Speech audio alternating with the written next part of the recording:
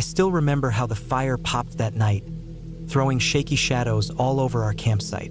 My mom and dad were talking with some other campers, swapping stories about fishing spots and how to stay clear of raccoons. Meanwhile, I was getting restless. My buddy caught my eye from across the fire, and I could tell exactly what he was thinking. It was time for one of our usual late-night walks. Back then, I felt really confident. I had been camping almost every summer since I was a kid and thought I knew all the forest's secrets. What animals came out at dusk, which paths looped back, and how far I could go without getting lost. But that night, something felt off. A quiet feeling of worry settled in, though I didn't want to admit it. Maybe it was how the moon kept hiding behind clouds, or how the trees beyond our tents looked darker than usual, like they were closing in. Whatever it was, my confidence wavered, but my pride pushed me on. I gave my friend a small nod, and we slipped away. There's a strange excitement in leaving the firelight and stepping into almost complete darkness. Twigs snapped under our boots, and the damp smell of earth was heavy, like a warning we chose to ignore.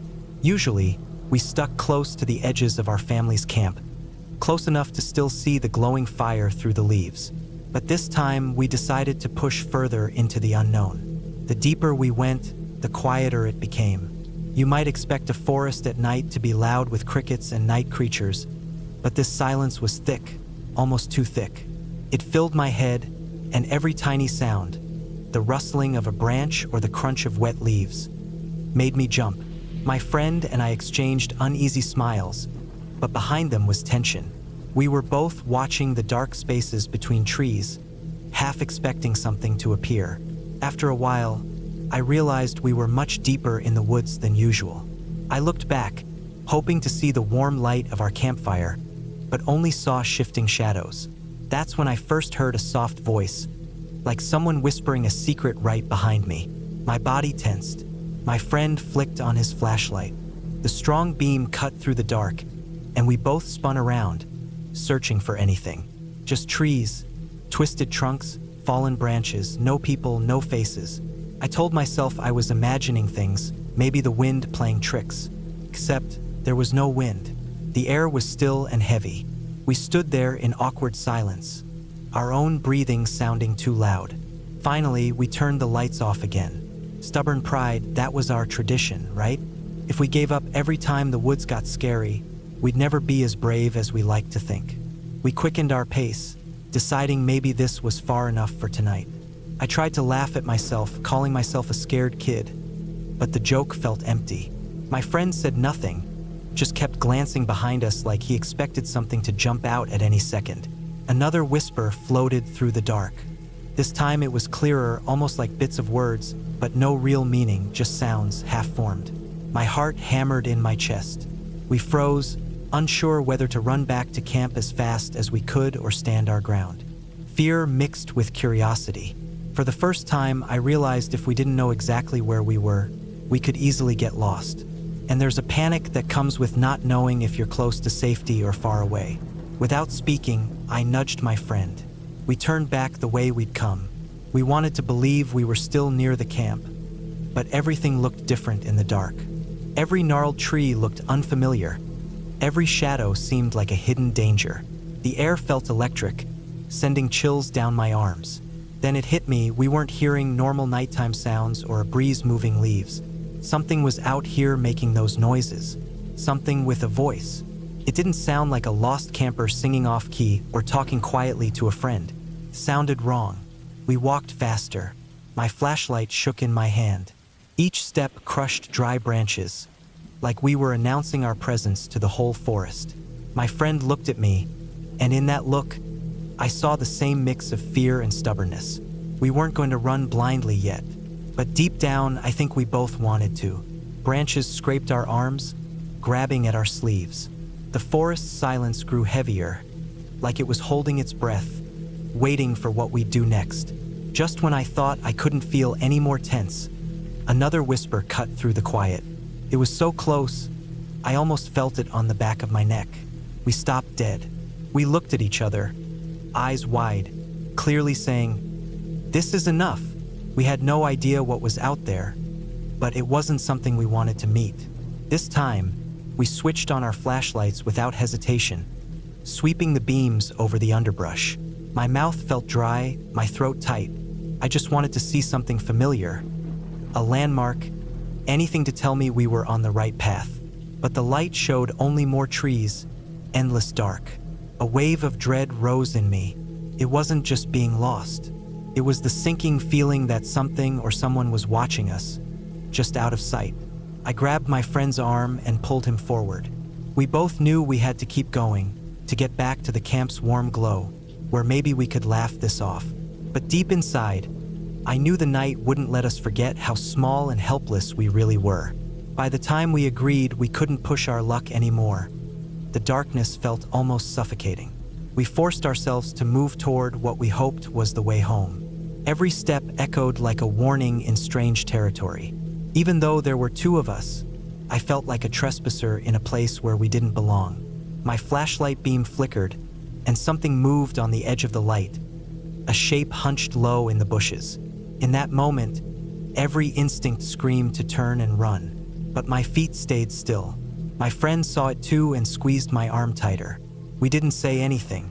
We just watched as the figure crawled, almost slithered through a bed of dead leaves. Ragged clothes hung on them, dirty and torn. At first, I wasn't sure if it was a person or an animal. The way they moved was strange. Then a muffled voice reached me. Words, but strange, broken, like the speaker had forgotten how to talk properly. My friend raised his flashlight higher, shining directly on the figure's face. It was a woman. Her face was pinched with fear or confusion. Dirt smeared on her cheek, hair clumped and messy. Her wide eyes looked at us like she was desperate. I stood frozen. She pulled herself up, swaying, mumbling something about finding her camp. There was a panic in her voice that didn't fit this deep in the forest. Part of me wanted to back away. Everything about her made alarm bells ring in my head. But she looked helpless, like she needed help. My friend and I shared a look. Even though I was scared, I knew we had to do something. We offered to guide her back to the main camp. She mumbled something that might have been a yes. Suddenly, she lurched forward, wobbling like she might fall any second. I caught her before she hit a bush and noticed a strange chemical smell on her breath. Alcohol or maybe something else. Her eyes darted around, as if she was searching for something hiding in the shadows. We set off slowly, each supporting her on an arm. The walk back felt endless. She kept mumbling bits of broken words, a name, some numbers, half sentences that faded away. Sometimes, she stopped completely, staring into the dark woods like she was sure someone else was out there. I found myself looking around too, imagining shapes slipping between trees, just beyond sight. Twigs cracked under our feet, but I still felt like we weren't alone on that path. She gasped once, and I worried she might run back into the dark. My friend and I held on tighter, urging her forward. The forest pressed in around us, a maze of black branches and soggy leaves crushing underfoot. Even with our flashlights, the trail was hard to follow. I squinted, searching for any faint glow from the camp. Finally, the trees thinned out, and a dull orange light flickered in the distance. Relief washed over me, mixed with the feeling that danger could still be waiting. When we finally stumbled out of the woods, a group by a dying fire looked up at us. They seemed as confused as the woman. One of them recognized her and came stumbling forward, slurring about how she'd wandered off after a late-night drink. They didn't seem to know how long she'd been gone. My friend and I couldn't believe how close she had come to being lost for good. We helped her sit on a log by their fire. The group thanked us in a dazed, almost careless way. No questions about the scary walk or her strange talk, just relief like it was nothing. My friend and I stepped away, still shaken. The tension from that dark search stuck to us. Our own campsite, the sound of family chatting and the warm firelight, now felt like a safe place we had taken for granted. I couldn't stop replaying the moment we first saw her crawling in the flashlight beam. If we had taken a different path or left even a little earlier, we might never have met her. We walked back quietly, lost in our own thoughts. The woods seemed calmer here, maybe because the camp was close. But I kept looking over my shoulder, expecting to see someone else stepping out of the shadows. Even inside the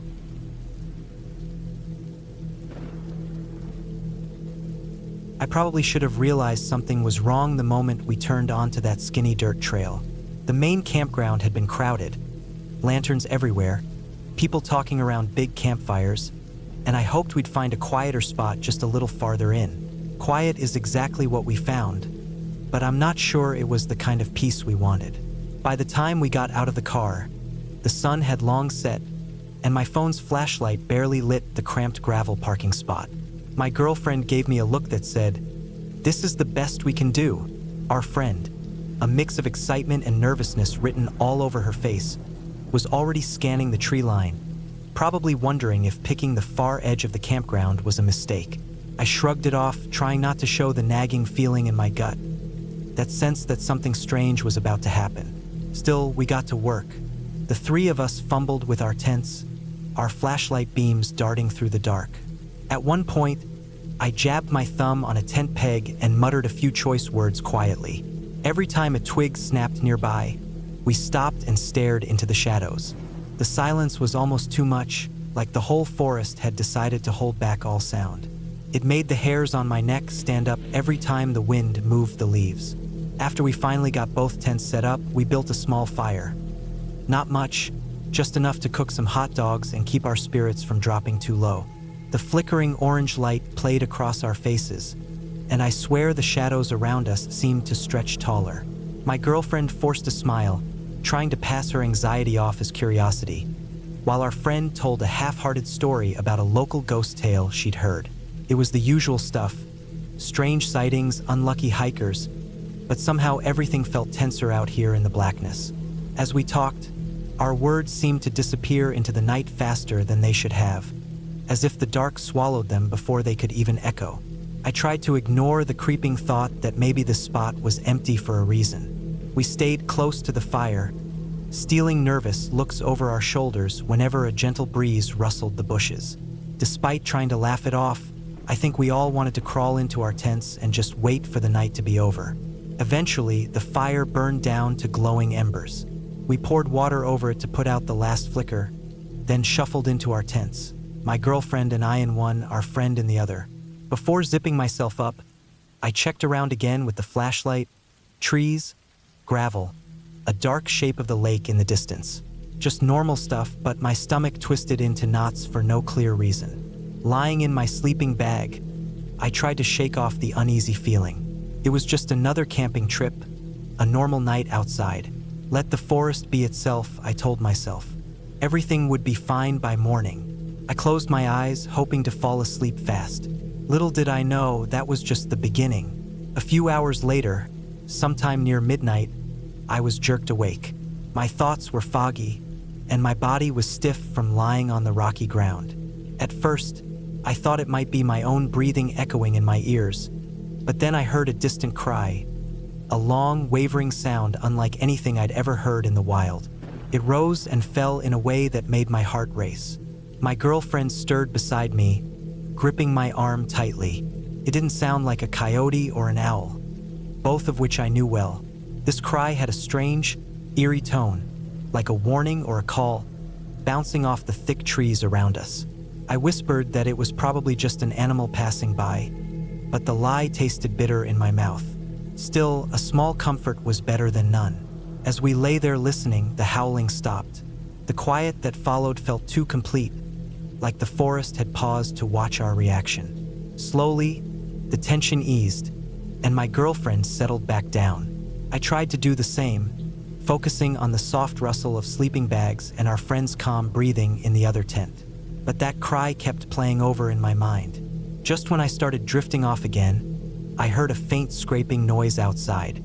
At first, I thought it was the wind dragging a branch across the gravel, but the sound had a clear rhythm, like slow, careful footsteps.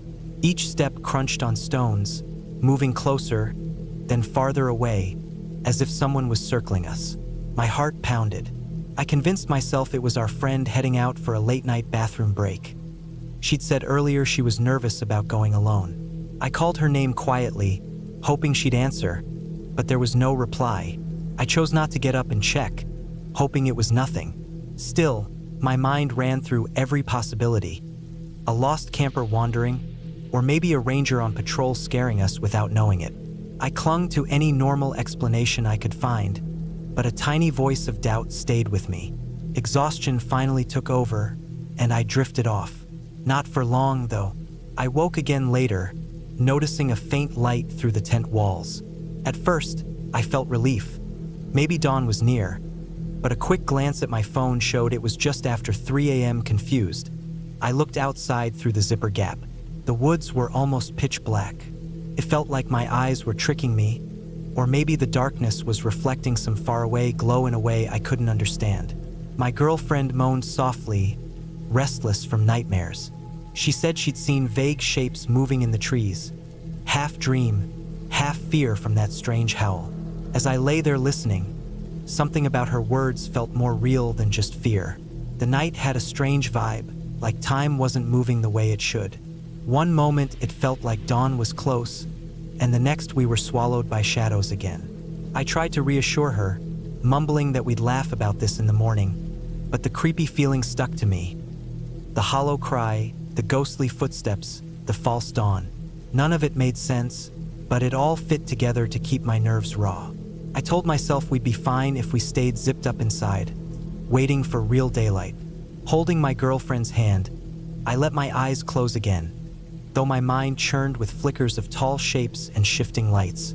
If only I'd known the strangest part of our night was still coming, creeping closer.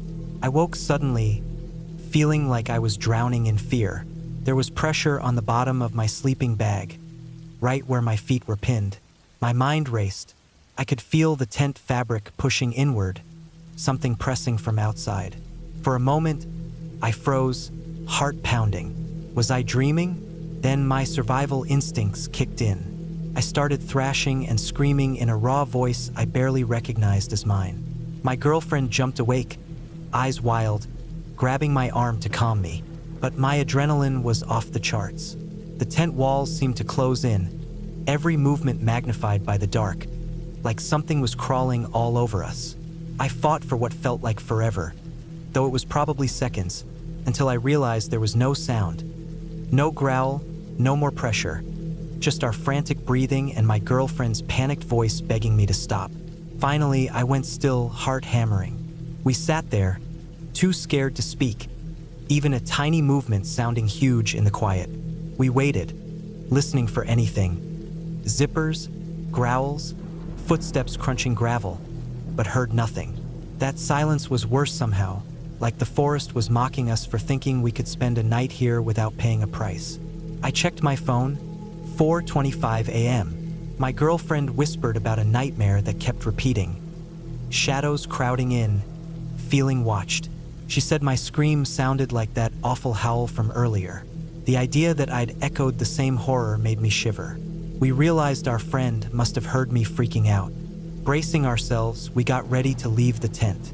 Before unzipping, we sat in the tight space, listening hard. When nothing moved, I switched on my flashlight. Its beam cut through the flap, showing nothing but deep darkness outside. My pulse raced as I crawled out, expecting signs, footprints, flattened leaves, something heavy having stood there. But there was no trace, just the other tent a few steps away, and behind it, tall trees disappearing into black. The air was dead still. Feeling exposed, I hurried to check on our friend. She peeked out, wide-eyed and scared but unharmed. She swore she hadn't left her tent or unzipped it all night. That only made things weirder. If she didn't go outside, then who or what made those footsteps? And what had pressed on my tent? Nervous and unsettled, we silently agreed we wouldn't spend another minute there. My girlfriend and I tore down our tent fast, stuffing sleeping bags in sacks. Our friend did the same, her flashlight beam shaking as she hurried. Every tiny noise in the bushes made me whip my head around, expecting to see something lurking just out of sight. By 4:40 a.m., most of our gear was packed. Our breaths came in quick gasps. Our friend fiddled with her phone light, saying she'd also thought dawn had come earlier. That strange half-light in the tent. It made no sense. The real morning was hours away, but we'd all seen that weird glow. We raced to the car, dumping everything in a heap, and started the engine. The headlights sliced through the campsite, catching tall pines looming overhead. Every shadow felt wrong.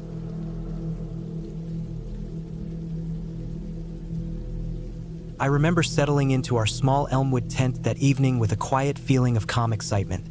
Just me and my partner tucked away in a distant part of the woods. We had spent the whole day hiking along twisting paths and listening to the steady sounds of animals far off in the distance. By the time we got our camp set up, I was worn out in that good, satisfied way that usually means a deep sleep is coming. Sometime past midnight, I woke up. At first, all I noticed was the thick blackness, broken only by a faint glow of moonlight filtering through the tent's fabric. My eyes moved quickly, trying to get my bearings.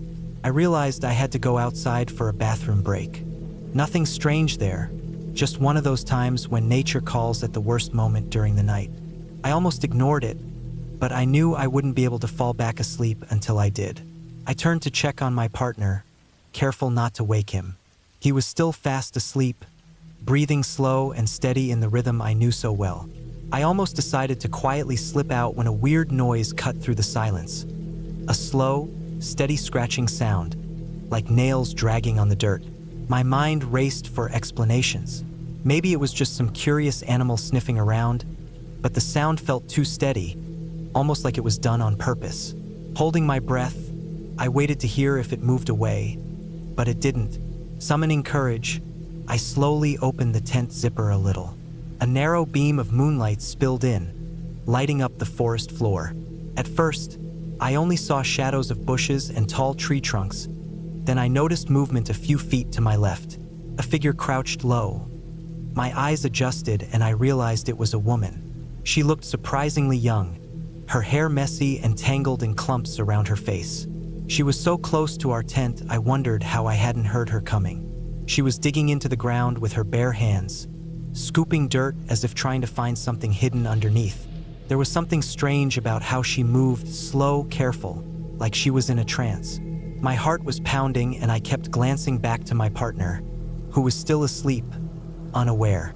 The thought of facing a stranger in the middle of nowhere froze me for a moment. I thought about closing the tent zipper and pretending I didn't see her. But what if she needed help? Or what if she meant harm? Just thinking about it made my skin crawl. I edged backward and nudged my partner awake. Whispering, I told him someone was outside. His eyes opened wide, and he followed my gaze to the half-open zipper. Without a second thought, he grabbed our flashlight. I stayed low, peeking over his shoulder as he aimed the small light toward the woman. She barely reacted, just paused her digging. The light hit her face, smeared with dirt and sweat, her eyes looking distant, as if she wasn't fully there. He called out, "Are you okay?" But she didn't answer. She slowly stood up, letting dirt fall from her fingers. For a moment, I thought she might say something or act out, but she stayed silent. Then, without a word, she turned and walked deeper into the dark woods, leaving the shallow hole next to our tent. My partner and I exchanged shocked looks. Part of me wanted to follow her and find out who she was, but reason told me not to. The feeling of being so alone suddenly hit me hard. After a few tense minutes, I still needed to go outside. Couldn't hold it until dawn. I unzipped the tent the rest of the way, scanning the shadows for any sign of her. The night air was colder now, creeping through my jacket. Every tree looked menacing. My partner stood watch, flashlight sweeping left and right, while I took care of my business. There was no sign of her, but the uneasy feeling stayed. When I returned, we tried to calm down. We whispered, guessing what we had seen. Was she a lost hiker? A local who wandered off from another camp? Neither idea felt quite right, but exhaustion beat adrenaline, so we lay back down and zipped the tent closed. I shut my eyes, hoping the rest of the night would be quiet. Still, every time the wind rustled the leaves, I braced for her to appear again, crouched just outside. The tent suddenly felt too thin, almost see-through, like no real barrier. I think I dozed off, but my dreams were restless. My mind kept returning to the image of her kneeling in the moonlight, nails scratching the dirt, that hollow look on her face. like she was hiding some deep pain or living in a different reality than ours. My partner stayed awake longer. I could tell because he shifted around, gripping the flashlight tightly, as if waiting for her to come back. That's how the first part of the night went. Two people in a campsite that felt safe only hours before, now caught in the strange feeling that safety can disappear in a single weird moment. We had no idea what might happen next or if she would return. All we could do was lie there, ears straining for the slightest noise, waiting for dawn and hoping she wouldn't show again. I must have fallen asleep at some point because the next thing I remember was being jolted awake by a metallic clatter just outside the tent. It took me a second to realize this was real, not a dream, a sound of someone or something going through our gear. My mind twisted at the thought that the stranger was back. I turned and saw my partner's eyes snap open too. Neither of us said anything. We just stared at each other, letting the noise go on for a tense moment before deciding to act. He unzipped the door as quietly as possible and stepped out with the flashlight. I peeked out behind him, heart pounding. Sure enough, she was there. The same woman, the same dirty clothes and tangled hair, only now she seemed deeply focused on our supplies. Pots and utensils lay scattered around her feet. She crouched, head tilted, as if the things were more interesting than us. She hadn't tried to run off with anything, but the way she studied our stuff unsettled me. There was a strange, almost childlike curiosity in her expression that didn't match her wild appearance. My partner called out, not shouting, but loud enough to break the silence. "Hey, that's ours. Do you need help or something?" His voice revealed how tense he was. The flashlight's beam lit up her face. Her eyes glimmered in the harsh light. She lifted her head and let a small metal cup drop from her fingers. She didn't move or speak, just stared. I tried to find any clue in her eyes, but they were empty. Was she angry, confused, lost? My thoughts spun, and a heavy knot formed in my stomach. My partner kept trying to reach her, asking if she was okay, but she didn't answer or explain anything. She just held that unsettling stare, like our words didn't matter or maybe she didn't care. Before I could decide what to do, my partner stepped back toward the tent. He couldn't make her leave without risking a fight, and neither of us wanted that. We were alone in the wild with no way to call for help. If she didn't move, we were stuck. I stood frozen outside for a moment, thinking maybe I could talk to her. But when she looked at me, the flashlight caught a streak of dirt on her cheek that gave her a wild look. Slowly, she crouched down again, digging through our things without caring about the tension between us. 1,000 thoughts raced through my head. Should we pack up and leave? Should we confront her more forcefully? My gut said someone who acts like this wouldn't respond to normal talk, so I quietly went back inside and zipped the tent closed. My partner and I sat listening to every scrape and shuffle outside. It felt like we were stuck in a strange standoff with no way out. Eventually, the sounds stopped.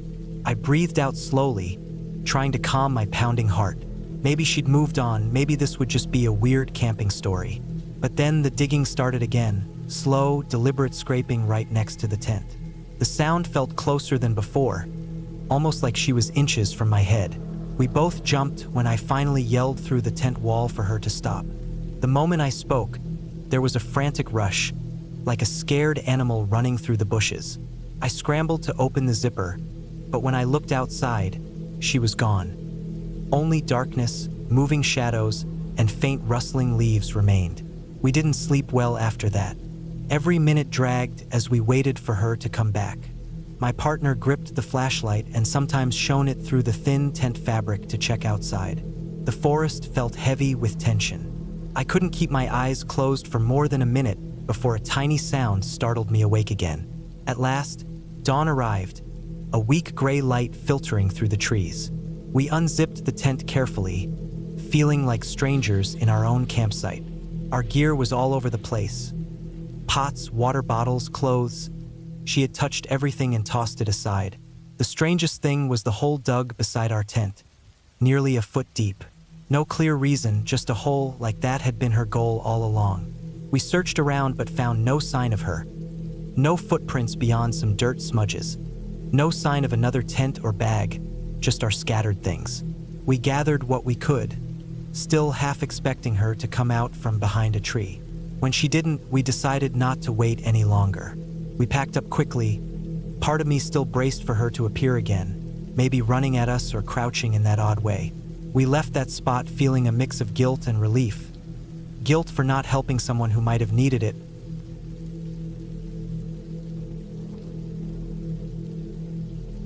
Alone. It was Mason's idea, naturally. It always was. One last trip before college started, he said, smiling like the forest itself had invited him. I didn't have the guts or the will to tell him no. That's how we ended up on Hollow Bluff Trail, each of us carrying heavy packs, and me dragging behind him like I knew something he didn't. The day was flawless. Clear skies, warm breeze, the kind of afternoon that tricks you into thinking nothing could go wrong. But the closer we got to the path, the quieter it got. Even the insects, which had been loud earlier, faded into stillness as soon as we stepped beneath the trees. "Come on, Ben, keep up," Mason called, already a few steps ahead. His pack swayed with every step, his energy almost visible. I adjusted my own straps, regretting how much I'd packed, and followed. The trail started wide, with a gentle incline over pebbles and roots, but it quickly narrowed. Trees closed in on both sides, their limbs twisted together above us, letting in only shards of sunlight that fell in broken patterns across the ground. I kept my eyes on Mason, trying not to think about how the air was cooler here, how the breeze smelled faintly bitter, like decaying wood. "What's that smell?" I asked too loudly. Mason shrugged. "Animals, maybe. Just relax, man. It's just a trail." But it wasn't. Not really. Hollow Bluff didn't appear on any maps I'd seen. The stories about it were always sketchy. Rumors from older teens who claimed to hear strange voices or see shifting figures between the trees.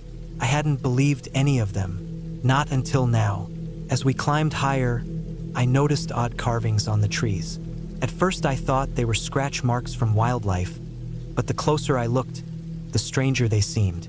Long, jagged cuts that twisted into spirals, as if someone had etched them carefully. "You seeing these?"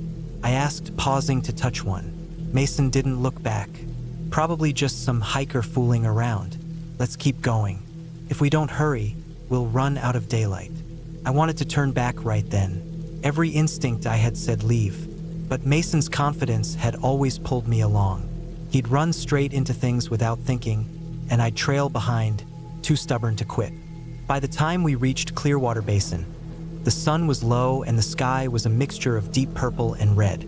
The basin opened into a large clearing surrounded by cliffs that looked like they were leaning in to listen.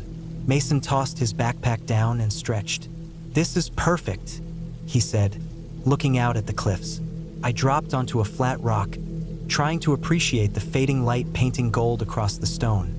But I couldn't shake the feeling that we weren't alone. Mason, as always, was unfazed.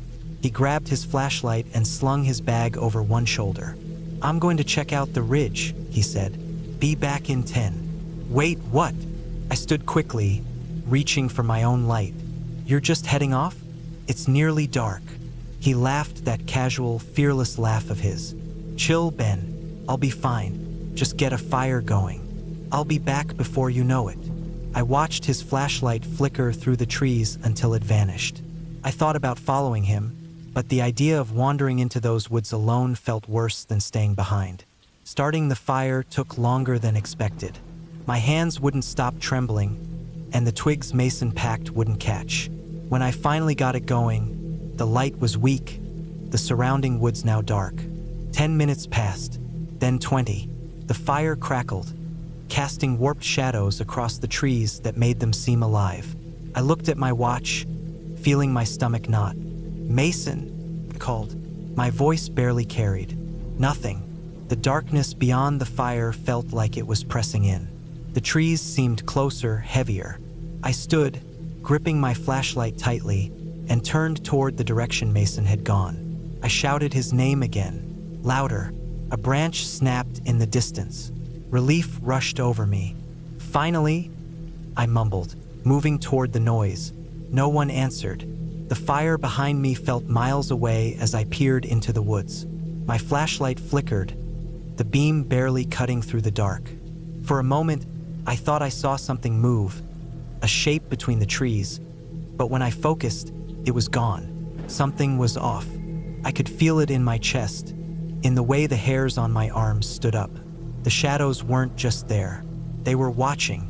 I stepped back, the light shaking in my hand.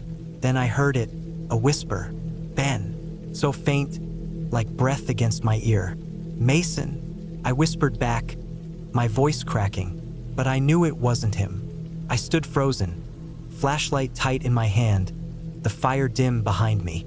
That whisper still hung in the air, stretched and strange. I called again, louder. Nothing. The woods seemed to hold their breath. I aimed my flashlight along the path he took.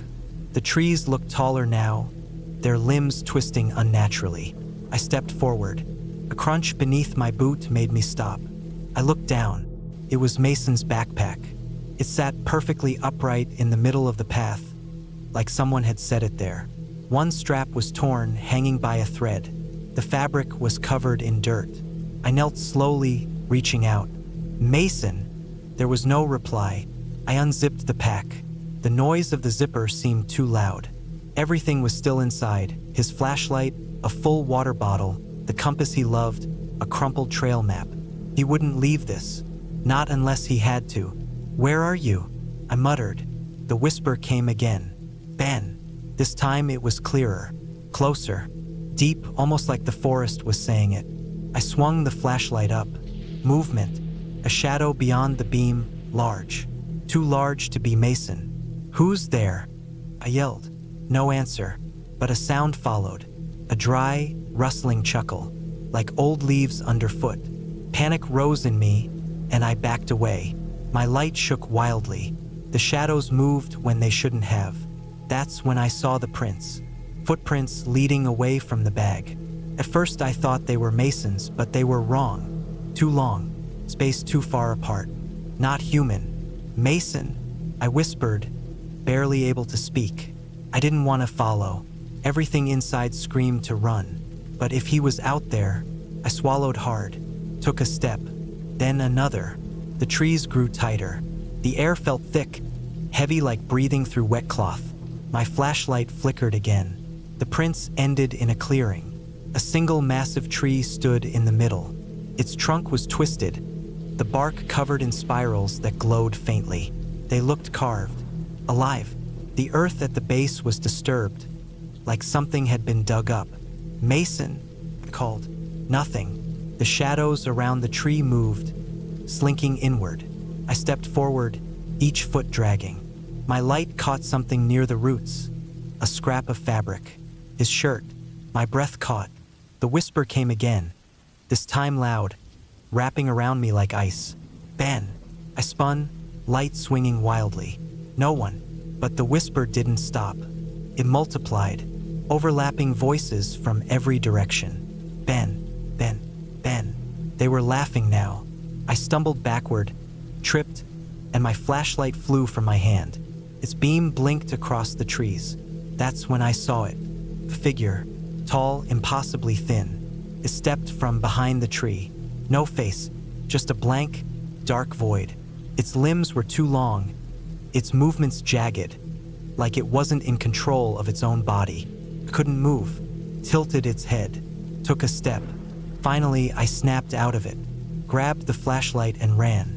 The whispers turned into screams. The woods grabbed at me, branches tearing, roots pulling. When I reached our camp, it was gone. The fire was dead, the tent gone. On the ground, carved into the dirt, were the same spirals. Collapsed, gasping. The whispers faded, but the feeling didn't. I don't remember getting back to town. The trees stretched forever. The shadows clung to me. I reached the road, fell to my knees, still holding Mason's torn pack. When I got to town, it was morning, but the sun felt wrong, too sharp, like it wanted to burn away what I'd seen. But it couldn't. The forest had followed me. It was in my bones. When I saw Mason's parents, the words just came. "He's gone." I choked out. Something took him. They organized a search faster than I expected. Maybe it was how I looked. Maybe the backpack. I told them everything. about Hollow Bluff, the symbols, the whispers, but no one truly believed me. "It's just forest," Officer Danvers said. "People get lost all the time." But I saw the doubt in their eyes. Everyone knew the stories. I waited at the edge of the trees for days. Nothing. No Mason. Not even footprints. Just his pack. And near Clearwater Basin, the massive tree, the dogs refused to go near it.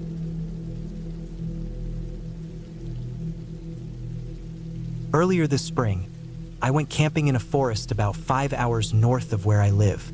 There was a small pond nearby that I used to visit often. It wasn't well known and almost never busy. It was always a quiet, peaceful place to get away from everything. When I arrived the first day and set up my tent, nobody else was there. The pond was small and had a grassy shore all around it, with trees encircling the whole area. I could see clearly all around the water. Not long after I got there, I noticed a man coming out from the woods across the pond. He set up a tent there. He looked like a typical camper and kept to himself at first. Before sunset, though, I saw him walking around the pond and then heading toward my camp. He smiled warmly and said his name was James. He told me he wasn't sure if I had noticed him setting up his camp or not, but he saw me from the other side of the pond and wanted to say hello since we were both camping alone in such a quiet spot. We talked for a while, and James was actually pretty nice. He was 28 years old, about the same age as me. We both liked this spot because it was so private and peaceful.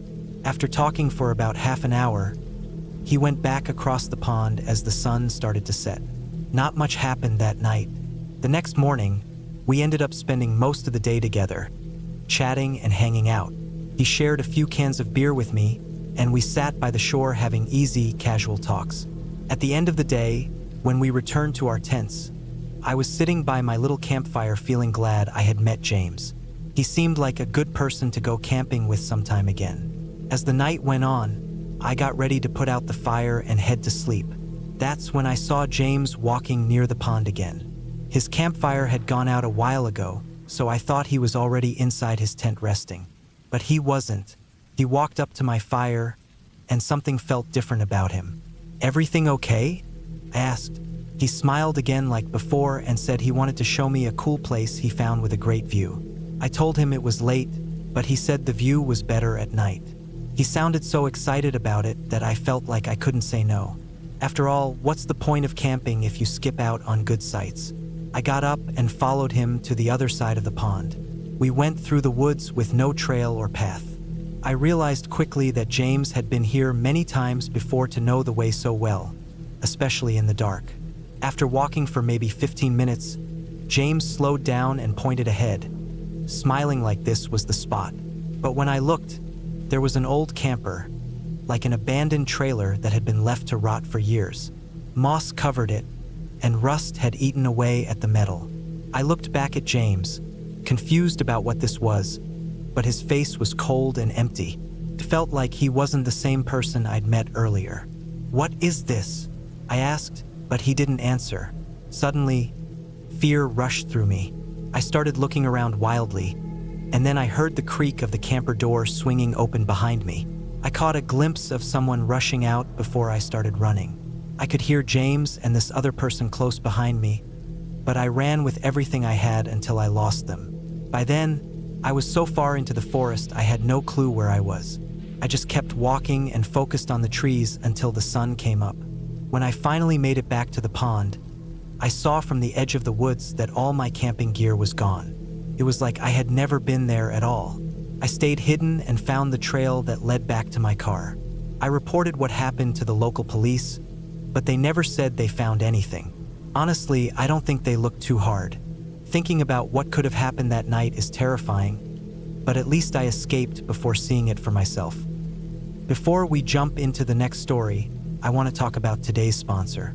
SafeNet is a complete digital security service that watches over your personal info 24/7. It helps you fix any problems quickly and even encrypts your Wi-Fi to keep your home devices safe.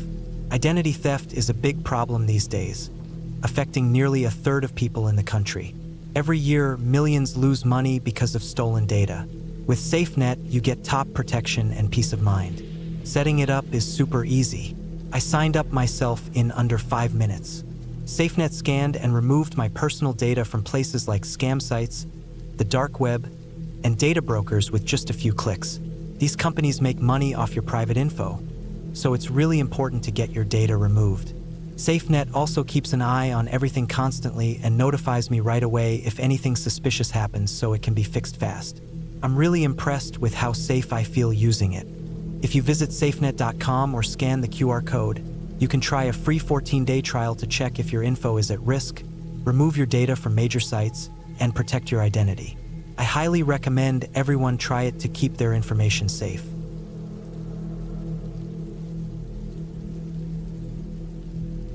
The fights always began the same way. You won't ever catch me dead in one of those crowded parks with noisy RVs and screaming kids. He always said it with pride, like avoiding crowds was some badge of honor. He was what you'd call old-fashioned, though even that was a soft way of putting it. If it wasn't leather or canvas, he didn't trust it. Anything modern? Trash, he'd grumble. My mom tried several times to get him to use the newer gear, like nylon tents and lightweight stoves. But no, he insisted on bringing the same heavy, mildew-smelling canvas tent on every trip. And the kerosene cans? They always leaked and stank up the car and all our gear. Honestly, he seemed like a man who belonged in another century. He took the term roughing it to a whole new level. We put up with his outdated ways until something serious finally made him change. It was the close call my little brother had, something we still talk about today. Back in the early 1980s, Dad used to take us camping in the state forest every Thanksgiving. The weather was usually mild, and the forest was beautiful that time of year. I can still smell the pine needles and the smoky air. Oddly, these trips always lined up with hunting season. I think Dad used to hunt before he met Mom. She must have made him quit. Maybe this was his way of rebelling against that. Whatever the reason, we often heard gunfire near the campsite. Our parents had grown up without much adult supervision, and they seemed to pass that along to us. So it never seemed strange that my brother Danny and I played alone in the woods, even while shots echoed nearby. We'd leave camp right after sunrise, run around all morning, come back to eat lunch, and head back out again until dark. No one thought twice about it. One Thanksgiving, we'd been crawling through leaves and brush all day, pretending we were soldiers. This was when war movies and action figures were all the rage. Danny and I wore our camo clothes and played military games constantly. Danny had just turned 8 a few days earlier and got a set of toy walkie-talkies. They were cheap and barely worked, but we loved them. After lunch, we headed back into the trees. I don't remember exactly what I was doing, but I know Danny was sneaking up on me. I was sitting on a fallen log when I heard a loud pop, followed by something whizzing right past my ear. Without thinking, I dropped to the ground and froze. I didn't know what was happening, but something told me not to move. Seconds later, I heard a soft groaning sound in the distance. Danny wasn't in sight. I called him on the walkie-talkie. No reply. Then I heard something faint, someone calling my name. I tried the walkie-talkie again. Nothing. Panic started to rise in my chest. I shouted for him, told him the game was over. No response. I stood and listened hard. The only sound was dry leaves rustling. I walked that way, then stopped to listen again. Still nothing. I called out again and heard another rustle, then a low moan. I ran that direction for maybe 20 yards and paused. More rustling, now off to my right and close. I dropped to the ground and scanned the brush. A few feet away, I saw the toe of a sneaker sticking out. It was Danny's. I sprinted over. He was lying halfway under a bush, his face pale and full of fear. Blood was pouring from a hole under his arm. Scared me, but I tried to stay calm. I didn't want him to panic more.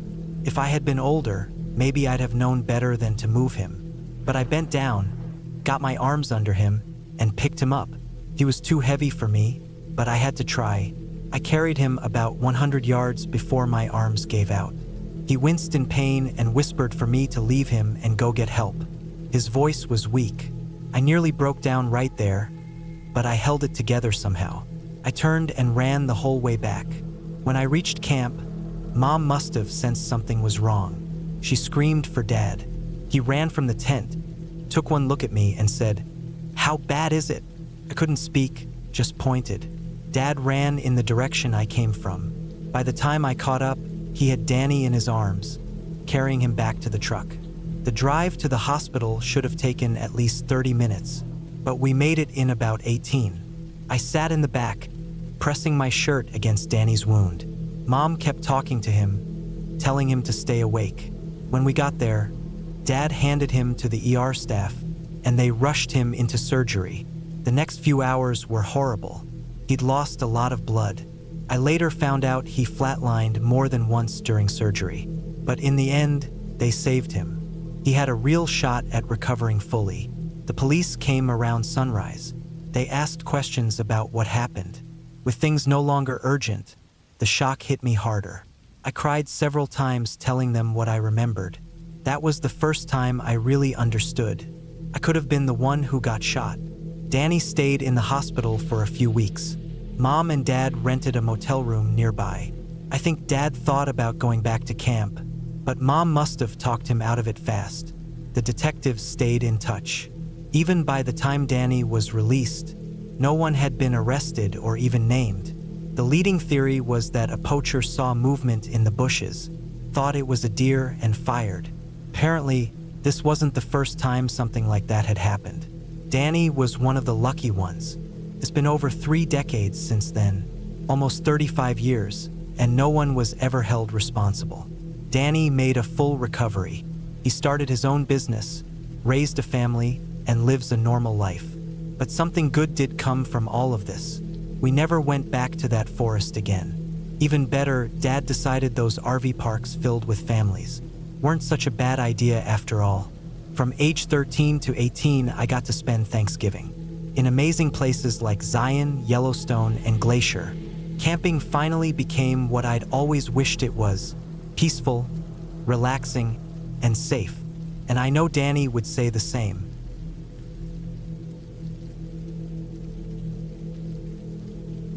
There's a seasonal summer camp located in a quiet part of the upper Midwest that runs every year from the last week of June until early August. The main feature of this camp is that it's a sleepaway camp. Staff members and children arrive each Sunday afternoon and leave Friday evening for the whole camp season. While the camp is in session, it's cut off from the outside world for most of the week. The grounds have dozens of wooden cabins for sleeping, a huge dining hall where everyone eats together, and about a dozen other buildings, some big like community centers and others small like old tool sheds. Altogether, the camp spreads across many acres of forest and open land. It's a stunning place with the kind of damp, lush greenery that you only find in that part of the country during midsummer. There's a wide mix of terrain: open grassy fields, thick woods, a decent-sized pond with fish, and a long, narrow ravine with rocky walls and signs of wildlife all around. The camp is tucked well away from any major roads, and a long gravel driveway winds uphill to reach the entrance. Once inside, it feels like a completely separate world. Campers aren't allowed to bring phones or any electronics. Staff are only allowed to use them in the evenings or during time off. Computers and cars aren't part of daily life there. Communication with the outside is minimal, mainly reserved for camp leaders in emergencies. Staff carry radios to stay in touch since the area is so spread out. I went to this camp as a camper for over a decade and later worked there for 4 summers. I truly care about the place, but anyone who has worked there will tell you. The camp has a strange and tangled history when it comes to unexplained events. I could easily fill a whole book with the stories I've heard and lived through over the years. I want to give you a proper picture of what it's like to be on staff there, and then share a few of the more disturbing experiences I've had, some of which still give me chills no matter how long ago they happened. Most of what I'm going to describe took place from 2015 through 2019, while I was going through training and working full-time. I was between 17 and 21 years old during that time. Most of the strange things occurred late at night, often during the counselor training period, or after campers had gone to sleep. Very rarely did any of the children witness the kind of things we saw and felt. Why that is, I can't really explain. When I was a camper, I never felt scared or saw anything I couldn't explain. But when I returned as a young adult on staff, it was a different story. I found myself scared enough to cry more than once. Certain things happened every year like clockwork. During training or after dark, counselors would lay on the grass outside the dining hall and watch the stars. From there, you could see the sky perfectly across the open field, stretching out past the hills beyond. On many of those nights, we saw blinking lights moving in strange ways, streaks of light that shouldn't have been there, and glowing red objects that flickered in the sky for one night only. And no, these weren't stars or planets. They'd be in places they didn't belong, and gone the next night. I had several friends with strong knowledge of astronomy, and I saw them dumbfounded as they stared at the sky, pointing out that what we were seeing didn't make sense. More than a dozen of us would witness the same thing, yet no one could explain it. Counselors often had recurring nightmares. In the dreams, someone or something would be standing silently in a corner or next to the beds in their cabins. I had these dreams every summer, except for my first one on staff. I would wake up sweating, heart pounding, only to find the cabin peaceful and quiet, kids fast asleep. But still, the air would feel wrong. Sometimes we heard faint cries and distant voices coming from the direction of the pond. We'd hear footsteps on the gravel outside the buildings, but no one would be out there. Personal belongings vanished and reappeared in bizarre spots. Heavy doors secured with padlocks would sometimes be found wide open with no sign of tampering. Some staff even got locked inside buildings they were cleaning, with no one nearby to explain how the door had shut. New hires often came in as skeptics and left as believers.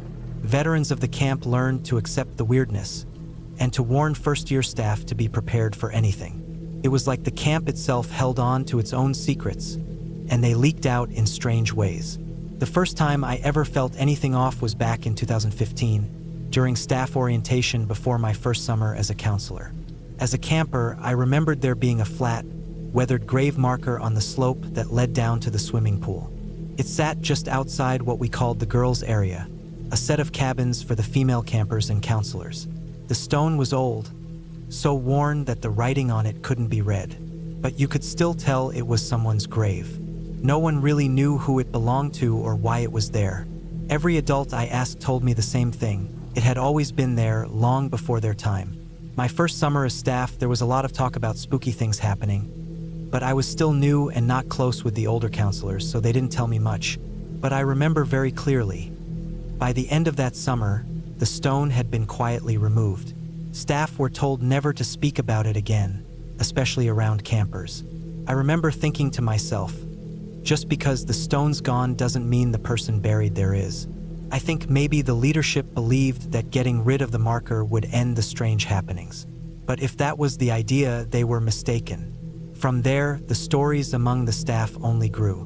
One of the first tales I heard was in 2015 during our early training days. We were swapping creepy stories late one night, and the more seasoned counselors started to join in. Side note, everyone on staff got a nickname their first summer. These camp names were used the whole season, mostly for fun and to help the kids remember us. For this story, I'll use those names. A senior staff member named Wrench started telling us about two of the most talked about ghosts at camp. He mentioned a boy who had been seen running across the open field late at night. Supposedly, he had been hit by a car while chasing a ball and now appeared in shadowy form under the street lamps near the road that bordered the camp. Then there was the woman in white. On certain nights, you could supposedly see a lady in a long, pale dress standing on the porch of one of the houses outside the camp, just staring silently at the grounds until morning. We were rattled, no doubt. It was past midnight, and we were sitting under the bright lights of the pavilion near the field and road. The tension in the air was heavy. Another counselor named Canoe, who eventually became one of my closest friends at camp, just shook his head at the stories. That night, he took me up to the top of the hill overlooking the field and road. I think he could tell how uneasy I was. From that spot, he showed me exactly what Wrench had described. The street lamps cast long shadows across the grass, and one particular shadow came from a box mounted on a pole. It looked just like a small child in motion. Seeing it made me jump because it was incredibly convincing. I understood why the story had stuck. He also showed me the woman in white. First, I didn't see it, but then Canoe pointed out the porch where an extra-large flag hung. The night breeze and the moonlight made it flutter in such a way that it did look like a pale figure swaying. I laughed from relief, but Canoe's face stayed serious. He reminded me that just because those were innocent explanations didn't mean everything was. He shared his own uneasiness, and that sobered me up again. That night, we squeezed into the same small bunk, more nervous than we wanted to admit. We didn't know it yet, but that was just the beginning. Of all the places in camp, the one that gave me the strongest bad feeling was a building we called Base Lodge. That's where we ran the day program for our youngest kids. They'd get bussed in for daytime activities and head home by late afternoon. Base Lodge was the only two-story building on the property. Before the camp existed, back in the 1920s, it had been a private house. It had big front windows that caught the evening sun, and the kitchen still worked, though it was dated. The upstairs was a large, open attic space we used for indoor activities. It was also the most remote building, past a trail through the woods. You couldn't hear the rest of camp from there. That's impressive, considering there were easily 250 screaming kids around every week. That place gave me serious horror movie energy. I did everything I could to avoid being there alone, but sometimes I had to lock it up solo. Every time, the hairs on my arms would rise. It felt like something heavy was sitting on my skin.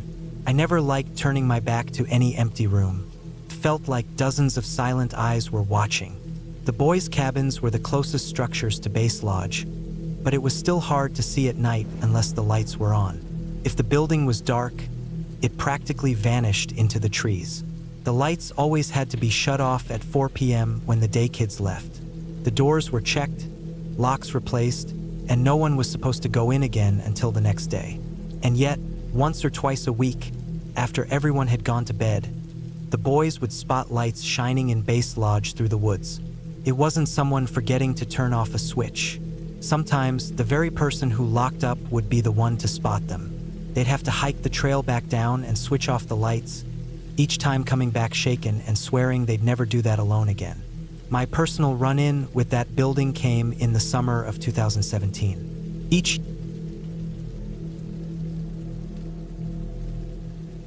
The Upper West had always pulled at me. Its deep woods and misty peaks felt more like home than my tiny flat back east. This trip was supposed to be a break, a restart after years of working non-stop. It started off perfect. Cool air in the mountains, twisting roads that seemed to go on forever, and the kind of quiet that clears your head after months of city noise. But when Jared met up with me in a small Oregon town, things started to shift.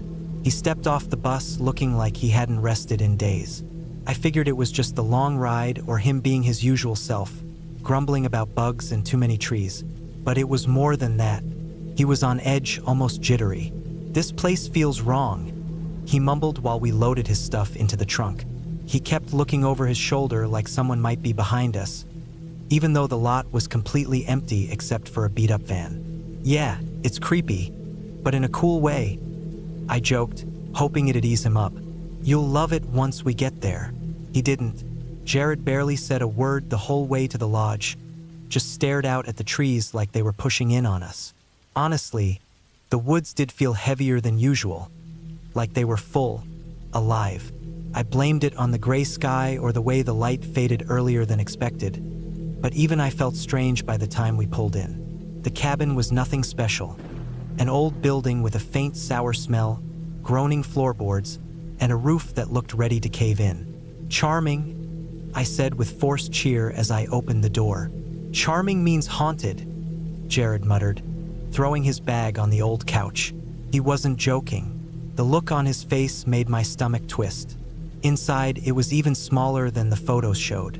One flickering bulb lit the main room, and the kitchen was basically just a counter with a sink and a rusty stovetop. The windows were tiny, and when I peeked out, all I saw was forest, thick, dark green, stretching out forever. We unpacked without talking. Jared kept checking his phone, though we both knew there was zero signal. He had this thing where he'd pace when nervous, and by the time I finished unzipping my bag, he'd already worn a path into the worn-out carpet. "You good?" I asked, trying not to sound too worried. "Yeah," he answered too fast. "Just, this place is off, man." "Off how?" He shrugged. It's like, I don't know, like we're not alone. I rolled my eyes, but it stuck with me. I hadn't wanted to admit it, but yeah, the place did feel weird. The air inside was thick, hard to breathe. The silence wasn't calm. It felt tight, like something was about to snap. That night, we sat near the old fireplace, eating canned stew. I'd made plans for hikes and drives for the next day, but Jared barely reacted when I talked about them. He just stared into the fire, his jaw clenched. "We should leave tomorrow," he said out of nowhere. "What? We just got here." I tried to laugh, but it came out stiff. "Come on, it's not that bad. You'll feel better after a decent night's sleep." He didn't fight me on it, which was weird. Jared was usually stubborn about everything, even dumb stuff, but now he just nodded, like he was too afraid to argue. He kept his eyes on the fire like he thought it might vanish if he blinked. As we were getting ready to sleep, he spoke again. "Hey, what was that story you brought up earlier? That local legend or whatever?" I froze. "You mean the Watchers?" "Yeah, what's the deal?" "It's just one of those backwoods tales," I said quickly. "People around here say the woods are protected. You're not supposed to disrespect the land or call attention to yourself." "Call attention how?" "There's a name you're not supposed to say. They say if you do, it gets their attention." Jared raised his eyebrows. I knew that look. "Don't," I said quickly, but he already had. He said the name, clear and loud, like he wanted a reaction. Right away, the room turned colder. It felt like a breeze had passed through, even though all the windows were shut tight. "Jared," I snapped, sharper than I meant. "That's not funny. It's just a dumb myth," he said, but he wasn't smirking anymore. He glanced at the window, his back tense. The rest of the night passed in silence. I dozed off easily, worn out from the long drive, but Jared stayed up. I woke sometime after midnight to the sound of him pacing again. I asked if he was okay. He just said, "Go back to sleep." I did, but not before noticing how pale he looked in the lamp's dim glow, and how often he glanced toward the glass. When Jared shook me awake, I thought it was morning.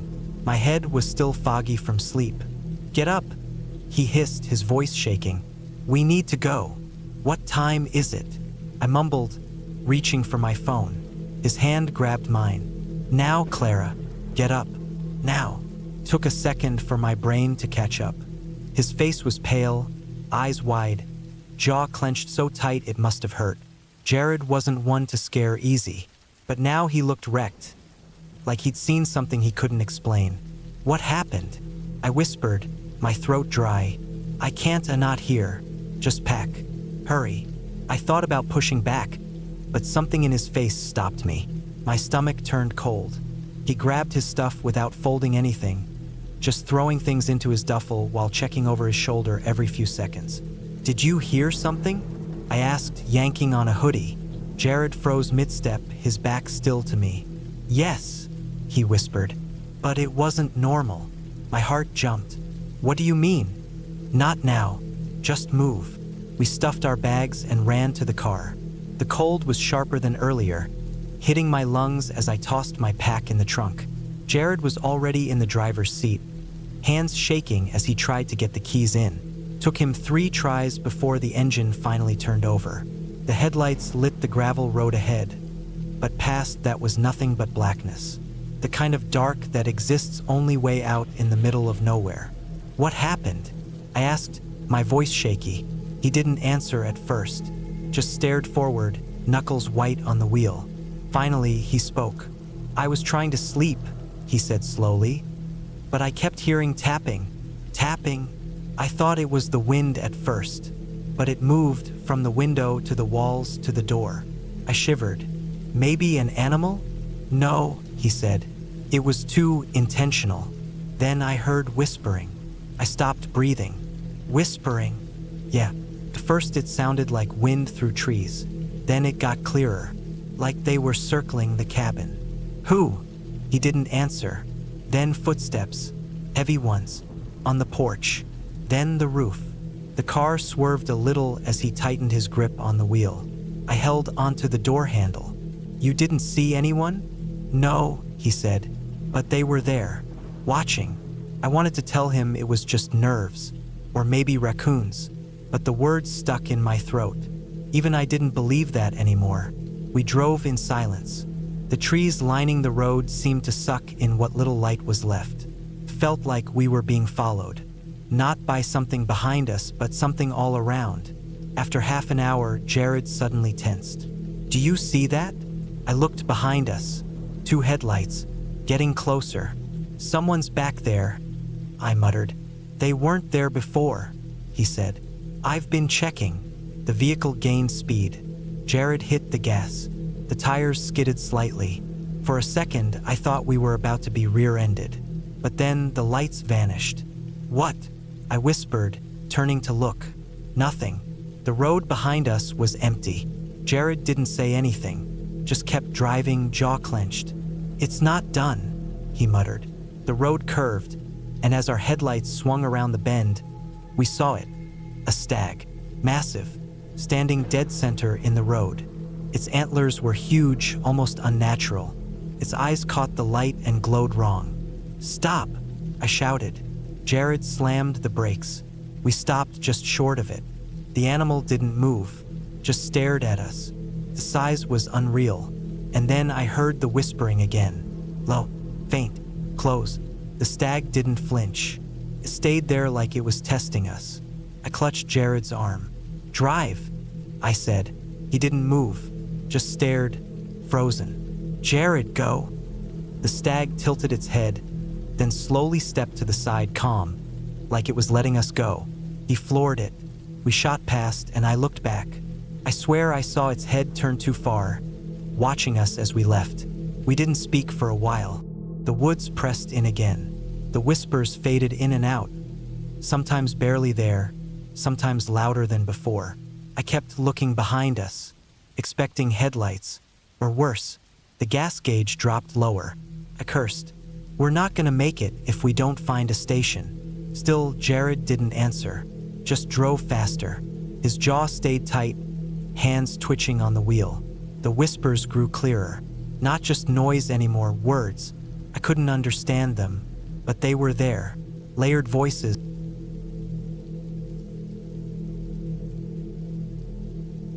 This was back in 1997 when this all went down. A buddy I hadn't talked to in a while asked if I wanted to go camping with him. I hadn't been since I was probably around 13, so I figured sure. It sounded like a good time. I spent the whole week looking forward to it and barely slept the night before because I was so worked up. He came by and picked me up just after 5:00 in the morning, and we headed out on the drive, roughly 90 miles to the National Forest. I dozed off a bit on the way, so I felt a little more awake by the time we got there. That's when he hit me with some unexpected news. We still had a 2-hour hike to get to the actual site. I tried to get him to consider one that wasn't so far out, but he promised it would be worth the walk once we got there. So, feeling a bit unsure but not wanting to ruin the trip, I followed along. The first stretch wasn't all that bad. The trail was mostly sloping downward, so it went smoothly at the beginning. But after a while, I started feeling sluggish. We paused for a short break about halfway through, but we were back moving before I even realized it. The second part of the trail was steeper and mostly uphill. It didn't take long before I was dragging my feet and not really watching where I was stepping anymore.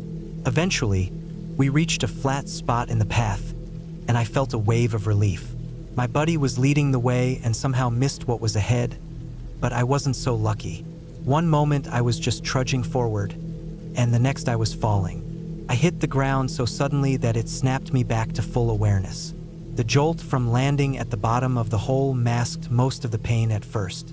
I tried to get up, but my right leg gave out instantly, and I collapsed down harder onto a sharp wooden spike sticking up from the bottom. Apparently, there had been a few more stakes down there, but luckily they had been knocked over or broken. Still, when I looked at my leg, I could see bones sticking out of my shin. Instinct kicked in, and I yanked the spike out of my leg before I had a chance to think it through.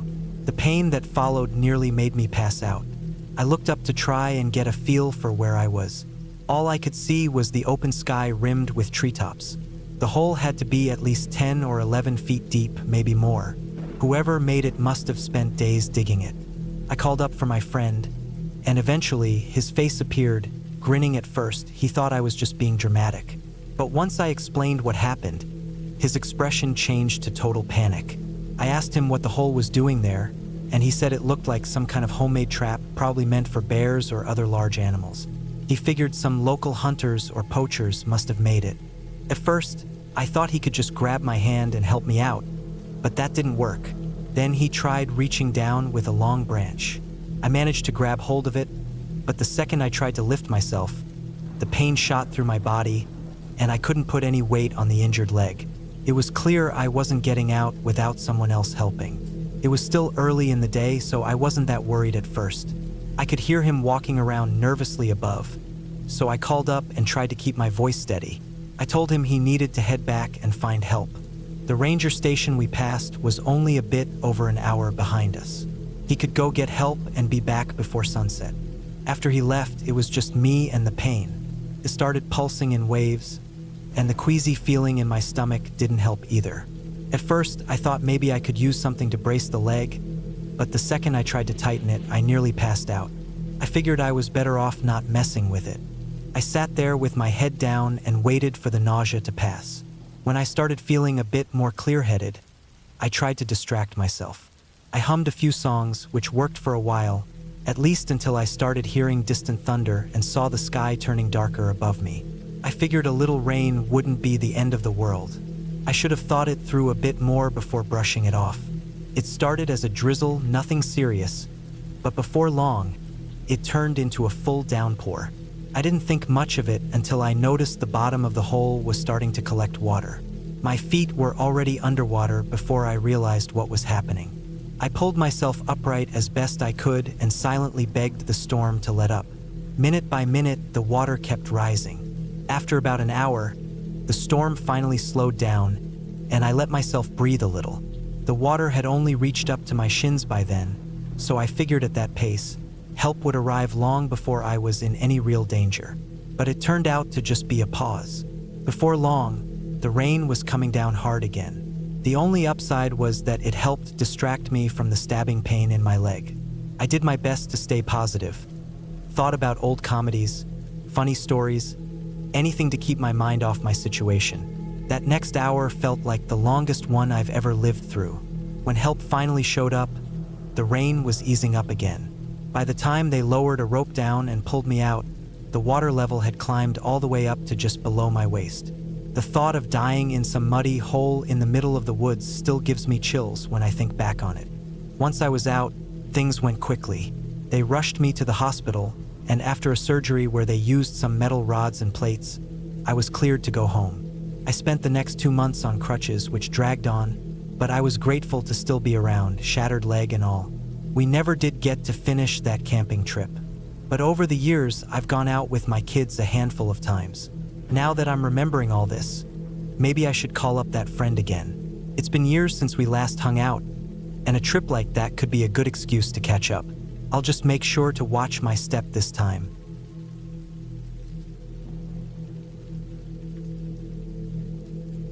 The last time I went on a trip without planning properly, I'll admit it from the start. My goal was straightforward: get away from everything, spend a weekend outdoors, and clear my mind. The deep forests of Maine seemed like just the right spot. I didn't even bother reserving a place to stay. I just threw my backpack in the car and headed out. By the time I reached the trailhead, it was almost 6 p.m., much later than I'd hoped. The area was completely empty, not a single car parked anywhere. The sign at the trailhead said it was about a 6-hour hike to reach the nearest cabin. 6 hours, I thought. If I kept moving fast, maybe I'd be there by midnight or so. I had a flashlight and plenty of adrenaline, so I wasn't too worried. Still, the empty parking lot gave me a strange feeling, like something was off. The first part of the trail wasn't difficult. The air was cool and smelled like pine needles and wet earth. Tall trees stood all around, their branches weaving overhead into thick, dark canopies. I kept up a steady pace, the sound of my boots crunching on the soft dirt path echoing in the silence. But now that I think back, the silence was too complete. No birds, no wind in the leaves, just me. After 2 hours, the sun dipped below the horizon, and everything turned a dull gray. I stopped for a break, leaning against a moss-covered rock to catch my breath and take a few sips from my water bottle. That's when I heard it. A faint crunch, like footsteps nearby. My stomach dropped. I froze, water halfway to my lips, straining to listen. Nothing. Just the quiet hum of bugs and the soft rustling of leaves. Maybe a deer, I told myself, or some small animal. But when I swung my flashlight beam across the trees, it cut through the darkness like a knife and showed nothing. Get a grip, I whispered to myself, trying to shake the tension. It was probably just my imagination. I pushed off the rock and started walking again, quickening my pace as the trail got darker. By the third hour, it was pitch black. My flashlight was the only thing lighting the way, but its narrow beam felt barely enough. The trees were thicker here, their twisted trunks blackened by shadow. Every few minutes, I thought I heard something, a rustle behind me, a snapped twig. But when I stopped and swung the light around, there was nothing. The loneliness was crushing. I kept telling myself it was just the forest playing tricks, that my mind was making sounds from silence. But the feeling that I wasn't alone stayed with me. A prickling sensation at the back of my neck, like eyes watching from the dark. Then, around hour 4, I heard it again. This time it was loud and clear, a branch snapping sharply to my left. My heart jumped into my throat. I spun, flashlight shaking in my hand. The beam landed on a cluster of trees, their shadows stretching like twisted hands. "Hello," I called out, my voice sounding small and weak. The forest swallowed the sound. Then, out of the corner of my eye, I saw something move, darting behind a tree. "Hey!" I shouted, mostly out of fear. My voice cracked, and silence returned. My pulse pounded in my ears, drowning out all else. I held the flashlight steady, shining it on the tree where I'd seen movement, but nothing appeared. I backed away slowly, the dry leaves crunching underfoot. The beam of my flashlight swung wildly, but the shadows were too thick, too deep. My breathing came in short, panicked gasps, the kind you try to control but can't. Then it happened, a scream, high-pitched, distorted, and impossibly loud. It ripped through the forest like a knife, echoing all around me. I froze, every muscle locked tight. It didn't sound human. It didn't sound like any animal I'd ever heard. It sounded wrong. I don't remember deciding to run. 1 second I was standing there, the next I was sprinting, legs burning as I tore down the trail. The flashlight bounced wildly in my hand, lighting up roots and rocks I barely avoided. Behind me, I heard heavy footsteps, fast and deliberate. Something was chasing me. I didn't dare look back. The trail blurred beneath my feet as I ran. My lungs screamed for air, my mind filled with questions I didn't want answered. What was out there? What did it want? Suddenly, the footsteps stopped, but I kept running, desperate to put as much distance as possible between me and whatever was following. When I couldn't run anymore, I stumbled off the trail and collapsed behind a huge fallen tree. My chest heaved, my throat raw from gasping cold air. I switched off the flashlight and crouched low, clutching it like a weapon. Darkness swallowed me completely. My hands shook, my ears strained for any noise. I waited, and then I heard it again, soft, slow footsteps circling the tree I hid behind. I clenched my teeth, holding my breath. The footsteps stopped, just on the other side of the trunk. Something heavy scraped against the bark. I closed my eyes, praying whatever it was couldn't see me, couldn't hear my pounding heart. Then silence, only the faint hum of bugs. I stayed like that for what felt like hours, too scared to move. Whatever it was out there was waiting, watching. I knew this wasn't over. I don't know how long I stayed curled up beneath that tree. Each second stretched on like forever. My muscles ached from crouching. My breaths were shallow and uneven. My flashlight sat dark and cold in my trembling hands. I couldn't bring myself to turn it back on. Not yet. Whatever was out there would see me first. The footsteps had stopped, but the forest wasn't silent. Far off, crickets chirped steadily, their song oddly calming. Closer, there were sharper sounds, snaps of twigs, rustling leaves, sometimes near, sometimes far. Whatever was out there, it hadn't left. It was moving around me. I thought about running, but where would I go? The trail had disappeared, even with the flashlight's weak beam. I had no clue how far I'd wandered off. And then the scream again. The memory of it stopped me cold. I didn't want to hear it again. I didn't want to know what had made it. Hours passed, or maybe only minutes, I couldn't tell. Time felt swallowed by the forest. My mind jumped to worst-case thoughts. What if this thing was trying to lead me somewhere? What if there were more of them? What if it didn't need to see me to know where I was? Then, out of the silence, came a whisper. Low, rough, barely audible. My heart stopped. I couldn't understand the words, if they were words at all. But the sound was clearly human. A jagged, painful muttering, like someone struggling to speak. The whisper came again, closer this time. My breath caught, and I pressed myself tighter against the tree.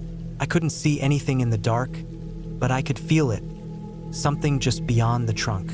I fumbled for the flashlight, every instinct screaming not to turn it on. But I couldn't stay blind. My fingers found the switch, slick with sweat. I took a deep breath, counted to 3, and flicked it on. The light cut through the blackness, and for a moment I wished I hadn't. There, about 10 feet away, crouched a figure. Its face was hidden beneath a hood or thick hair. I couldn't tell. Its body was twisted at a strange angle, one hand bracing the ground, the other reaching toward me. The light hit its face, and it jerked back, making a low, guttural sound. Its movements were jerky, like a puppet pulled by strings. Before I could fully process what I saw, it scrambled back into the shadows, vanishing as fast as it had appeared. Couldn't breathe. My chest felt tight, like it might collapse. My flashlight shook in my hands, the beam darting wildly. But there was nothing left, just endless dark. I had to move. Staying put was no longer an option. Whatever that thing was, it knew exactly where I was. Slowly, I stood up, legs trembling so badly I nearly fell. I scanned the area one last time, then started walking, trying to step as quietly as I could. By then, a thick fog had rolled in, covering the forest in a heavy gray blanket. My flashlight barely cut through it. Every tree looked the same, gnarled branches reaching like bony fingers. The trail was gone. I had no idea where I was. I stumbled through the underbrush, each step crunching louder than I wanted. The whispers followed, rising and falling, weaving through the fog. Every now and then, I heard footsteps or the scrape of something dragging. I was too scared to look back. Then I found a clearing. At first, I thought I'd reached the cabin, but my stomach sank. In the center was a circle of branches, arranged perfectly. Strange symbols were carved into each one, crude and uneven, like done by a shaking hand. In the middle of the circle was a deep hole, fresh and wide enough for a person. I stepped back, flashlight catching something else, large, bare footprints leading from the hole to the edge of the woods. My throat tightened. I swung the beam around, expecting those glowing eyes to stare back, but the forest was empty. For now, I didn't stop to think.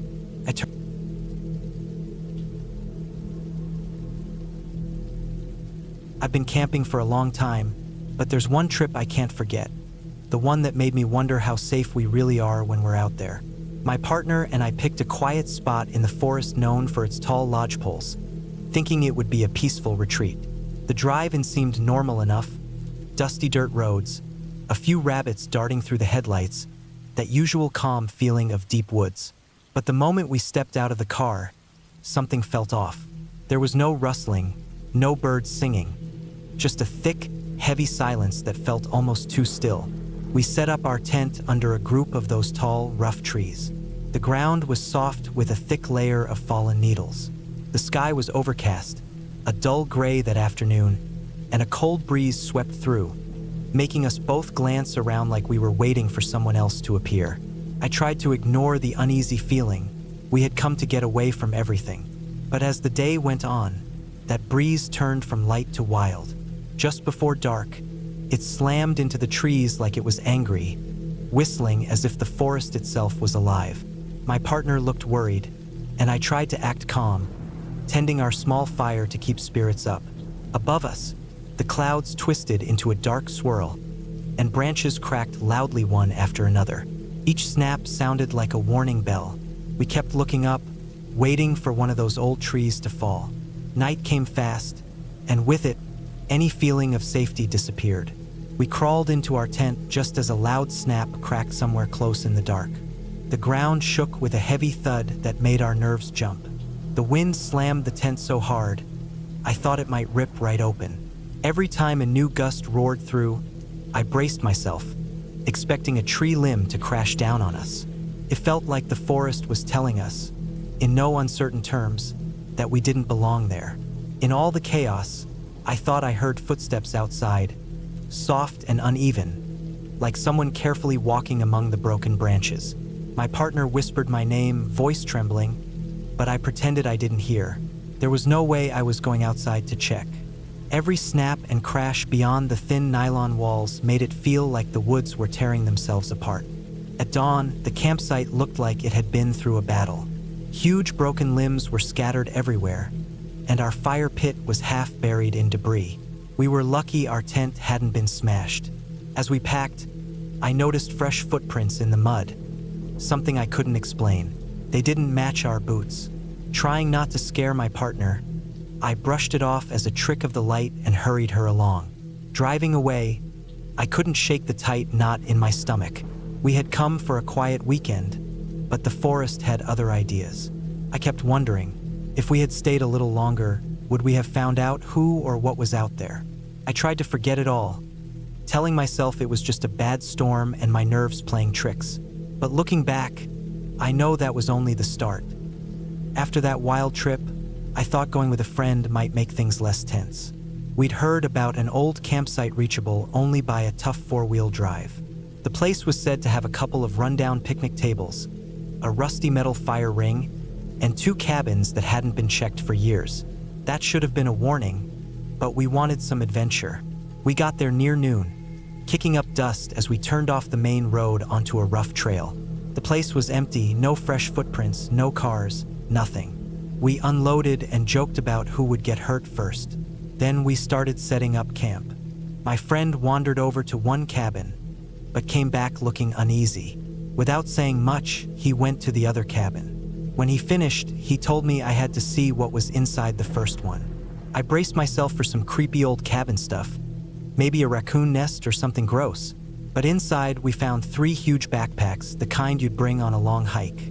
They were covered in dust, like they'd been sitting there a long time. 2 were packed with normal camping gear, flashlights, sleeping bags, little propane tanks. But the third one was strange. It was stuffed full of candy, Skittles in big bags, small pouches, sour flavors, tropical flavors. Every pocket was shaking with colorful sweets. For days in the woods, and no one showed up to claim them. No one passed nearby at night. It was so quiet it felt almost creepy. We both had trouble sleeping, half expecting whoever owned the bags to come back and demand their stuff. A few times, I thought I heard twigs snapping near the tents, but when I checked, there was no one there. My friend said he kept waking up, thinking he heard whispering. We blamed it on nerves, but the silence was heavy, like the woods were watching us. When we finally decided to leave, we didn't touch the backpacks. Something about taking them felt wrong, like the forest didn't want them moved. We told the local rangers, but I doubt they rushed to investigate. I still can't explain why someone would stash enough Skittles to feed a small army in an old cabin and then disappear. It made me wonder if it was connected to that storm trip with my partner. Like there was some pattern I just couldn't see yet. As we drove away, I kept looking in the rearview mirror, sure someone might be silently watching us from the trees. On my latest trip, I went alone with my dog, hoping to clear my head after those strange experiences. I wanted something simple, no wild storms, no weird backpacks. Just me, my dog, and some quiet woods not far from a back road. The drive was peaceful, the sun already lowering by the time I found a spot to camp. I kept it basic, a tarp shelter, a small fire. My dog curled up at my feet as night fell. A soft breeze rustled the leaves, and I could hear a creek nearby. It was the calm I'd been missing. Still, I couldn't fully relax. My mind kept drifting to the image of those fierce winds snapping pines near our tent, and the 3 giant backpacks stuffed with candy. Each strange thing felt like a puzzle piece, out of place but somehow connected. Just as I was about to fall asleep, I saw headlights flashing through the trees. Then came a loud truck engine revving way too loud, followed by shouting and laughter echoing through the stillness. My heart raced. My dog perked up, alert. Then came gunshots, sharp cracks tearing through the night. I crouched low, trying to judge how close they were. The shots sounded wild, random, like someone was firing just for fun. Every bang made my stomach tighten. Were they just drunk and reckless? Or did they know I was here? The slope of the ground meant any stray bullet could ricochet into my camp. My dog whimpered, and I knew I couldn't stay. Putting out the fire became my top priority. The last thing I wanted was a small flame lighting me up to a bunch of noisy strangers with guns. I buried the embers, grabbed my things, and tightened the leash. Moving away quietly was impossible. The dry leaves and twigs crackled underfoot. For a moment, I worried about finding footprints like the ones I'd seen after that storm trip. But every gunshot pushed that thought aside. My heart pounded as we slipped through the trees, ducking low when the shots burst again. My mind raced with questions I couldn't answer. Was all this connected somehow? Was that windstorm just bad weather? Were those backpacks some weird prank? But deep down, I felt like the forest was against me, that all these strange things were part of a bigger puzzle I couldn't solve. Eventually, I found a rough trail leading away from the noise. The gunshots faded behind me, replaced by my ragged breathing. I don't know how far we walked in that adrenaline fog, but when I finally stumbled onto a real road, I felt drained. My dog stayed close, as if sharing my relief. When I stopped to catch my breath, the night was quiet again. It reminded me of the silence before the storm on that other trip. For a moment, I thought I saw movement at the edge of my flashlight beam. Someone there, or just a shadow? I froze. If someone was watching, they stayed hidden. Part of me wanted to give up, maybe find a motel for the night. But something pulled me forward, like I had to understand why all this kept happening. Was it all in my head? Could I really be that unlucky? Or was there something out there connecting these events in a way I couldn't grasp? Getting into my car, I looked back at the trees. The only sound was the wind in the branches and my own heartbeat pounding in my ears. I told myself it was just some drunk guys causing trouble. But the knot in my stomach said otherwise. Something was out there, and I don't think I'll ever feel safe in the woods again. At least not until I figure out what it is.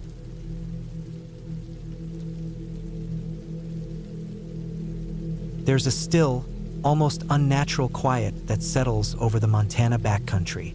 Once you're deep enough in, it feels like you've stepped off the edge of the world. No traffic, no voices, no buzzing phones or glowing screens. Just endless rows of trees, rising high and swaying gently in the wind. It was exactly what I was after.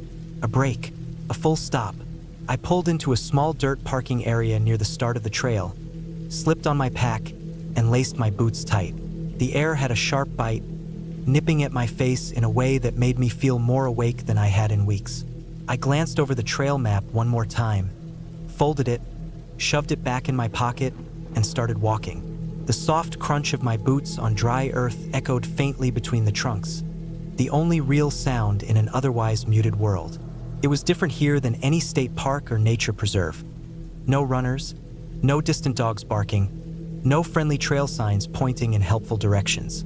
Just untouched land stretching out in every direction. It was isolating in the most comforting way. That rare kind of alone you can never find in a city. The first stretch of trail passed uneventfully. A chipmunk scurried across the path ahead of me. A bird, maybe an eagle or some kind of hawk, drifted lazily in wide circles high overhead. I stopped once to shift my backpack and sip from my water bottle, just letting the quiet work its way into my bones. That's when I noticed something out of place off to the right, just a little beyond the treeline. At first, I figured it was a trick of sunlight filtering through the canopy. That happens a lot out here. Patches of light and shadow playing games with your eyes. But as I squinted, the shape didn't shift like shadows normally do. It looked like a man. A tall one, motionless, standing just beyond the trees. Something wasn't right about him. His build was strange. Limbs just a little too long, posture too rigid. He was facing toward me, or at least I thought so, but the dappled light made it hard to make out the details. Still, what I could see chilled me. His face was off, not just blurry or in shadow.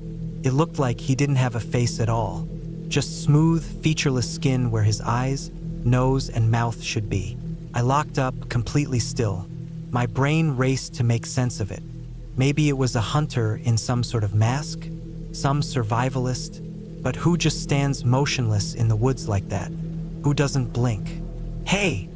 I said, my voice too loud in the silence. Nothing. He didn't flinch, didn't move, just stood there, still as stone. My chest tightened as I stepped back instinctively, gripping my shoulder straps. I blinked. He was gone. Not turned or walked away, just not there anymore. The space where he'd stood was empty. I kept staring at the trees, trying to find anything that could explain it. Maybe I imagined it. Maybe I was just tired, and the woods were playing tricks. That's what I told myself as I pushed forward, though each step now felt heavier. The forest around me seemed dimmer, like the sun had gone behind clouds even though the sky was still clear. By the time evening started to settle, I picked a spot to make camp. I chose a clearing well off the main path, far from where I'd seen him, just in case. The sky had gone orange and purple as I set up my small tent, ate something bland and freeze-dried, and watched the stars poke through the dark. I zipped the tent closed and curled up inside, hoping that sleep would come fast. But the woods at night are something else entirely. The quiet becomes thick. Every creak of a tree, every snap of a twig feels enormous. I laid there with my eyes open, trying to focus on my breathing, telling myself over and over that I was safe, that I was alone. Eventually, I must have dozed off. I don't know what time it was when I woke. The first thing I noticed was how cold it felt, the kind of cold that hits your cheeks like wind. And then I saw it. The front of my tent was wide open, not just unzipped a little, completely open, the flaps swaying in the air. I sat up so fast my heart nearly leapt out of my chest. My brain scrambled. Had I forgotten to zip it shut? Had I heard something earlier and ignored it? I grabbed my flashlight and scanned the trees. The beam swept through the clearing and into the woods beyond, lighting up only trunks and underbrush. Nothing moved, no sound. I sat there, knees tight to my chest, flashlight in one hand, a small knife in the other. I stayed like that for what felt like hours until my muscles ached. Eventually, I talked myself down. Maybe I'd left it unzipped. Maybe the wind had pushed it open. I re-zipped it, checking it over twice, and laid back down. But sleep never really came after that. Every small noise had my heart racing again, and things only got worse. The next morning, I packed up quickly. I kept trying to believe I'd imagined the whole thing, but the uneasiness hadn't gone away. In fact, it felt heavier, like it was settled on my shoulders. The forest itself seemed different, like it was watching me. I stayed alert on the trail. Clouds had started to gather, and only a few rays of sun slipped through now and then, casting flickering shadows across the ground. I kept looking behind me without realizing it, like I expected something to be there. Then I saw it, a bundle of sticks lying in the middle of the trail, neatly tied together with twine, the shape vaguely like a person. It wasn't big, maybe the length of my arm, but the detail in the way it was bound gave me pause. I nudged it with my boot, half expecting it to break apart, but it didn't. The twine was tight, secure, too clean, too intentional to be random. "What the hell?" I muttered, voice barely more than a whisper. Who would be out here doing something like this? I kicked it off the trail and kept walking. But now the air felt colder, the quiet less peaceful. Every sound, a branch shifting, a bird taking flight, made me flinch. That night I pushed deeper into the woods, far from the trail. I didn't want to risk another surprise. I found a tight clearing and pitched my tent quickly, the sun dropping fast behind the trees. I built a small fire, mostly for comfort, but it didn't help. The shadows it cast seemed to move in unnatural ways. I tried to eat, but my stomach was tight. I couldn't stop glancing toward the edges of the light. Then I saw it, something slipping behind the trees, just for a second, a shadow moving where nothing should move. I froze. "Hello," I called out. Nothing. I swept my flashlight across the clearing. Trees, bushes, nothing else. But I knew something had been there. I put the fire out and rushed into my tent, zipping it shut and checking the seams again. I gripped my knife and waited, listening. The woods creaked and moaned outside, but at one point, I saw them. Two small glowing dots high up in one of the trees across from me. They didn't move, didn't blink, just stared straight at me through the darkness. I held my breath, not moving a muscle. The knife trembled in my hand. I stayed that way until light began to trickle into the tent. When I finally stepped outside, the forest felt wrong. Right in front of my tent was an X made of twigs and rope. Not like the bundle from earlier. This was deliberate, meant to be seen. Someone or something had been there during the night. I didn't even eat, just packed up fast, hands shaking. I hit the trail and didn't look back. Every tree looked like it was leaning closer. Every sound made me jump, and all I could think of was how close something had been to my tent. Close enough to touch the fabric. I walked with my knife out, my hand gripped so tight it hurt. Hours passed, or maybe it was less. I couldn't tell anymore. Time didn't work the same out here. Then I heard footsteps, dry leaves crunching softly behind me. I stopped, turned, nothing there. I waited, listening, dead silence. I kept walking. Then a small rock bounced off the trail behind me. Then another. Then one closer. Not random. Not falling from trees. Something or someone was throwing them. I ran.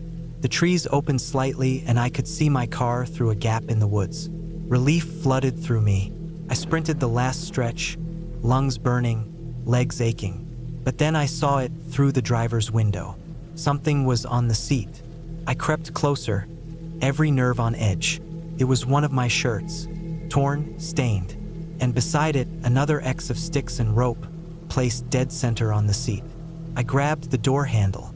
It was locked. That meant someone had been inside, had the keys, had locked it again, had been close. I fumbled the key from my pocket, unlocked the door, tossed my pack in, and climbed inside, locking it behind me. My chest heaved. I gripped the wheel with white knuckles. As I backed out, I saw him again. At the tree line where the lot met the woods, he stood. The faceless man, unmoving, just watching. He didn't follow, didn't raise an arm, just stood there, head tilted slightly. I drove like my life depended on it, and maybe it did. I didn't stop.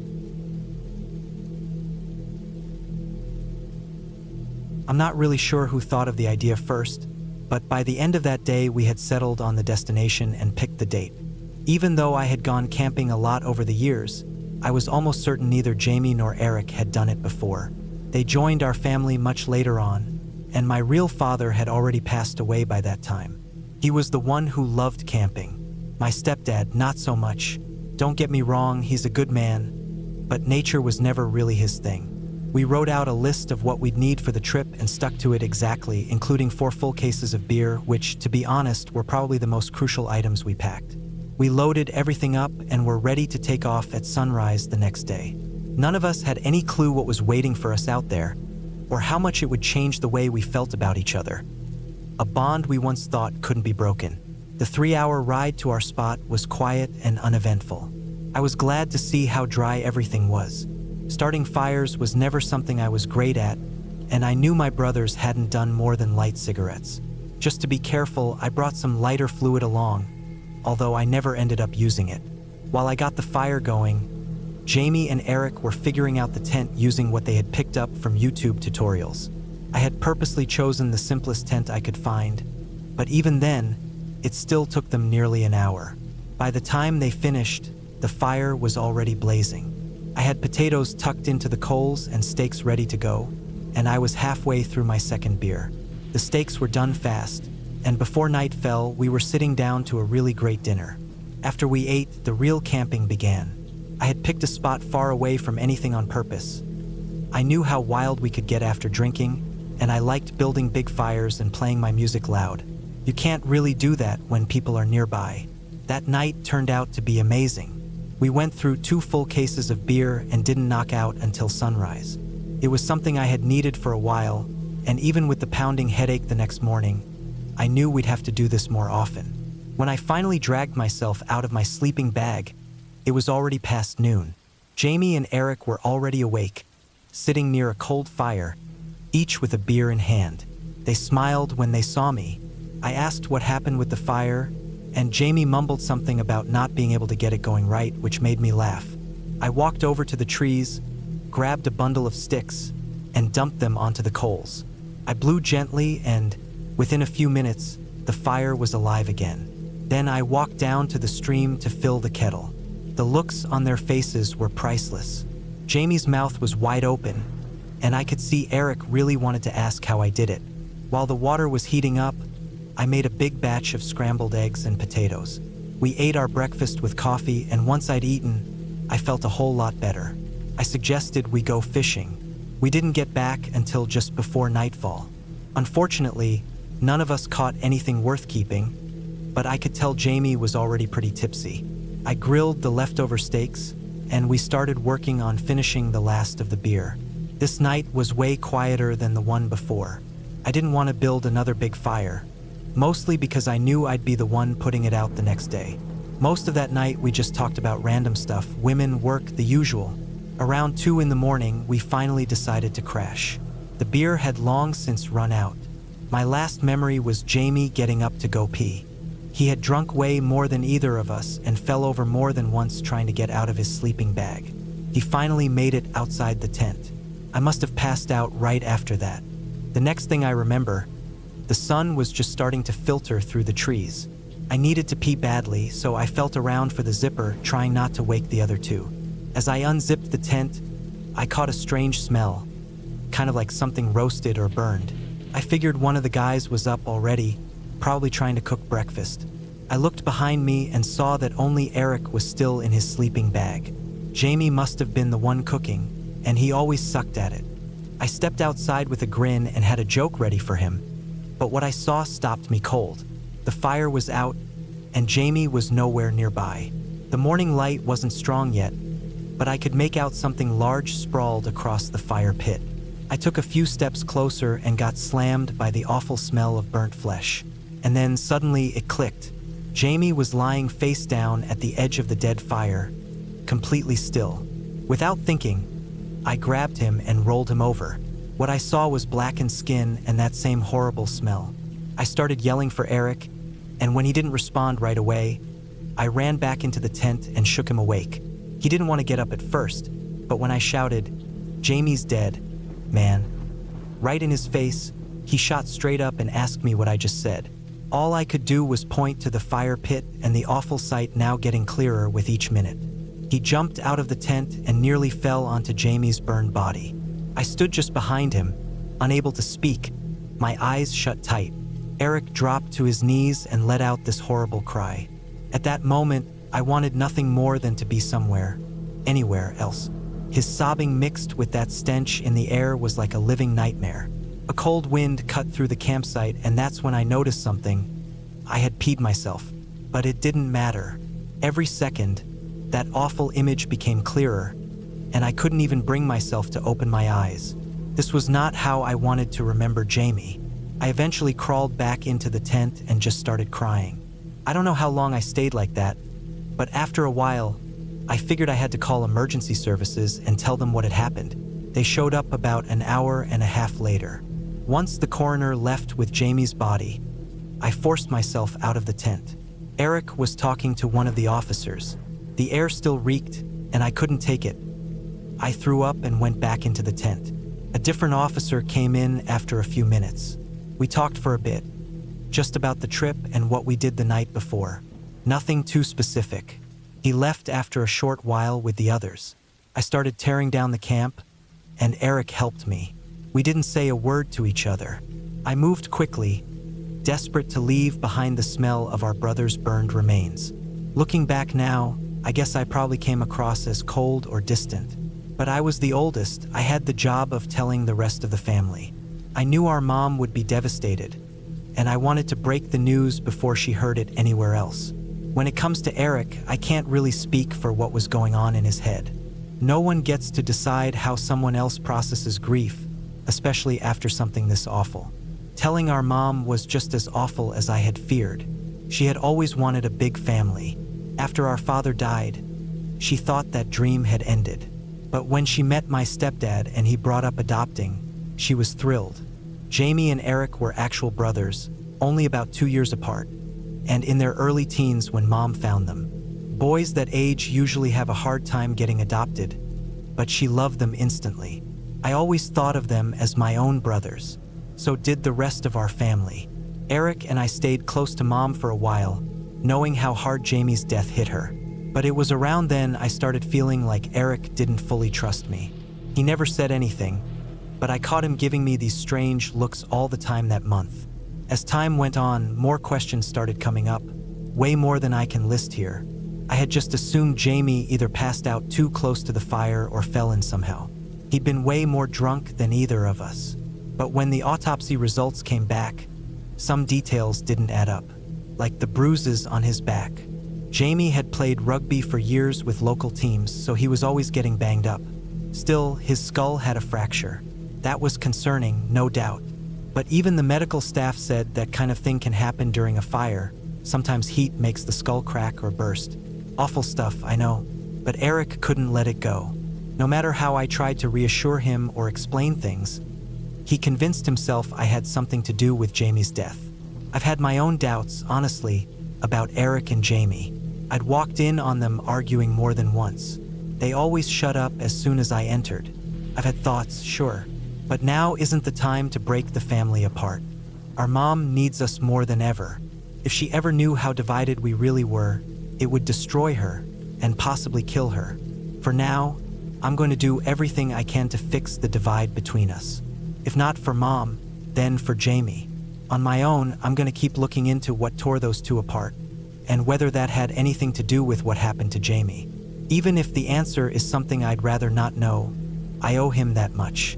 He was my brother too. I still work at the mill and I live outside of Fairview.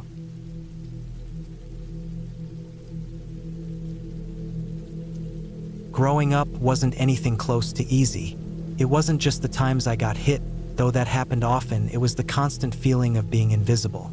My folks had a heavy hand with alcohol, both of them. My mom worked a few hours here and there at a local diner, claiming she did it so she could be around for me. But in truth, most of her days were spent either sleeping or with a drink in her hand. My dad made most of the money by driving trucks long distance. He'd be away on the road for days or even weeks, leaving me to take care of myself. We lived on the outskirts of a small town in northern Michigan, tucked right up against a thick stretch of woods. For as far back as I can remember, I was drawn to those trees. Before long, I started spending more and more time wandering out there. My connection to the outdoors just kept getting stronger. It didn't take me long to figure out that neither of my parents really noticed or cared where I went. I started sleeping in the woods now and then, just to see if they'd say anything. Of course, they didn't. That gave me all the permission I needed. Before long, I was out there for days at a time, pitching a little tent and exploring deeper into the trees. But like all good things, that had to come to an end. One morning, my dad got home from a long haul and happened to see me coming out of the trees around 5 in the morning, on a school day. I was 12 then. He was furious. I got a beating and both parents screamed at me for what felt like hours. But that didn't stop me. After a week of keeping quiet, I waited until my dad hit the road again and my mom had drunk herself into a stupor. I packed up and slipped out into the woods again, my real home. I kept up the pattern of coming back early every morning before school. No one ever noticed. Everything went back to how it used to be. When I wasn't in school, I was lost in the forest. I had set up several small camps throughout the woods. It didn't take me long to realize I wasn't the only one out there. There were other people, homeless folks mostly, using the woods as their hideout. I guess they'd been doing it long before I ever found the place. They'd pitch tents, drink, shoot up, and avoid the eyes of cops or anyone who might report them. One time, I made the mistake of staying in the same spot for too long. A couple of guys came across my camp, and one of them got aggressive. I managed to get away, but after that, I set up my camps across the river, deeper in the trees. Sometimes I'd sit in the dark, watching them from a safe distance. They'd scream, fight, break bottles over each other's heads. Watching them spiral into chaos only made me hate them more. I'd seen enough of that growing up. As the months rolled by, I kept moving further into the woods, always looking for untouched spots. When summer arrived, more of them showed up. The forest started to feel crowded with makeshift shelters and trash. Still, I stayed on my side of the river. I was the only one who knew the safest place to cross. For a while, that kept me protected. But eventually, that little world of mine would be ruined by the very people I avoided. One hot afternoon, I was collecting water down by the river when I heard voices on the other side. I crouched down and kept an eye out. After filling my bottles, I started heading back to camp but heard yelling again. Curious, I stopped and watched from behind some bushes. On the other bank, I saw a shabby tent with 3 guys and 1 woman standing around it, shouting at each other. They looked drunk, stumbling and waving their arms. I stayed hidden, watching them for maybe 10 minutes. Suddenly, one of the men smashed a glass bottle over another guy's head. The man stumbled and dropped to the ground. I waited for him to get up, but he didn't. The attacker lifted a big rock and slammed it down on the man again and again, 3 times. The others just stood there, doing nothing. I had to cover my mouth to keep from crying out. I was frozen with fear. The woman shouted something and smacked the guy on the chest, but he didn't react, just stared at the body like it didn't mean anything. After a moment, they all shouted again and ran off together into the trees. I stayed hidden for what felt like forever, waiting to make sure they were really gone. I kept expecting the man on the ground to move, but deep down, I knew he wouldn't. Then, something crazy hit me. I felt like I had to help him. He was still a person, no matter what his life looked like. I ran the 3 miles back home as fast as I could. I was actually relieved to see my dad was home for once. I burst through the door, out of breath, yelling for them. Both of my parents were on the couch and I ran straight to them.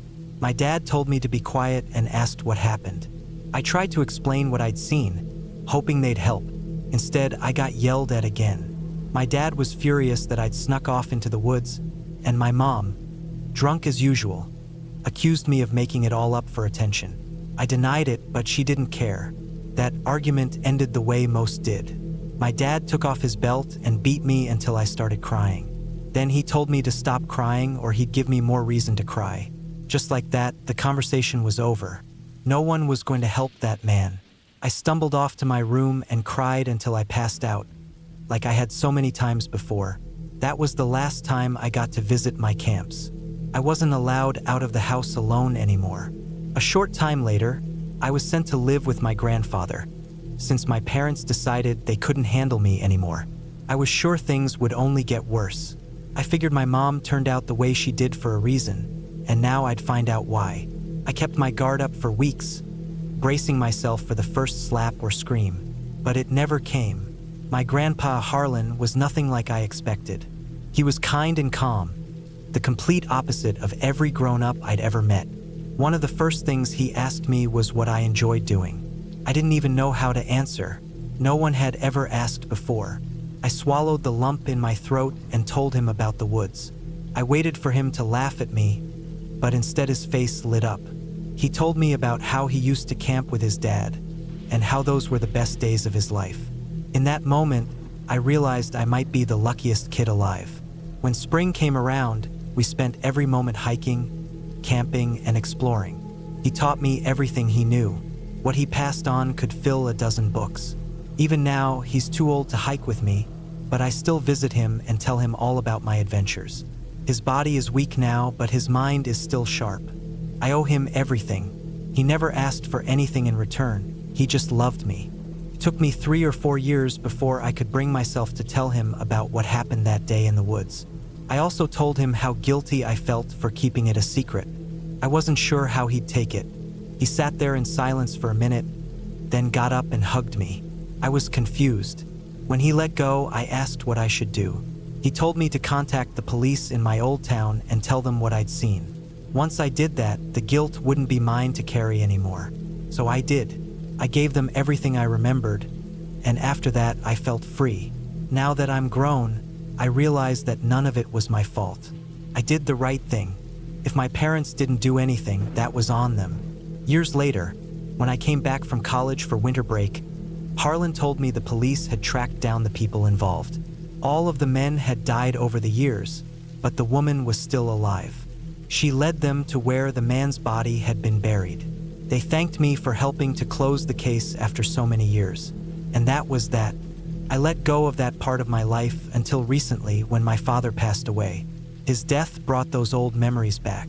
I hadn't thought about those days in a long time. Now, my love for nature is my work. I travel the world studying and protecting wild places. Something I only dreamed of as a kid, stuck in a rundown apartment in Michigan. And without Harlan, his patience, his guidance, and his love, none of it would have ever happened.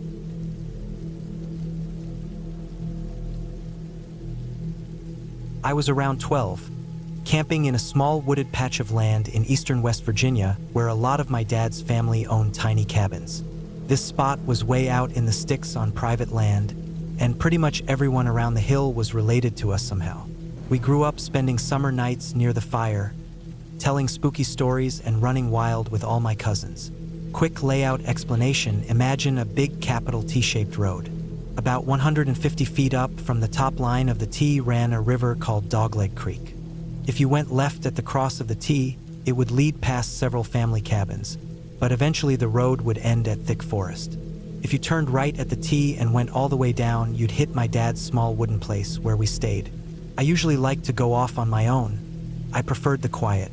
I was about to do just that when one of my older cousins asked to come with. She was about 15 years older than me and still acted like a big kid. At the time, she had faded purple hair, lots of piercings, and stood close to 6 feet tall. She wasn't the type to scare easily. I told her we'd head all the way to the left, into the heavy woods, and she agreed. She admitted she just wanted a place to smoke without our judgmental uncle seeing her. I was a pretty straight arrow kind of kid, and even when she passed me the joint, I turned it down. The idea of that stuff still made me nervous. The old dirt trail started where the road ended, rough and bumpy, leading into the trees. The river stayed about 150 feet above us on the ridge. If you hiked toward the river, the ground dropped steeply. A couple of miles in, you'd come across one of those weird staircase structures people sometimes talk about. Just stairs in the middle of nowhere going to nothing. That day, I took the trail and walked down the bank near the river, watching minnows dart through the water while my cousin stayed behind, high as a kite. I was off in my own little world when a sudden click sound snapped me back. I looked up, puzzled, and saw a man I'd never seen before standing on the other side of the river, no more than 15 feet away. He must have just stepped out of the forest across the water. It was summer, but he wore dark, worn-out jeans and a dirty black coat. In his hand was an old yellow film camera, the kind where you turn the wheel on top before snapping another photo. That click I heard was from that camera. I froze. I had never seen anyone outside of family around here in all the years we came up. He gave a weird half-smile, then pointed the camera my way. He looked about mid-40s, rough, skinny, and tall. He took a step closer, and I took one back. He cranked the wheel on the camera and aimed it right at me again. I didn't know what to do. I stepped back again, almost slipping on a stone. That's when my cousin stumbled through the trees, still in mid-sentence about how good it felt to be high, until she spotted the man. I was staring at her, too stunned to talk. Slowly, I turned back. The man wasn't even looking at her. He was still focused on me. He clicked the camera again, one more photo. Then something happened that scared me more than anything ever had. He raised one finger and wagged it in a no-no motion, then pointed to a long case on his hip that clearly held a knife. After that, he drew a line across his own neck with his finger. That's when my body took over. I whipped around and took off into the woods, grabbing my cousin's arm along the way. My heart was pounding like mad.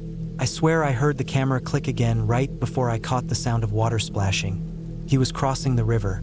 I nearly collapsed. My legs felt like wet noodles. That part of the creek was pretty shallow for a tall adult, probably just thigh deep, but still. I sprinted uphill and tore through the woods, panicked like a rabbit chased by a dog. When we got to the staircase, my cousin yanked me to the far side, and we slid down next to it, gasping for breath. I was wheezing so loud I had to clamp my hand over my mouth. The trees were too thick to see the water from there, but even through my thudding pulse, I heard branches cracking. Someone was crashing through the forest. I was terrified now. Getting back to the cabins wasn't easy. The trail wound around in wide S-shapes, and parts dipped down steep and rocky. There were loose stones everywhere, perfect conditions to twist an ankle or hit a tree, not to mention the snakes around that area. In my panicked state, I could barely see straight. I was sobbing and wheezing, and we still had a few miles to go before reaching even the outer part of the family's land.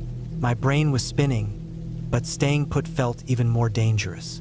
Neither of us had anything we could use as a weapon. I could feel terror creeping up my spine, locking up my muscles.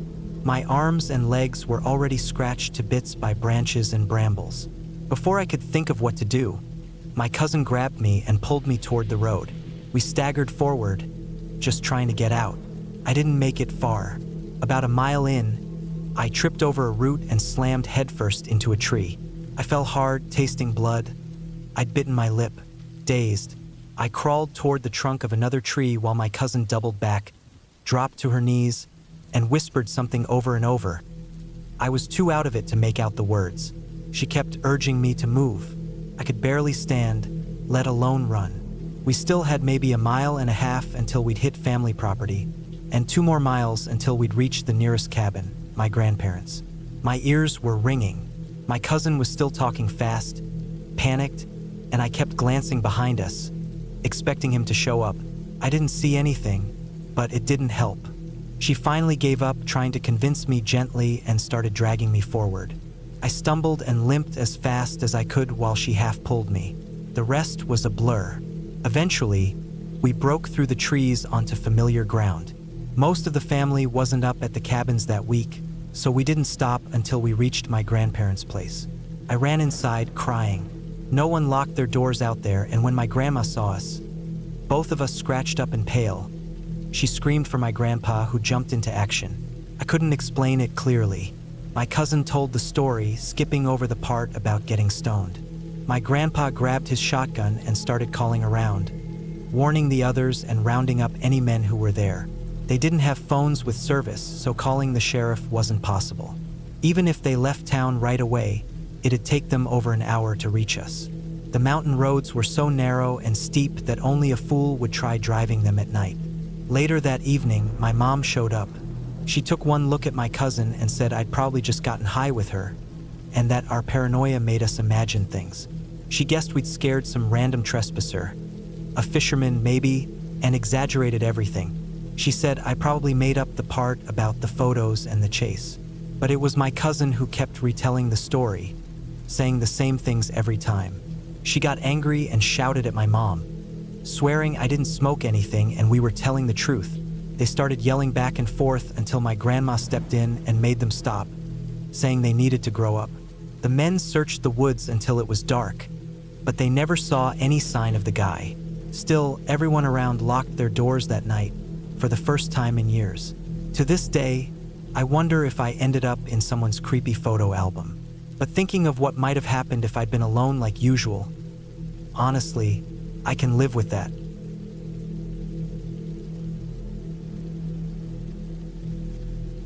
I'm a 16-year-old guy currently living in Tucson, Arizona. This happened about half a year ago on a solo overnight trip into the Sierra Estrella Mountains, which are around a 1-hour drive southwest of Tucson. I'm not going to say exactly which trail it was because I've been doing these kinds of trips long enough to know what happens when you share stuff online. Whether it's a cool trail, a deserted cave, or something creepy, people start showing up, usually loud, careless, and leaving trash behind. Anyway, the trail I was planning to take was an easy 8-mile loop through a small valley, a simple in-and-out overnight hike. I had originally planned to go with a friend, but he canceled at the last second, so I ended up going alone. My backpack was already loaded, and the car was packed, so I just decided to go by myself. I left home later than planned, and with some trouble finding my way down rough dirt roads, I didn't get to the trailhead until about 5:30 p.m. For those who don't hike or camp, that's a big mistake. I had around 4 miles to hike before I got to my chosen camping spot, and the sun was already going down fast.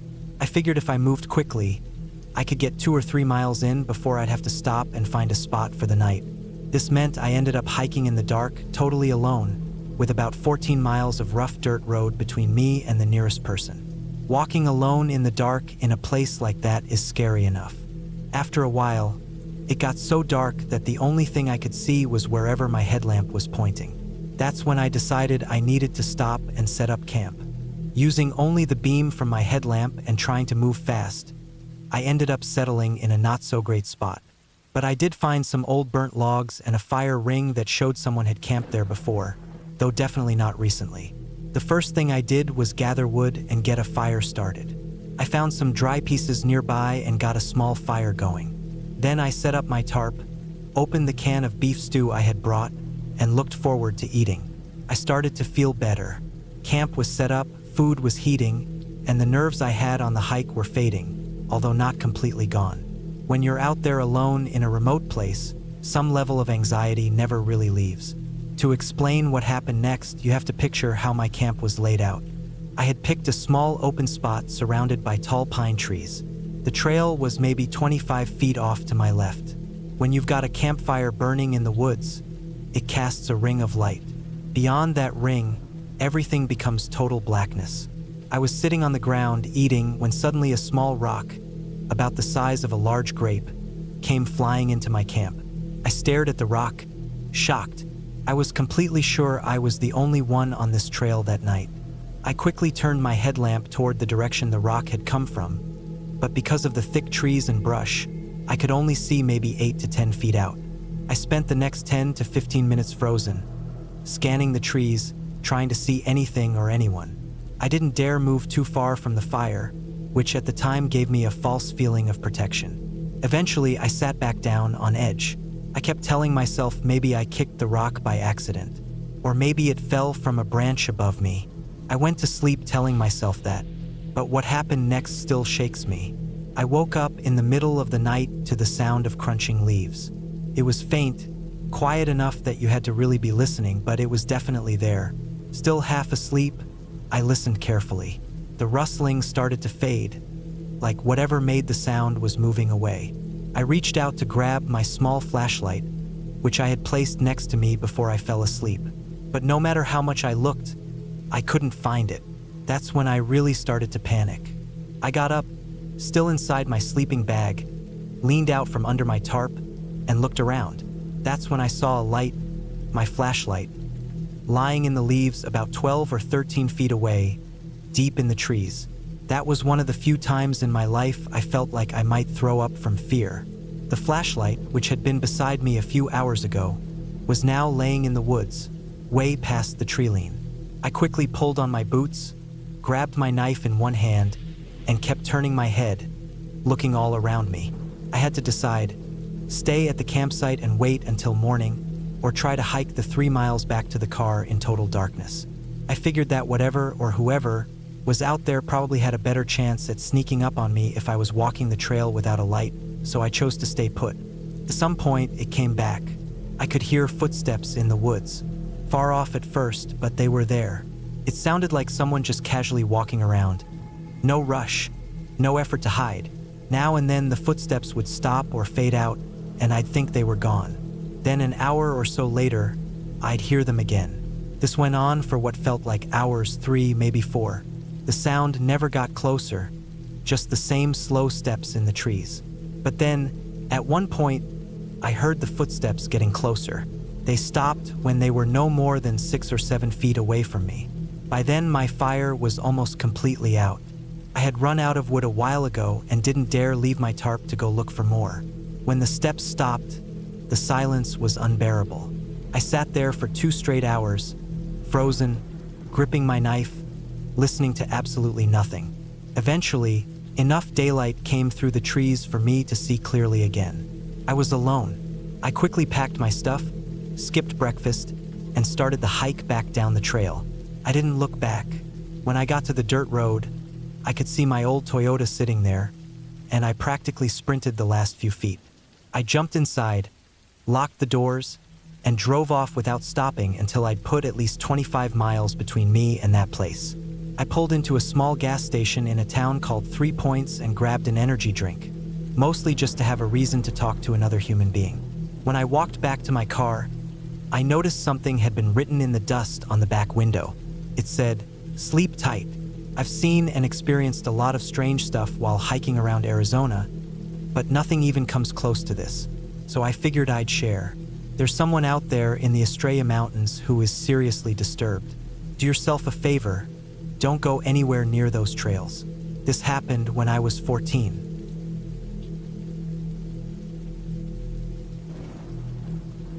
I was trekking along a path I'd discovered in the Blue Ridge Mountains National Forest. It was an out-and-back trail that usually takes about 3 days to reach the far end and 3 days to return. I didn't know much about the trail or how many people used it, but when doing these longer hikes, it generally doesn't matter much since you rarely run into others anyway. On my third day, I stopped by one of the designated campsites and noticed a man sitting beside his tent. I decided to rest for a bit, and we had a short conversation. He mentioned that he was staying there overnight and planned to reach the highest point of the trail the next day. I told him that was exactly where I planned to go today and figured I'd probably see him there. Soon after, I left and made it to what would be my camp for the next 2 nights. The view from that spot was unlike anything I'd ever seen before. It was the perfect place to rest and enjoy the peak of the trail. No one else passed by all day, and when night came, I was the only person camping there. I kept thinking about the man I'd met a day behind me, who said he'd be at the summit by now, but he never showed up. I figured maybe he changed his mind, turned back, or decided to spend another night at his previous campsite. The next morning, I packed up and began heading back the same way I came. I started later than planned, so my main goal was to make it back to that campsite where the man had stayed. My body was unusually sore, which didn't help, and before I knew it, the sun was almost gone. I switched on my headlamp and kept walking for another hour after dark. When I finally reached the campsite, the man's tent was still there, just as if he hadn't left. Knowing his plan to hike on and how unusual it is for someone backpacking to stay in one place for days, I called out to see if he was all right. No answer. I stepped closer and said I just wanted to check on him, but the tent flap was partially open and no one was inside. A tight feeling grew in my throat, like my instincts were warning me. I looked all around but didn't spot any sign of him, until I noticed a faint light flickering in the distance, deep in the woods. I walked toward it, moving about 40 yards from the campsite, and found the source. It was a headlamp lying on the ground, dim and nearly out of batteries, as if it had been accidentally dropped. Then I became aware of someone watching me. They were standing quietly about 10 yards away, clearly trying to stay hidden. My gut told me this wasn't the man I'd met earlier, but I felt compelled to say something. "Hello? Do you need help?" I called softly. They stayed still and silent. "I'm sorry, I'll leave," I said nervously and hurried back to the tent. Luckily, I hadn't packed all my gear yet, so I put on my backpack and started leaving the campsite. As I walked away, the light in the woods switched off. I got away and kept moving, hiking another 3 miles to the next camp. As soon as I could, I reported what happened. Sadly, it was what I feared. The man I had met was missing. There were almost no clues to follow, and in the wilderness, it's nearly impossible to conduct a search for someone. Whoever that figure in the woods was remains a big mystery, possibly the key to understanding what happened. But it seems most people already suspect the likely outcome.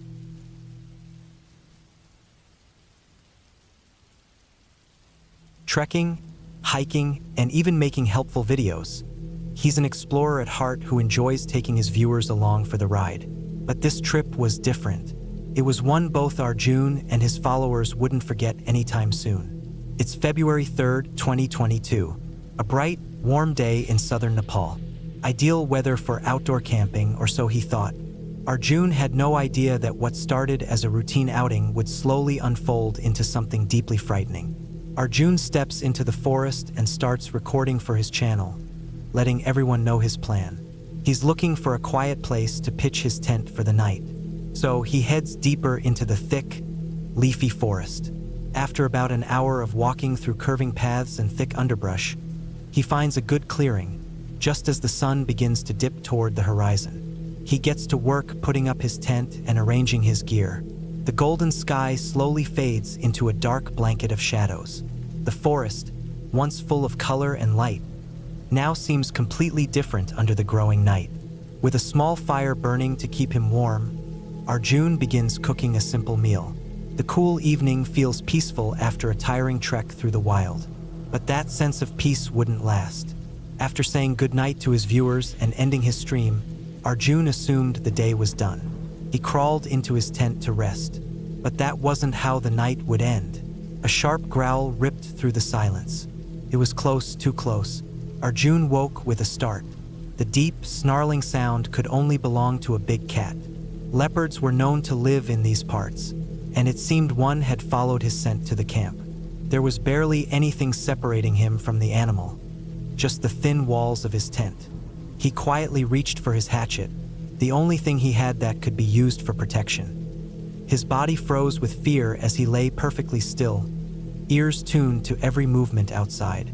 Every rustle, every shuffle of dry leaves kept him on edge. The growling circled his tent, low and threatening. Minutes dragged on like hours. He didn't dare move.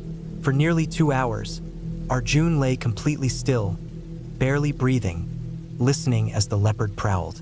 Eventually, the sounds outside started to get fainter. It seemed the predator had moved on, but the fear lingered. Shaken, Arjun stayed wide awake, gripping his axe tightly until the first signs of morning appeared. As daylight started to filter through the cloth of his tent, Arjun knew he had to get out. Now, he quickly logged back on and told his audience what had happened, his voice shaky as he packed up. The walk back through the forest was long and stressful. Every noise made him flinch. He kept checking over his shoulder, but nothing followed him. He made it out in one piece.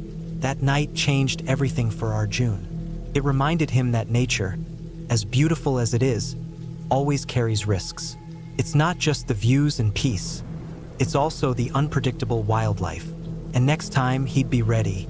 Better gear, better preparation, and something more than a hatchet to protect himself. People often forget that in wild places, danger doesn't announce itself. It just shows up. And when it does, being ready can be the difference between life and death. We'll find out what happens next time. Imagine this, a lone driver, just doing his job, driving along empty roads near the Cold River Reserve in Alberta. His task, pick up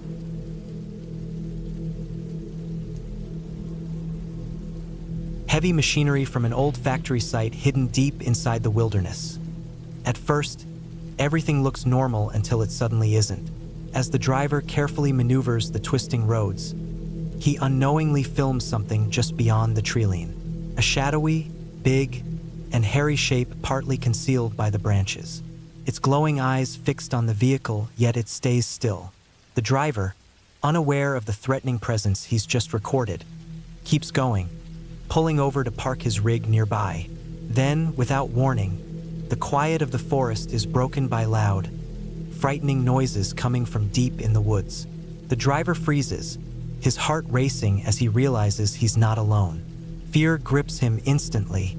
Without hesitation, he jumps back into his truck and speeds away, desperate to get away from whatever could be out there.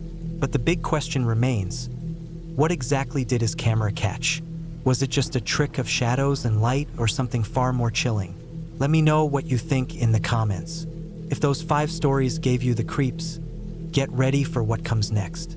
Have you ever encountered something so strange, so unexplainable, that it made you doubt even those closest to you? This is Ethan, a video creator you might know from his channel Ethan Randall, famous for sharing amazing bike rides and beautiful trails through the countryside. Ethan is passionate about cycling and loves to document his journeys on video.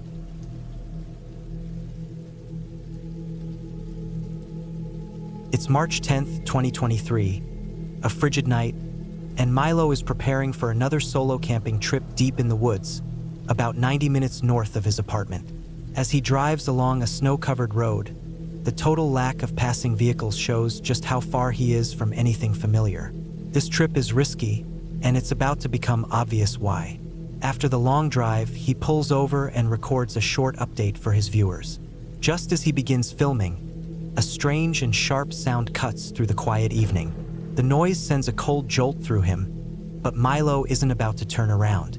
He had already told his subscribers that he was going to camp overnight in the woods, and he fully planned to stick to that plan. But he had no idea what the next few hours would hold, or how much they would test his decision. Already shaken from the odd sound he heard earlier, Milo delays his walk into the forest. He stays near the car for a while, carefully organizing his equipment. He doesn't yet realize how unsettling this night is about to become. Carrying a wax lantern in one hand, Milo finally steps into the forest. The quiet is nearly absolute. Too quiet. The only noise is the crunch of his boots against the snow. Then, out of nowhere, a strange sound rings out.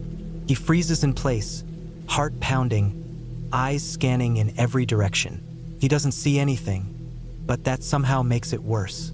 Trying to stay steady, he keeps going into the trees, looking for a place to make camp. But before he can settle anywhere, something catches his attention. Fresh paw prints from what looks like a large canine appear in the snow. It's a sign that something wild is nearby. He knows he has to stay alert. Soon after that, another strange sound echoes. Milo says it was probably a dog, but when you listen closely, it's clearly 3 steady knocks.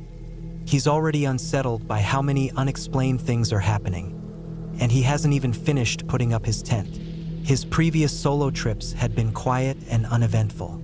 This one feels different. There's a nervous tension in his chest, like he's being watched, and he knows it's not his imagination. Still trying to convince himself everything's okay, Milo puts the camera aside and focuses on setting up his tent. With the light fading fast and the air getting colder, he knows he needs to get his shelter ready before it's too late. Suddenly, a low, haunting tune seems to drift from somewhere deeper in the forest.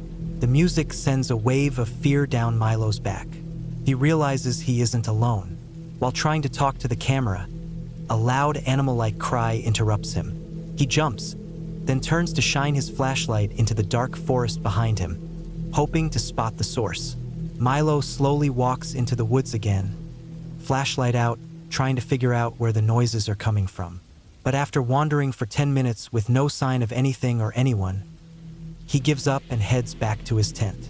It's not exactly safe, but it's better than nothing. Inside the thin shelter of his tent, he sits in total silence for about 15 minutes. Then he grabs the camera to check in with his audience and explain what's been going on. Before he can finish filming, those strange sounds come back. At first, they seem close, almost right outside the tent. Then, that eerie music returns again from deeper in the trees. Milo looks around, baffled and scared. He hopes maybe his outdoor camera picked up the noise so he can prove to himself and his viewers that he isn't losing his mind. It's all real. He eventually sits just outside the tent, straining to hear anything else. A heavy, uneasy feeling grows inside him. Something is wrong. Feels like he's being watched, and not just by animals. The strange sounds begin to grow louder, circling him. Overwhelmed, Milo ducks back into the tent, hoping the thin fabric might give him some sense of protection. His mind races. He pulls out his phone, but there's no signal. That's when the fear really kicks in. If something happens, there's no one to call. He's truly alone. And then it gets worse. In full panic, Milo tries to figure out what to do. Something or someone is out there, toying with him, watching from the shadows. He steps outside again, scanning with his flashlight. Nothing is hiding in the thick, pitch-black woods. He suddenly remembers his night vision camera. Maybe it'll help him spot what's out there. He grabs it and begins filming again, sweeping the lens across the trees. But the camera's range isn't strong enough. The forest remains hidden in darkness. Frustrated and scared, he puts the camera down, and the horror starts again. He scans the area again. The whole thing feels like a scene from a real-life nightmare. Then he hears it, a faint baby's cry, echoing from somewhere far off in the trees. Another soft, creepy tune follows it. Something is not right in this place, but no one knows what it is. The sounds keep coming. Sometimes they're distant, then suddenly close. Milo has camped solo in forests before, but nothing like this has ever happened to him. Deep down, he knows it's time to leave. He can't take another minute. He snatches up his things, throws everything into a bag, and runs, through the dark, away from whatever is hiding out there. When he finally reaches the car, he throws his gear into the back and speeds away. The fear stays with him as he drives, shaken by what just happened. The experience left Milo with a lot of unanswered questions, and his audience too. They were amazed he lasted as long as he did in those woods, considering how intense it all became. Imagine sitting alone in the dead of night, hearing those sounds with no idea what's making them. It really does feel like something pulled straight from a horror film. Milo hinted that he'd keep making camping videos, but he swore never to return to that forest again. And honestly, who could blame him? Asterisk, if you're enjoying these stories, consider subscribing to our channel. We're trying to hit 100,000 subs by April, and if we do, everyone will get a discount code for our shop. Right now, 83.9% of you watching haven't subscribed. It's free and it helps a lot. Now back to the story. Asterisk, the next creepy experience comes from a TikTok creator named Caleb, a seasoned outdoorsman who loves bow hunting. For Caleb, the wilderness isn't just a hobby, it's a way of life.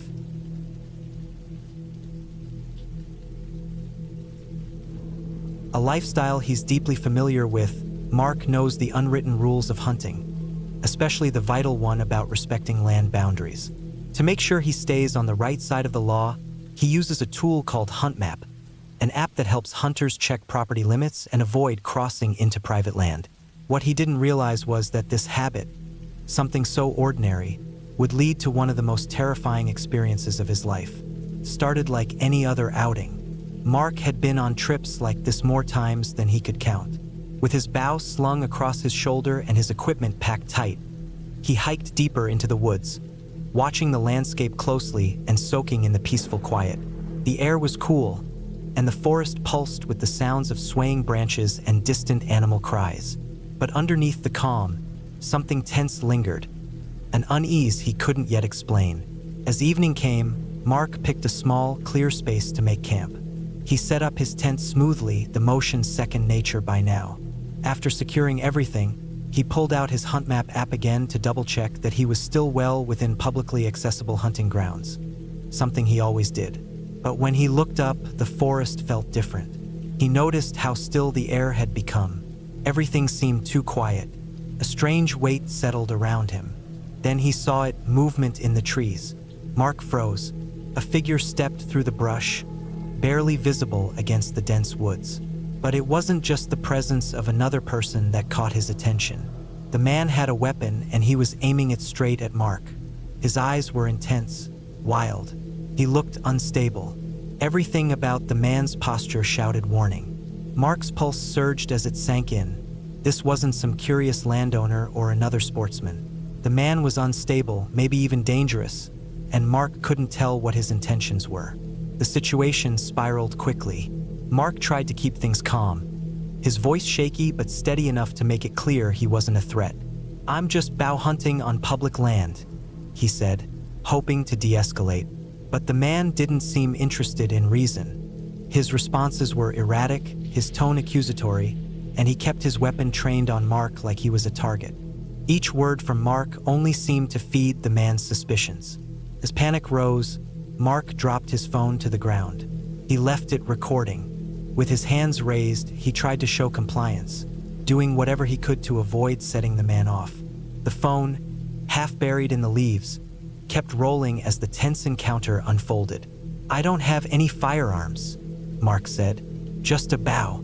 I'm moving, okay? You're on my land," the man snapped. "You're not allowed here." Mark tried to reason. "I'm sorry. I'll leave right now." The man didn't budge. His weapon didn't lower. Mark slowly stepped toward his gear. "I just need to pack up."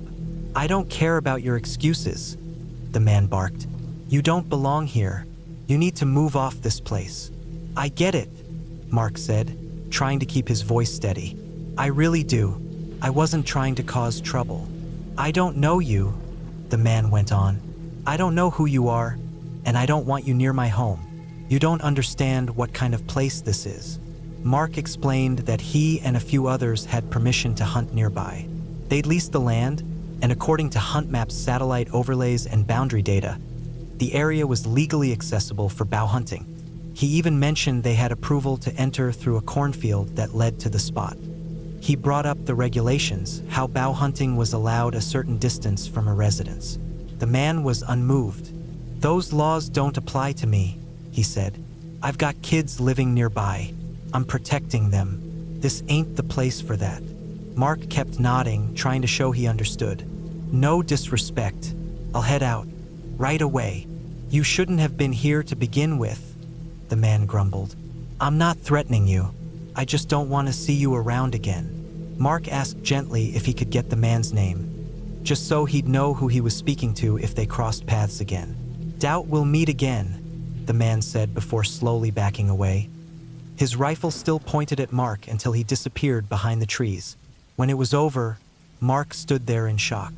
His whole body was shaking, his heart thumping wildly. The fear hadn't left him. It was only sinking in deeper. He had triple-checked that he was on public land. He was sure of it, but at that moment, none of it had mattered. It hit him like a punch to the chest. What could have happened? He packed up fast, not wanting to stick around a second longer. The fear lingered, but so did the relief. He was alive. Could have gone so much worse.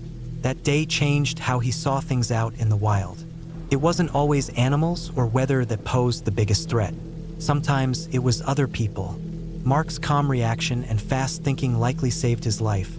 But the memory of that man's suspicious eyes and that gun aimed at his chest would stay with him for the rest of his life. It's a harsh reminder that even when you follow the rules, your safety is never a sure thing. And that's something Mark won't ever forget.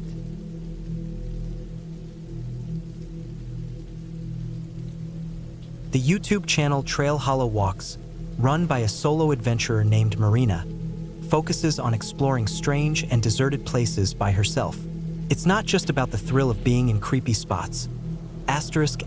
Marina has a genuine interest in old tales and forgotten history. She often camps overnight in areas most people wouldn't even pass through during the day. Simply put, she's brave and determined when it comes to uncovering the stories hidden in the most eerie parts of the country. In this specific upload, Marina spends the night near a swamp in the Fox Ridge Pines, tucked far inside the Winter's End Wildlife Preserve, a location that locals grimly refer to as the Devil's Comb. The swamp is lined with lifeless trees, their bent and twisted limbs looking like some giant's old, broken hairbrush, something creepy enough to earn its sinister nickname. Even though this swamp has a strange and uncomfortable reputation, Marina is no stranger to places that feel unsettling or off. But this night would end up pushing her more than most others had. It's the night of October 13th, 2023, and Marina is taking in the quiet of the woods, despite how weird the whole atmosphere feels. There's a heavy fog hanging in the air, and the swamp's stillness adds a strange tension to the scene. After eating a small meal by the fire, she starts to relax. But that peace doesn't last long. Out of nowhere, a deep, strange growling sound echoes in the distance, from the direction of the swamp. It's low and slow, not quite animal-like, and not something she recognizes. Curious and cautious, Marina tilts her head, trying to pick up where it's coming from. The noise doesn't match anything she's heard before. Could be some kind of creature, but something about it feels wrong. She doesn't pause long. Her hand tightens around her flashlight as she gets up and starts heading toward the swamp, her heart racing with a mix of curiosity and nerves. She walks quietly, every step careful, her ears straining for more sounds. But just as she nears the edge of the water, the growl stops. Silence. There's nothing but the sound of distant crickets cutting through the still night. And then, suddenly, there's a splash, something moving into the water, something alive. There was definitely something out there, but what exactly, she couldn't tell. She slowly moves her flashlight beam over the dark surface of the swamp. Her hand is slightly shaking. The beam dances over the water, now still again, as if whatever had been there vanished just as quickly as it came. The splash was gone.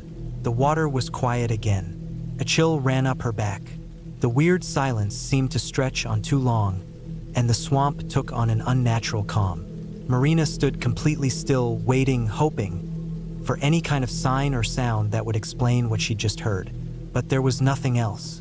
Just thick darkness and an empty stillness that didn't feel right. Eventually, she decided it was better to go back to her little campsite.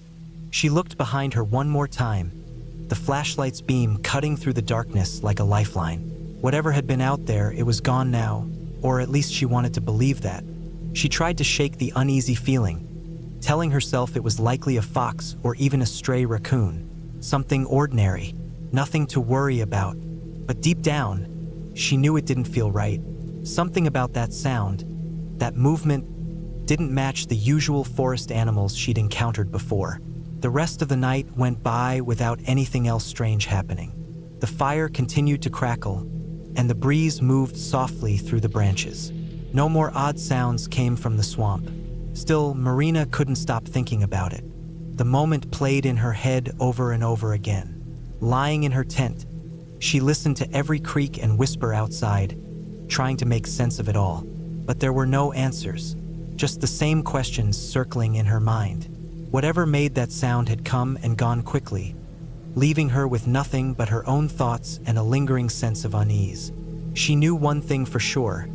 No matter how peaceful the night ended, that swamp had shown her a part of itself that she wouldn't forget anytime soon. It was quiet now, but Marina could feel it. The secrets of that swamp weren't gone. They were still there, just under the surface, waiting.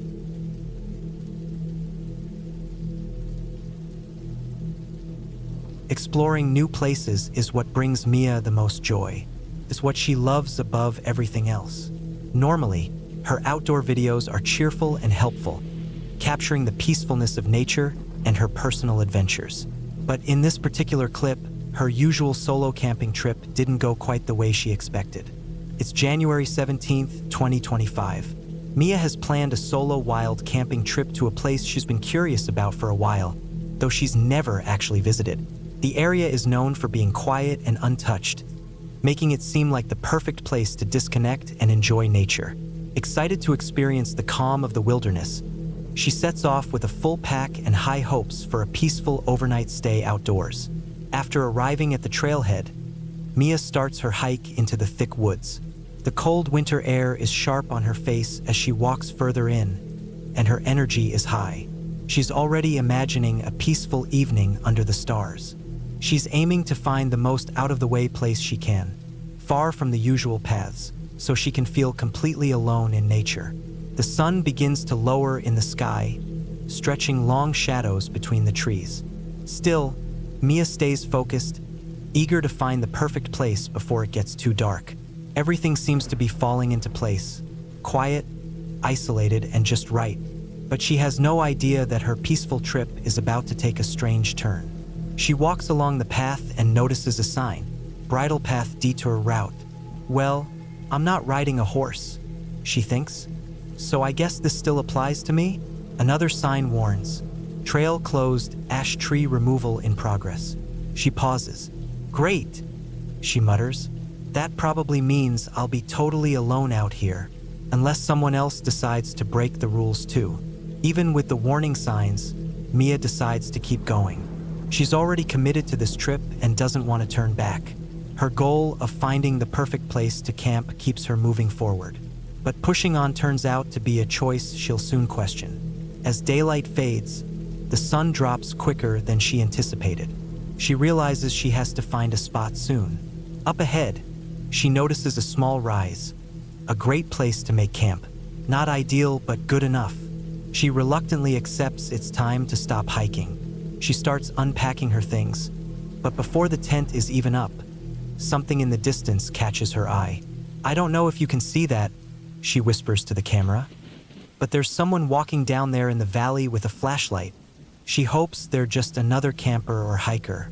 Still, She switches off her headlamp and all her lights, not wanting to draw attention. She was just about to set up her camera to talk to it when she noticed them. "I'm on a hill and thought they were leaving the valley," she says quietly. But they didn't. They turned around. They came back, heading toward the tent. That's when the dread really set in. "Oh no, oh no, oh no," she mutters. Her first worry is oddly about her new camera, an Insta360, her very first one. She's anxious to protect it. She grabs her hip belt, which holds her phone and car keys, then throws on her jacket and rushes into the trees to hide. She wants to make sure whoever that is doesn't come closer and also to quietly watch what they're doing. Eventually, the person disappears from sight. They move on. But by then, Mia feels deeply unsettled. She decides to move. A chill creeps through her as she remembers how the figure seemed to inch closer before. Her heart races and the silence around her feels heavier now. But she doesn't want to give up on the trip yet, so she keeps walking, deeper into the forest, until she finds a new spot hidden in a thick pocket of trees and underbrush. Feels a little safer, more hidden. She takes a deep breath and tries to let go of the fear. The figure is nowhere in sight now. The sounds of rustling leaves seem to calm her slightly. Finally, she begins setting up camp again. This time, everything goes more smoothly. Her shelter is up, and she's layered up in her mountain jacket, though now she's sweating a bit from the stress and running around. Night settles in. Still, the earlier unease creeps back in. Every sound out there in the woods feels louder, more deliberate. Even though she picked this more tucked-away spot, she can't shake the feeling of being exposed. Her instincts begin to question whether staying here any longer is a good idea at all. She debates, stay or go. Then the decision is made for her. A flicker of light in the distance again, cutting through the dark trees. It's a flashlight, maybe the same one as before, maybe not. But the feeling of being watched, that's back, stronger than ever. Her stomach knots. Without stopping to think twice, she breaks down camp in a rush. She shoves her gear back into her bag, grabs everything she can carry, and doesn't bother checking to see if anyone is actually coming. The forest no longer feels peaceful, feels dangerous, like she's being hunted. She retraces her route as fast as she can. The woods that once felt calm now seem full of hiding places and shadows. Every tree and shape around her looks suspicious. She doesn't stop until she's back at her car, locking the doors the moment she gets inside. Finally, her heart starts to slow down. The adrenaline is still high, but the panic fades a little. Sitting in the driver's seat, she feels a mix of relief and disappointment. She had driven all that way for a solo escape into nature, what turned out to be a frightening experience she'll never forget. In that moment, though, none of that mattered. She was safe. She'd never know if the person had bad intentions, or if they were just another hiker in the wrong place at the wrong time. But the fear was real. That gut feeling to leave, it likely saved her, and that's what really mattered. Thankfully, this story ended without anything worse happening. But get ready, because the next one might be even more chilling.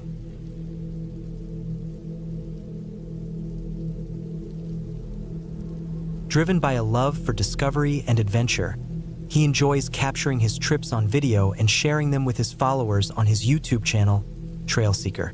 Although he hasn't uploaded in over 2 years, the collection of daring excursions and intriguing spots he's recorded continues to draw viewers. But in this particular footage, what began as just another exciting outing quickly turned into something far more disturbing. It's May 7th, 2021. Mike has arrived at Pine Ridge Wildlife Reserve, where he plans to spend the night completely alone, camping deep in the wilderness. A rush of excitement fills him as he heads out on a hike toward a hidden spot he knows well, eager to set up camp before nightfall.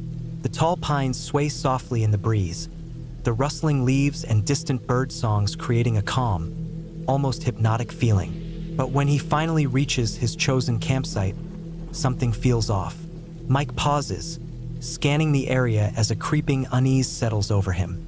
"Hey folks, I'm just getting my things set up here, and I just heard some gunshots way off in the distance. There are people out there. It's kind of far, but since this is a public place, it's not too concerning. What worries me more are the gunshots. I hope they don't come closer. For now, I'll keep setting up camp and try to enjoy a quiet night. The first thing Mike does is string a ridgeline for his tarp. He's got a small toggle on the end of his rope. I'm not great with knots by any means, but toggles make it easier. After some fiddling, he gets it just right, pulling the tarp closer to his hammock. Inside the hammock, he's already placed his sleeping bag, with a sleeping pad underneath to keep him insulated through the night. The forecast said the temperature would drop to around 45 degrees, so this setup should be enough. With his camp ready and the uneasy silence of the forest no longer weighing on him, Mike begins to relax. The odd feeling from earlier fades away. A peaceful night in nature was exactly what he wanted. As the last bit of daylight slips behind the trees, Mike turns his attention to gathering firewood. The cool evening air is settling in, and a fire will not only keep him warm but also provide light in the growing darkness. But just as he gets into the simple task of collecting wood, something catches his ear. The darkness around him suddenly feels heavier. The forest, once peaceful, now carries a strange weight. That noise I've been hearing, I think it's dogs. Maybe people out training hunting dogs. It's kind of early for hunting, but I'm no expert. Hopefully they stay away from me. If they come this way, I guess I'll have to deal with it. There are no raccoons around here anyway. I've scared them off. Mike listens closely. I'm not sure if it's dogs or coyotes now / I hope it's not coyotes. At least I'm armed, just in case. Guess we'll see what happens. First, the distant barking doesn't seem too alarming. Mike has heard dogs on trips before, so he assumes it's the same this time. But the sounds slowly change. The barks stretch into long, eerie howls layered one over another, forming an unsettling chorus. Mike freezes, straining to locate where they're coming from. The howls echo through the dense forest, bouncing between the trees. These are not just dogs. They have the chilling sound of coyotes or something similar. A cold shiver runs down Mike's spine. Though he is armed, a necessary precaution for solo camping, he does not want to find himself in a situation where he needs to use his weapon. This trip was supposed to be a calm getaway, not a night on high alert. Taking a deep breath, Mike tries to shake off the fear. He knows coyotes usually keep their distance and rarely attack unless provoked or desperate. He convinces himself they are far enough away and probably just hunting or communicating. Pushing aside the creeping discomfort, he returns his focus to camp. The fire crackles warmly, casting flickering shadows on the trees. Preparing dinner gives him something to concentrate on for a while. The tension eases. The forest, once uncertain, seems to settle again. But just as Mike starts to feel calm, the howls return, this time closer. Sounds more like wild dogs now. They're probably just across the valley. One dog isn't bad, but 8 or 9 could be trouble. Tonight's dinner is some fresh cod he brought from the coast. He hopes it won't attract the dogs, but sometimes you do what you must. He doesn't have much food, so what's left will have to do. As the dogs grow nearer, Mike worries this night might be tougher than he expected. Who would have thought wild dogs would be something you have to watch out for in the woods? Mike tries to stay calm, focusing on the fire's warmth and the simple task of cooking. But no matter how much he tries, the eerie howling keeps coming closer.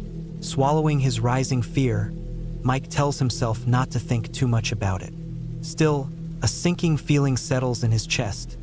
Something about this doesn't feel right. Leaving now isn't an option. Hiking back through the dark with only a flashlight in the dense forest would be even more dangerous.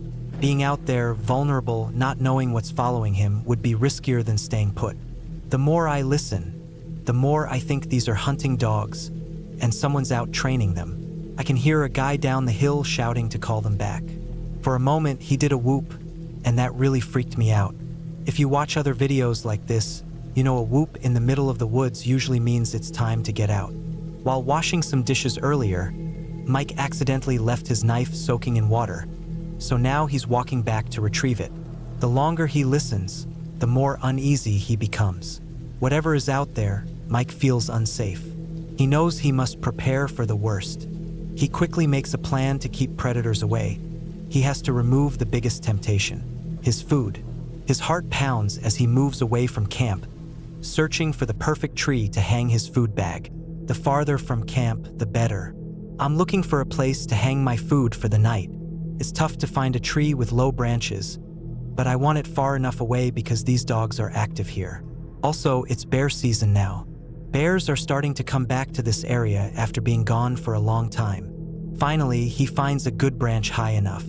When hanging food, you want it at least 10 feet off the ground and far enough from the tree trunk so raccoons can't reach it. About a foot or so from the branch is usually good.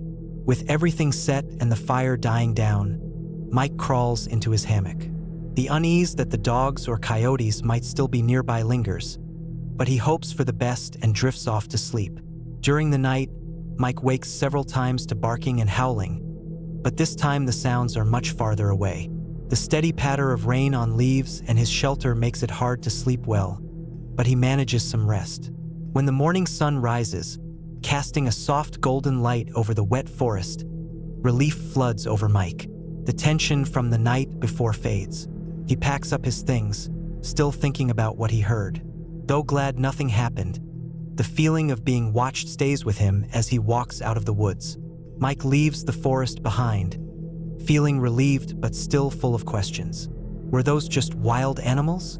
Or was there something else lurking in the shadows? He might never know. One thing is certain. This was a camping trip he won't soon forget.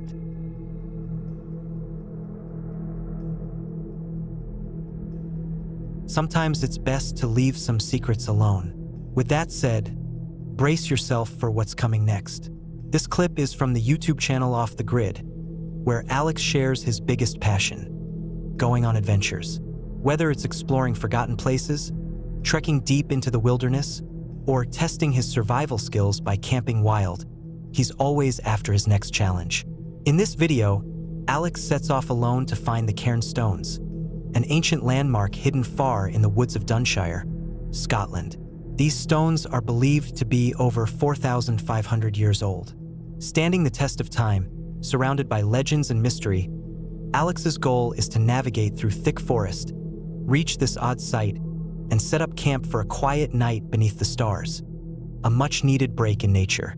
But what was supposed to be a calm and beautiful escape turned into something far more disturbing. It's February 28, 2024. Alex is eager to start his expedition, fully ready for a night alone outdoors. Though he's tried to find this spot several times before, he always got lost. Once again, he sets off, determined to finally reach the place. With his backpack full of gear and hope in his heart, he steps into the forest, unaware of what's really waiting for him deep inside. All right, here's the first fork in the trail. Cross the creek, then turn right, then right again. So this is the first right. Let's go. I'm Thomas. Damn, we took that right turn. Where on earth is this? After a long, tiring hike, sometimes wandering off track but finding his way back, Alex finally arrives at the Cairn Stones, the place he had been searching for. A rush of relief hits him as he realizes he made it just before dark. Wasting no time, he sets up his camp, eager to create a comfy base where he can spend the night. Where do I put this? Is this a good spot? Looks like a perfect place for the tent. Yeah, I think I'll set up here. Fire spot there too sounds good. Oh, here we go, all set. But then, a helicopter flies overhead. You might not hear it clearly, but it's been circling nearby. Feels like it's searching for someone, maybe a rescue mission. Hope they don't come looking for me though. Anyway, from this angle, check it out. A proper campsite right next to the 4,500-year-old stones. Here we go. With everything set up and the fire crackling, darkness slowly swallows the forest. As the temperature drops, hunger creeps in. Alex decides to get dinner ready, pulling out his cooking gear. The fire pops and snaps as he cooks, feeling a peaceful calm in the quiet of the wilderness. But little does he know, the night ahead won't be peaceful at all. It's definitely colder now, you can really feel it. Funny thing is, around here it's completely still. Elsewhere the wind blows, but here nothing moves. Not even the fire, which isn't the cleanest. Can you hear the helicopter? It's been flying over quite a bit. I just hope they're not searching for anyone near me. I've got the fire going, so if I needed rescuing, they'd find me, but I don't need help yet. There it is, flying overhead again. I should have brought more water. There's some around here, but the ground's pretty rough, so I didn't want to risk it. I'm just going to eat the chicken wings without the mashed potatoes. What was that? A sudden strange noise makes Alex jump. It's unlike anything he's heard before, and for a moment he feels totally exposed in the vast, dark woods. His gut tells him to leave, but turning back now isn't an option. Hiking through thick forest in the dark would be even more dangerous. Taking a deep breath, Alex forces himself to calm down, telling himself it's probably just a harmless animal in the brush. Feeling a bit uneasy, he focuses back on his food, hoping keeping busy will keep the creeping fear away. I think I'll eat these inside the tent since it's getting chilly. Didn't like that noise. Got my jacket on now, feeling a bit warmer. Let's eat in the tent. This one's the least burnt wing, so I can't complain. I added some chili and garlic seasoning. Should be good enough for the night. Complete silence again. I don't know what that noise was earlier. It sounded like someone walking nearby. Maybe even a voice? But nothing now. After dinner, I'll take a look at the stones in the dark. There's definitely something strange about this place. Doesn't help that the smoke from the fire looks like fog from a scary movie. At night, it's definitely not a place for anyone afraid of the dark. Hello? Silence. These stones are something else. They don't look like much, but there's something eerie about the big clearing with no trees or sounds around, except for the strange voices I heard. And on this trip, I don't have my usual knife with me. Can you believe it? The camera just died on me too, which is weird. I think I'll cut this short and stay safe in the tent. I don't have my knife, but I do have a saw. If anyone comes close, I'm ready. Alex can't shake the uncomfortable feeling creeping over him. The whole area feels eerie. Every snap of a twig or rustle in the distance keeps him on edge, making him wonder if he's really alone. Trying to feel safer, he retreats into his tent, the thin fabric giving him a small sense of protection. Eventually, exhaustion takes over and he falls asleep, hoping the rest of the night passes quietly. But then, in the middle of the night, something wakes him up. A faint but clear sound echoes through the silent woods. Heart racing, Alex grabs his camera and starts filming, ready for whatever comes next. No. I just heard footsteps in there or something. Hello? Hello? I think that's a road far away, maybe?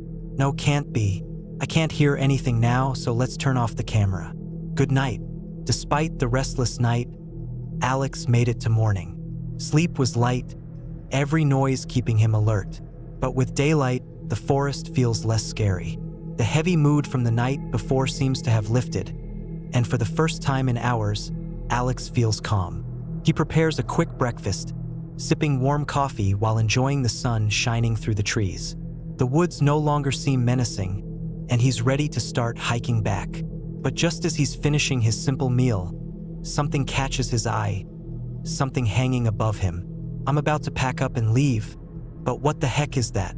The letter H is hanging from the branches. What the hell? That's a pentagram, no doubt about it. That's not natural. Where the hell did that come from?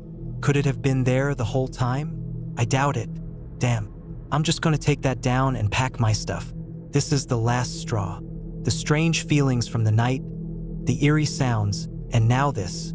An ominous pentagram hanging above. A chilling thought hits him. Maybe he wasn't as alone as he thought. Now all he wants is to get out fast. Without wasting a second, he packs his gear in a hurry, his mind racing with unanswered questions. The long walk back feels different this time.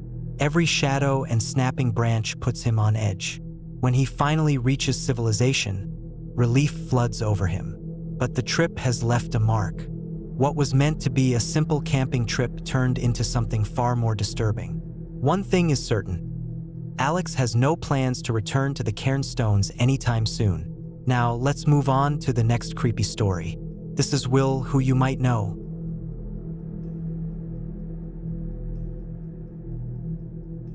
Liam and Sophie, a couple from Ireland with a deep love for adventure, had spent years traveling together, capturing their journeys on video. Through their content, they aimed to share both the good and the difficult moments of their explorations, hoping to encourage others to chase their own dreams. Most of what they shared was cheerful and full of energy. But if this particular trip had gone the way they imagined, it never would have ended up featured on a channel about terrifying travel moments. They were excited to start a new part of their journey. Just recently, they had purchased their very first camper van. After spending several weeks having it repaired at a nearby mechanic, everything seemed ready. They couldn't wait to finally hit the road and begin this new chapter. The excitement built more each day. But just as they were finishing up last-minute preparations, something happened that would shake them to the core. It was the morning of May 16th, 2021, and the pair was out in the city running some errands, dropping off a few returns at the postal shop and picking up small items. The day was completely normal until it wasn't. As they were heading back home, Liam noticed something strange. A thin trail of smoke began curling up near his shoes. At first, he wasn't sure what was happening, but it didn't take long for confusion to turn into fear. Something was clearly wrong. Without wasting a second, they pulled over to the side of the road. As Liam jumped out and opened the door, his fears were confirmed. Small flames were already dancing under the vehicle and were quickly growing, almost as if he'd been waiting for this. A stranger rushed over with a fire extinguisher. He must have seen the smoke from afar and came running to help. But in the middle of the panic, Sophie was still inside the van, unaware of how serious things had gotten. Looking back, Liam could already see the van starting to burn while Sophie was still sitting inside. She hadn't realized how bad things were. At the time, she thought the smoke was probably coming from the engine and drifting into the front. Liam was yelling at her to get out immediately. That moment, seeing the fire starting to grow and Sophie still in the van, was something he knew would stick in his memory forever. It replayed in his head over and over. Luckily, he had his phone on him and managed to record what happened shortly after Sophie got out. Barely 10 seconds later, musical note / footage. Intense music and images of smoke and fire. Musical note. The man who had rushed in was still doing all he could to control the fire, using the extinguisher to fight back the flames. He was risking his own safety. The fire grew stronger fast, and the heat became unbearable. Still, he kept at it longer than most people would have. But despite his efforts, the fire refused to die down. The flames spread faster than he could handle, devouring the van bit by bit. Finally, realizing he couldn't do more without putting himself in real danger, the man turned and ran. That was when it truly hit Liam and Sophie. The fire was out of control. There was no saving the van, and staying nearby wasn't safe anymore. Fearing the possibility of the fire reaching the fuel and causing an explosion, they ran, trying to get as far away as they could. "Oh no! Oh no!" Sophie kept repeating, panic in her voice. "What should we do?" she asked. "Should we go that way? Or climb this fence?" She wondered aloud as the flames roared behind them. They didn't know where to run, only that they had to keep moving. They climbed over a small barrier and darted toward a nearby warehouse, unsure if they were even safer there. The fire crackled in the distance, but at least they weren't near it anymore. They looked back. The van, their newly fixed mobile home, was now a fireball. There was nothing left to do but watch it burn. They were safe but completely in shock. Did anyone call emergency services? No, we just ran. Someone with an extinguisher tried to help. It only just happened. We were driving it only 2 minutes ago. Call now, please. We need help. They stood on the sidewalk, overwhelmed, barely able to speak. The reality hit hard. What was meant to be their new home on wheels for the next stretch of life was now reduced to a pile of smoke and ashes. They had waited so long for this. It was gone in minutes. Out of nowhere, a kind woman approached them. She asked if they were okay and offered them a spot in her car so they could cool down in the air conditioning and breathe for a moment. They were both shaking. Neither of them really knew what to do. Sitting inside the woman's car, with the door shut and the hum of the air conditioning filling the silence, helped calm their nerves just a little. Later, when they were a bit more composed, they went to speak with the police. They gave their names and license information. Everyone they talked to was kind and helpful, which made a huge difference during such a horrible moment. After what felt like ages, the firefighters had finally managed to put the flames out. Once they were given the okay, They approached the wreck and got a closer look at the remains. The damage was worse than they could have imagined. Sophie still felt overwhelmed. She hadn't even noticed how serious it was until Liam started yelling. But they were safe. That was what mattered. As terrible as the experience was, there was a bit of luck hidden in it. They hadn't yet moved their belongings into the van. It was still empty, no bags, no clothes, no gear. Just a clean, fixed vehicle waiting for them to load up the next day. Their passports, cameras, laptops, and other essentials were still at home. The thought of what might have happened if they'd moved in a day earlier made their stomachs turn. They could have lost everything. Even though it was heartbreaking to watch their dreams go up in smoke, Liam and Sophie chose to focus on what they still had. They were alive. Their valuables were safe. It was a major setback, but not the end of the road. Instead of letting this ruin their adventurous spirit, they treated it as another chapter in their story. One day, they hoped to look back at this moment as something that tested their strength, but didn't break it. This wasn't the journey they planned, but it reminded them of what really matters: staying safe, sticking together, and knowing that a fresh start is always possible.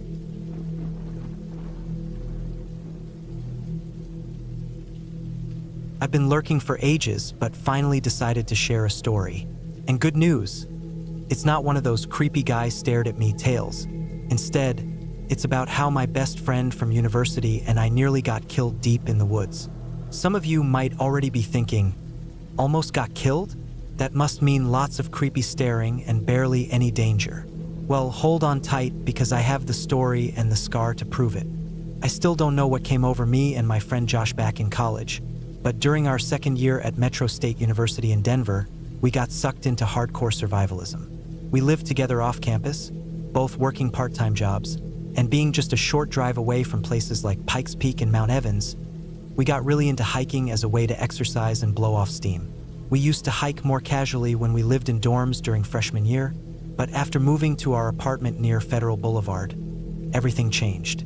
One night, probably mid-November, we watched this movie called Alive, which, if you haven't seen, is about a South American rugby team whose plane crashes in the Andes.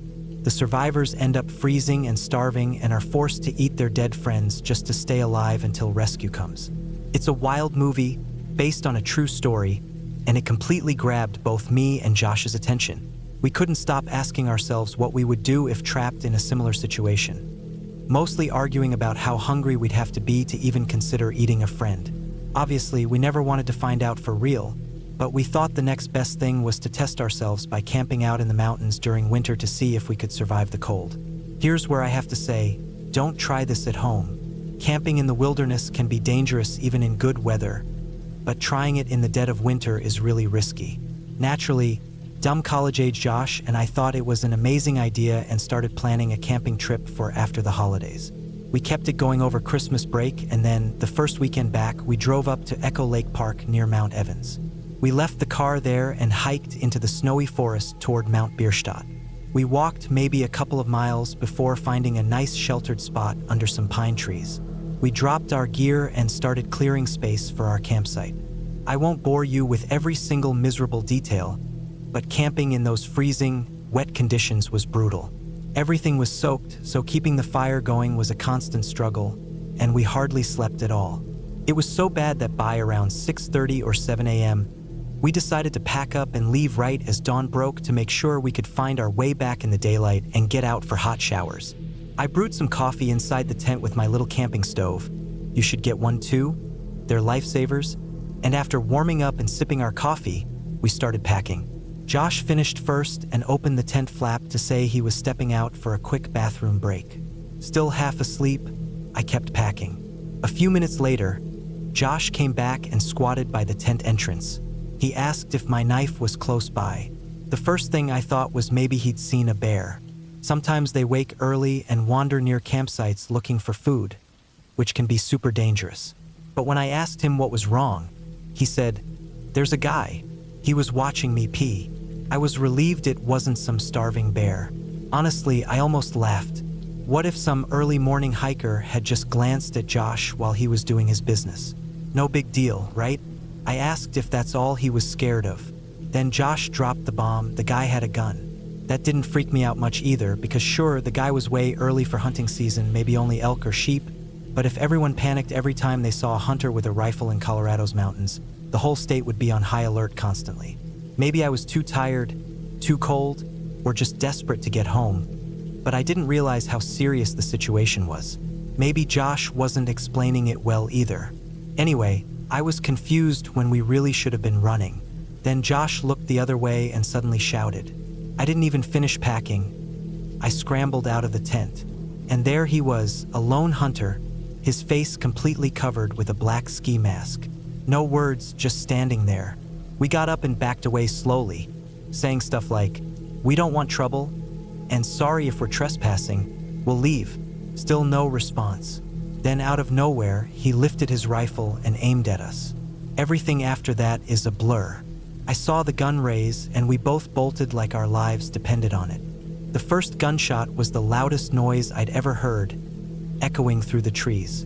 It felt like forever before the next shot, and I kept thinking, he's aiming, and I'm done. Then bang, the second shot hit the back of my left thigh. I dropped, expecting my leg to give out, but it didn't. I managed to get up with no help, and we kept running through the woods. I knew I was hurt. The bullet fragment had hit me, and I felt the odd mix of hot and cold on my leg as warm blood ran down, but the cold air hit the skin. Long story short, we made it off the mountain. The hunter either missed a follow-up shot or gave up and ran before we could call the cops. Calling what happened lucky is an understatement. The bullet didn't fully hit me because pine trees got in the way. The second bullet hit a tree, and whatever cheap ammo he had broke apart. One shard sliced open the back of my thigh while I was running full speed through the snow. The doctor said if the bullet had hit a different way, or if I'd been running slower, it could have hit my femoral artery, and I wouldn't have made it. I try not to think about that too much because it's terrifying. That hot and cold feeling is something I never want to experience again. As for the guy who shot at us, the cops questioned some hunters nearby but never arrested anyone or charged anyone with trying to kill us. If you ask me, he was probably just a hunter who snapped. Maybe a psycho who thought, no witnesses, why not? There are people out there who want to feel what it's like to kill something, and I'm not saying every hunter is like that. I'm just sure that at least one of them is.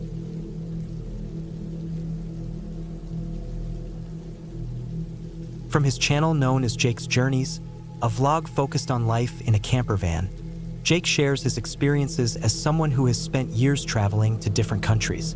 His constant craving for exploration never seems to fade. His videos not only take people along for the ride, but also offer tips and useful info for those wanting to give van camping a try. Whether it's setting up in the middle of nowhere, testing new camping tools, or just living on the road, Jake has built a steady group of followers who enjoy following along. Still, with all the joy and freedom this lifestyle brings, there are occasional downsides. Jake doesn't hold back from showing those moments too. Not every trip goes the way he hopes, and some don't feel so lighthearted. This particular video shows one of those less ideal times. It was March 29th, 2021, and Jake had planned another one-man stealth camping trip, something he'd done more times than he could count. There's nothing he enjoys more than breaking out of his usual routine and spending his evenings in the outdoors, sleeping in his van. The thrill of picking a secret spot, settling down, and enjoying life's basic moments on the road is what keeps him going back out. After making sure his gear was loaded and everything was set for the night, Jake hit the road. He was eager to find a good place to stay. But before heading to his sleeping spot, he made a short stop to grab some dinner. Oh man, that is a solid bowl of spicy chicken soup. So good, he said in his video. Using an app called State Night, Jake found what looked like a quiet, tucked away pull-off not far from a small lake. It was free to stay there, at least according to the listing. He figured it would be perfect to wake up surrounded by trees, hearing birds chirping in the morning air, and maybe fish splashing, though he joked he wasn't sure how one would hear fish anyway. Still, that sounded like the plan. Drive to a nice wooded spot and stay there for the night. Once Jake settled on that location, he drove straight there, since the sun was dropping and dusk was settling in fast. The idea of a calm night parked alone in the van, with nothing but nature around him, seemed like exactly what he needed. As he neared the spot and started slowing down, he began to take in his surroundings, but something felt off. The place that had looked great in the photos now seemed oddly empty and strange. A weird feeling crept in. He found himself wondering if maybe this wasn't the right place to stay after all. "I hate to say it," he whispered in the video, "but I think this spot might be one of those sketchy meeting points, not far off the M40. He started noticing some suspicious signs. The small lot had a few vehicles parked around, even though it was late. There were thick woods right behind the lot. A few people were sitting in their cars, and someone had just wandered out of the trees. "Why is someone walking their dog this late?" Jake mumbled. "This place definitely feels off." Jake had stepped out earlier to relieve himself in the bushes nearby. As he did, he noticed someone switch off their engine and begin walking toward him. But the person had no dog, no clear reason to be out there. They turned around without saying anything and walked back to their car. "This is one of the only times I've actually felt like I might be in one of those places," Jake admitted. "Just off the highway, quiet, secluded, people sitting in their cars doing who knows what." Even with this strange vibe in the air, Jake decided to stay put for now. Night had already fallen, and he didn't want to drive again. Plus, there was a soccer match he was excited to watch. He locked up the van, leaned back in his seat, and turned on the screen, hoping the game would help take his mind off everything. Maybe he was just being paranoid. But things didn't calm down. "There's someone right there," Jake whispered, pointing his camera toward the forest. A figure stood behind a tree. "What's he doing?" Jake grew increasingly nervous. Someone had started walking around his van. "What is this guy doing?" he asked aloud. "He's been circling the van.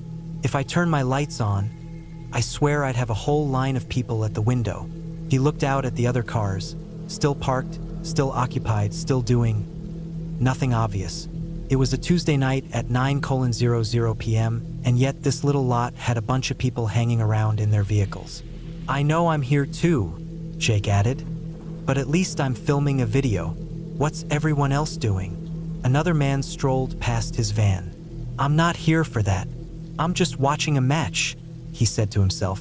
To get some clarity, Jake pulled out his phone and searched for any information about the area. He typed in the name of the location, Holly Edge Rest Lot, followed by a term he didn't want to admit he was thinking about, and sure enough, search results started pouring in. "You're not gonna believe this," he said into the camera.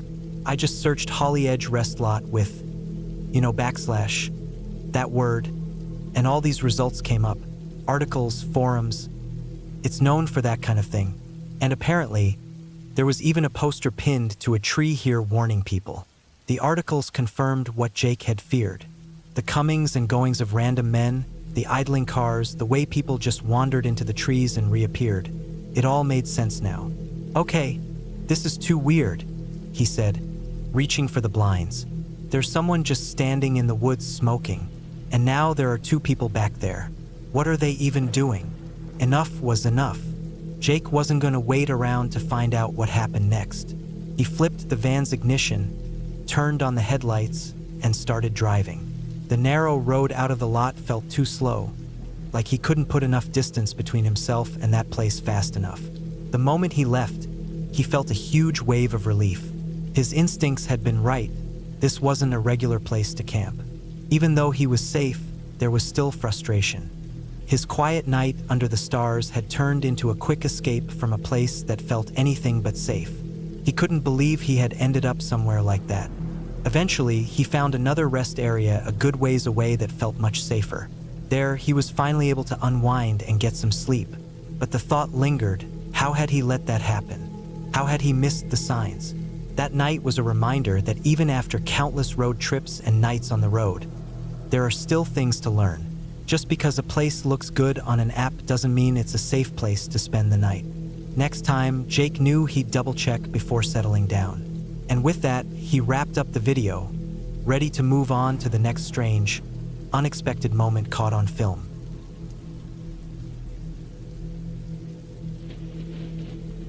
Hello, my name is Ethan, and I work as a research fellow at the University of Toronto.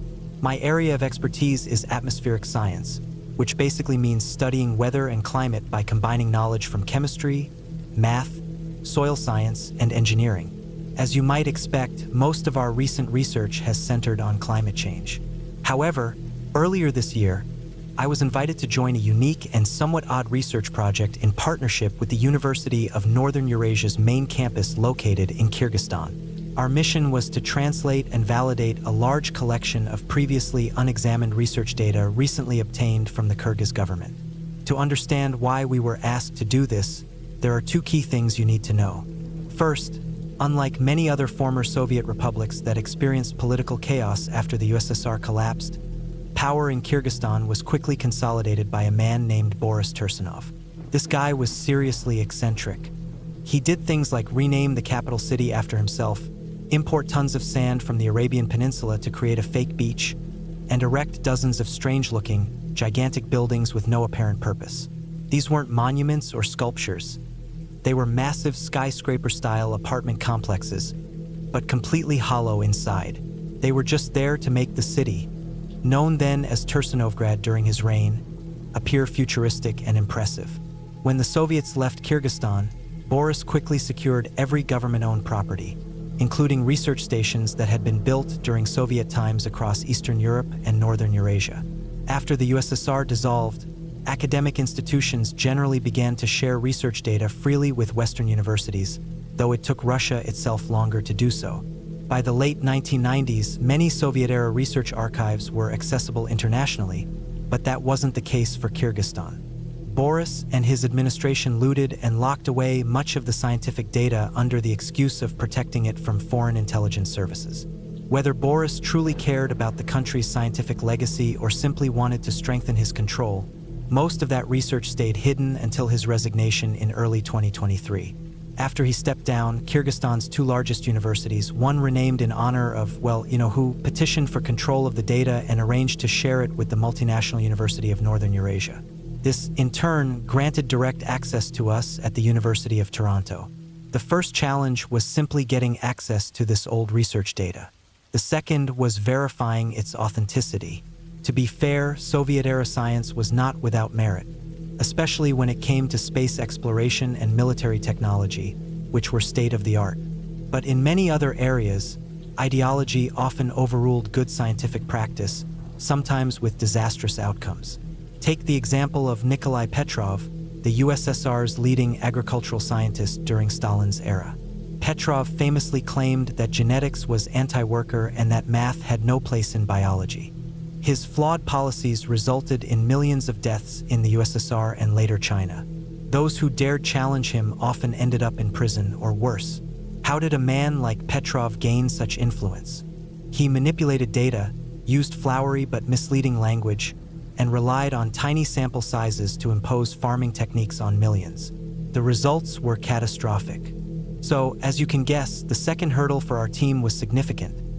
After translating the data, I had to cross-reference it with verified Western research papers and decide whether the information was trustworthy. Most of this was tedious work. Atmospheric science projects can take you to incredible remote places, but this one kept me stuck at my desk, mostly pacing between the coffee machine and bathroom. I read through hundreds of papers. For the most part, the data seemed credible, or at least the presence of inaccuracies told me whether the researchers were careful or careless. Most reports were routine meteorological studies. The translations were so dull that I relied heavily on coffee to stay awake and aspirin to fend off headaches. Then, after weeks of sifting through mountains of dusty papers, two translated reports caught my attention like no other. Both were thousands of words long and complex, with implications that might be unclear to most readers. I'll try to summarize them here before sharing my own somewhat wild theories. The first report described an effort to retrieve valuable equipment from a research station in a remote area of Kyrgyz steppe called Zarem province. From what I could tell, the facility was large, with several sites spread over a few square miles. If you zoom in on Google Earth, you can still see its outline around coordinates 46 degrees 53 feet 15 inches north latitude and 60 degrees 12 feet 47 inches east longitude. Nowadays, a natural gas company named Saintrov claims to operate there, but in the 1970s, it was a Soviet government facility. The report explained that the site was abandoned abruptly in the early 1970s due to an extreme weather event. There were no details on what exactly happened, but whatever it was dangerous enough to cause a hasty evacuation, rather than the slow shutdown typical of such places. This left the Kyrgyz Atmospheric Sciences Agency, called Kermit, in a tough spot.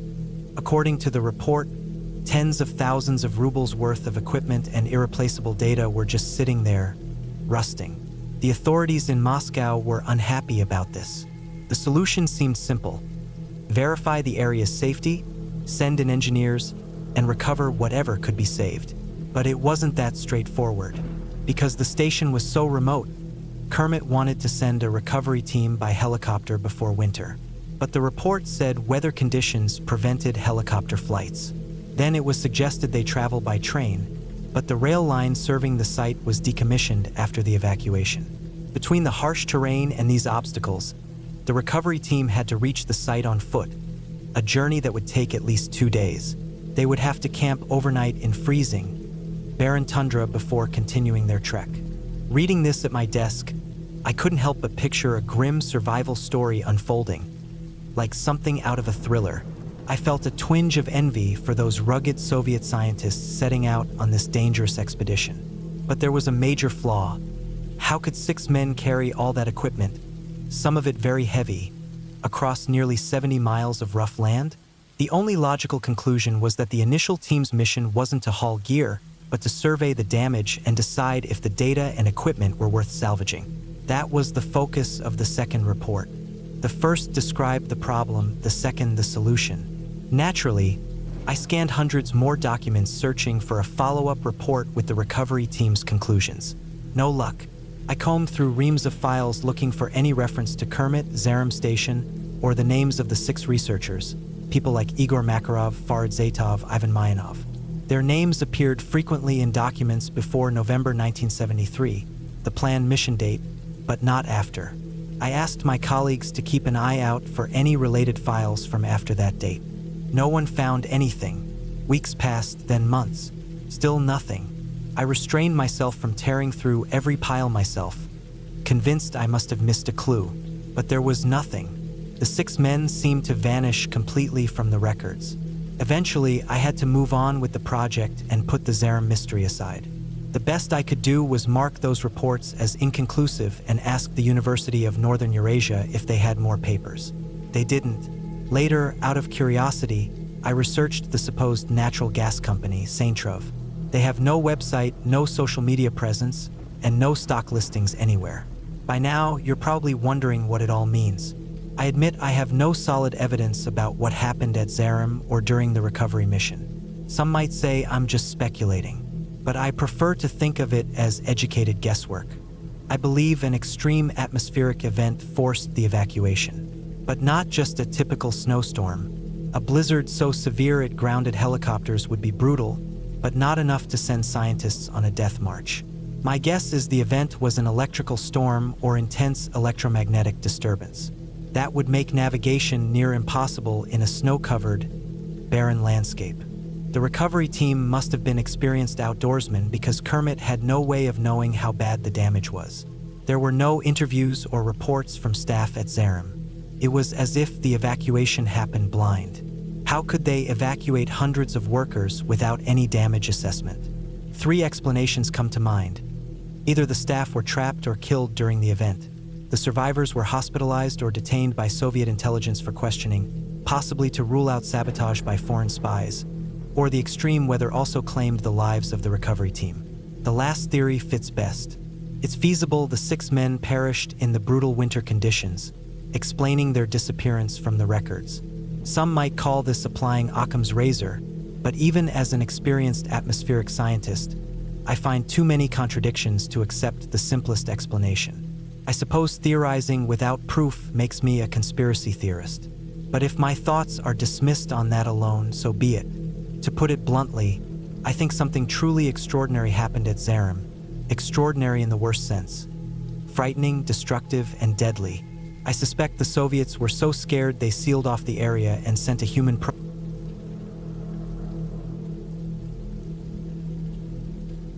My name is Emily, and I'm from Boise, Idaho.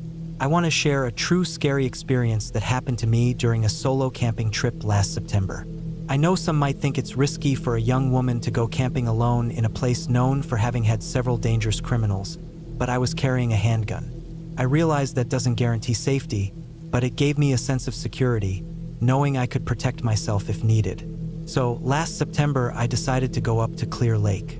I needed to relax, get away from everything, and enjoy some calm, quiet, and beautiful views. I didn't want a very hard trail, so Clear Lake seemed perfect. It's also a fairly popular trail near Eagle Pass, and I thought having other hikers or campers nearby was a good idea. You never know when you might need help. I'm honestly tired of all the "I'm not a real hiker" jokes. Almost everyone you meet on trails is friendly.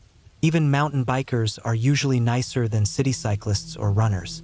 But, as they say, there's always an exception that proves the rule. On this particular day, I met the exception. I hiked about 4 or 5 miles down the trail before setting up camp. I made sure my spot was a little off the main path for privacy. After the hike, I was tired, so I set up my tent, unpacked my basic gear, built a fire, and heated up some food. By around 9 p.m., I was ready for bed.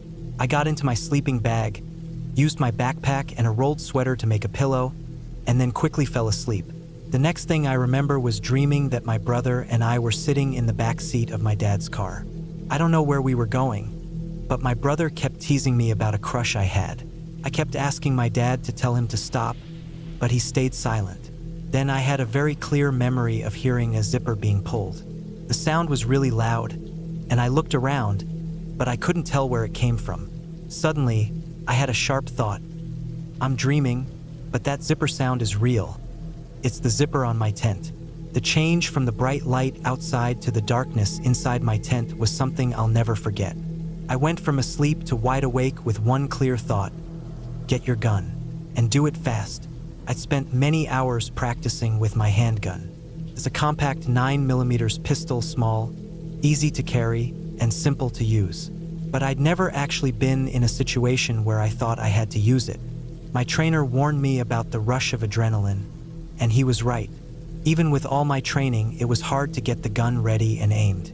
All the while, I could hear the zipper slowly moving down. It was loud, almost drowning out the sound of me pulling out my gun. I hoped whoever it was didn't hear me, because the zipper didn't stop until I spoke up. I probably sounded scared, but I tried to sound tough. I told whoever was there to leave my tent or they would regret it. The zipper stopped, but then everything went silent. I wasn't sure if the person stayed still or if they were waiting to see what I'd do next. I told them I had my gun pointed at the tent entrance, and if I didn't hear them move away in 5 seconds, I would shoot.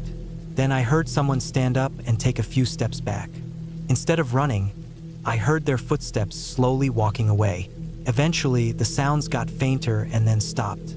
I couldn't tell if the silence meant they had disappeared or if they were hiding nearby, waiting. That thought froze me in place, holding my gun aimed at the zipper for what felt like minutes before I could calm down enough to move. Since I was still close enough to the road, I had some weak cell signal. I called 911 from inside the tent.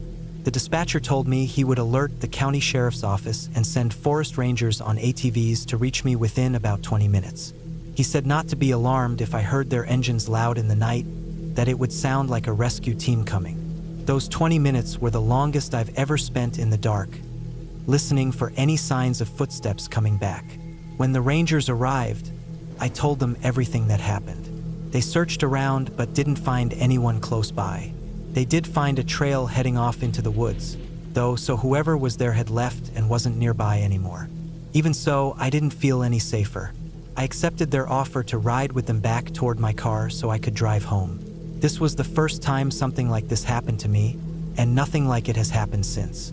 But I was shaken up, not just because it was frightening, but for reasons I didn't expect. I don't know if you've ever been close to shooting someone, but it's not a pleasant thing. I wish I could be the kind of person who says she was calm and ready to take down someone sneaking into her tent. But I wasn't ready. After all the training, I still don't think I could have taken a life. My instructor told me the same thing, that real life isn't like the movies where pulling a gun makes people freeze. If you draw a gun, you better be ready to use it. Otherwise, they might try to take it from you and turn it against you. I don't know how long I would have waited before pulling the trigger. If the person tried to grab me or had a weapon, I definitely would have shot. But I think I would have begged them to stop before that. This whole thing shook me deeply, not just because it was scary, but because it made me face what it really means to be prepared to take someone's life. My self-defense instructor was great, but looking back, he only talked about neutralizing the threat or ending the danger, to protect me from thinking about what I might actually have to do. But in that moment, I wasn't practicing anymore. I was real, and it was a whole different feeling, one I hope never to feel again.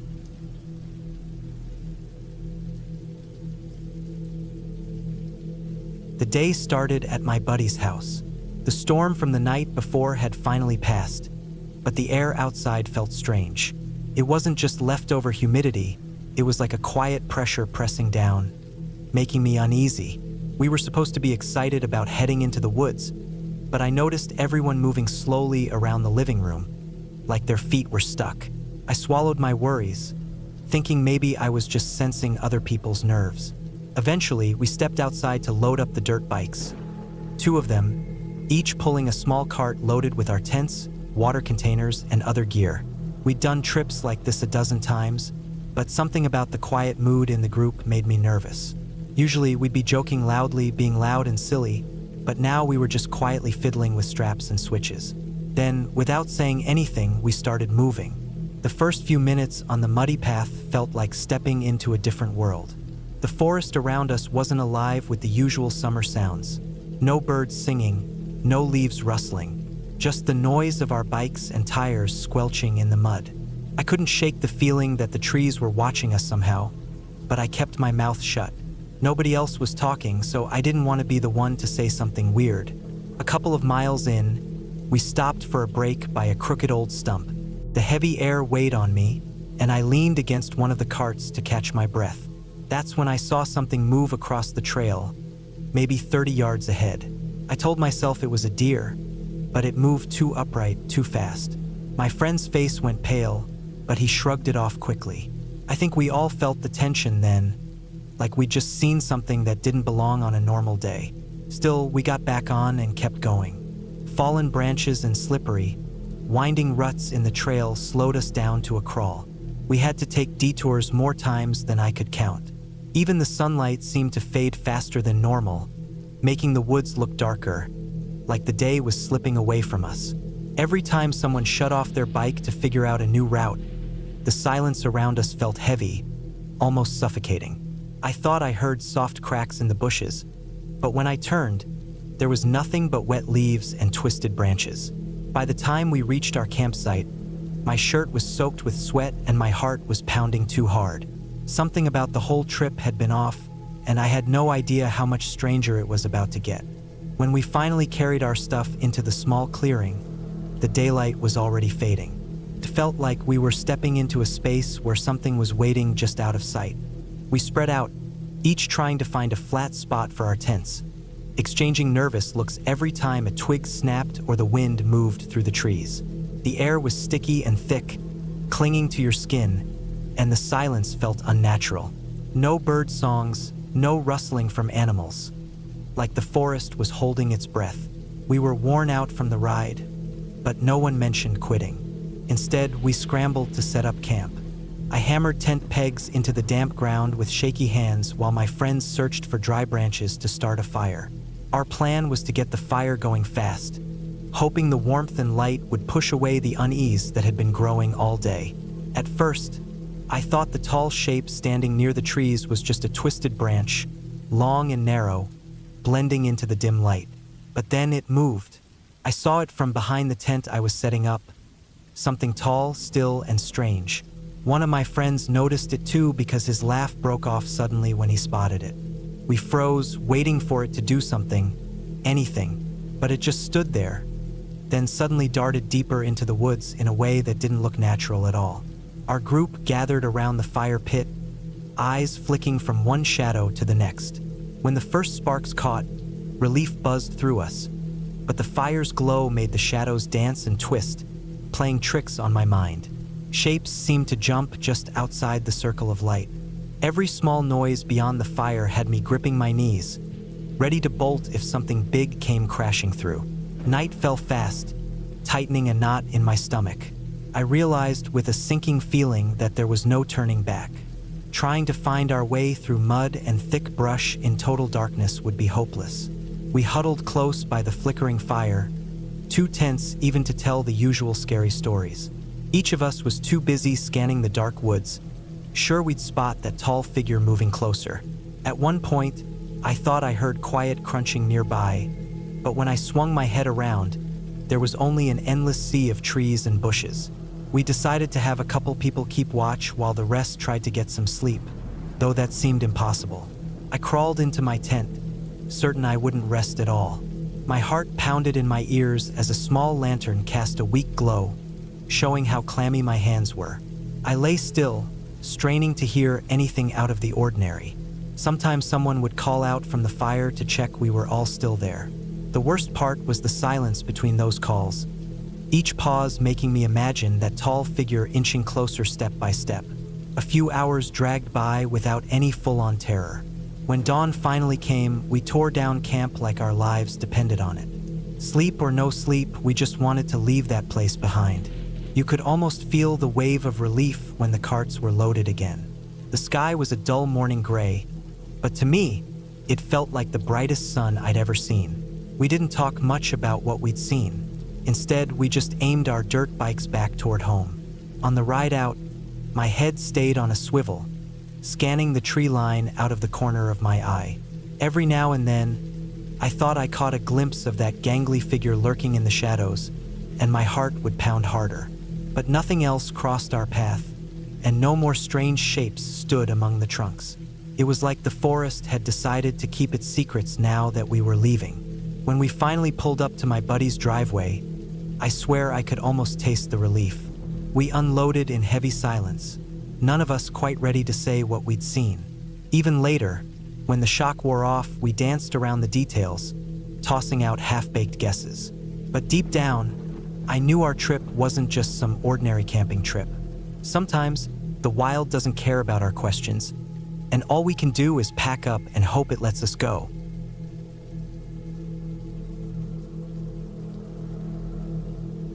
I grew up in a small town called Peace River, a quiet Canadian town about 3 hours north of Calgary. It sits beside a river bend and got its name from the river itself. It was a great place to grow up, and for about 4 or 5 months each year, the town turned into a real winter wonderland. Because of that, winter sports were a big part of my childhood, as were other snowy activities like making snowmen or throwing snowballs at my best friend who lived nearby on 47th Avenue. Alberta was home for me, and I used to think the farthest I'd ever move was down to Calgary for work. But life took me much farther than I ever thought. My job eventually brought me to Sydney, Australia. I moved there in 2010, met a woman, got married, and we decided to settle down and raise our kids there. Since my family was more able to travel, they flew to Sydney about once or twice a year to visit the grandchildren during their early years. They had only heard stories about their dad's home and, more importantly, they had never seen snow. My daughter Emma was 6 and my son Liam was 3 when my wife and I decided it was time to change that.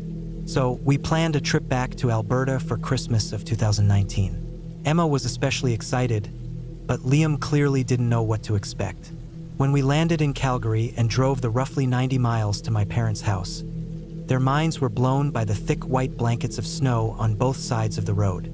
Showing them my old hometown was an amazing experience, and the kids loved visiting their grandparents, but what captured their imagination the most was the snow. It's worth mentioning that Christmas in Australia is basically the same as in Canada, except for the weather. When it's deep winter in the northern half of the world, it's the middle of summer in the south. So, despite all the wintry holiday decorations, it's often sweltering hot in December there. I still find it strange to see shops put fake snow on their signs when it's over 100 degrees Fahrenheit outside. It feels like Aussies would gladly have one day of freezing cold just to match the holiday spirit. For my kids, seeing real snow at Christmas was as magical as a trip to Disneyland, and at half the price.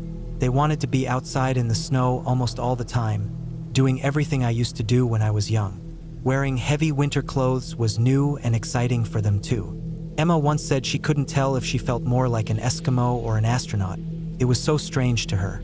They loved it so much that when my wife saw an ad for a winter camping experience at a place called Glacier Lodge, we immediately booked an overnight stay in one of their big family yurts.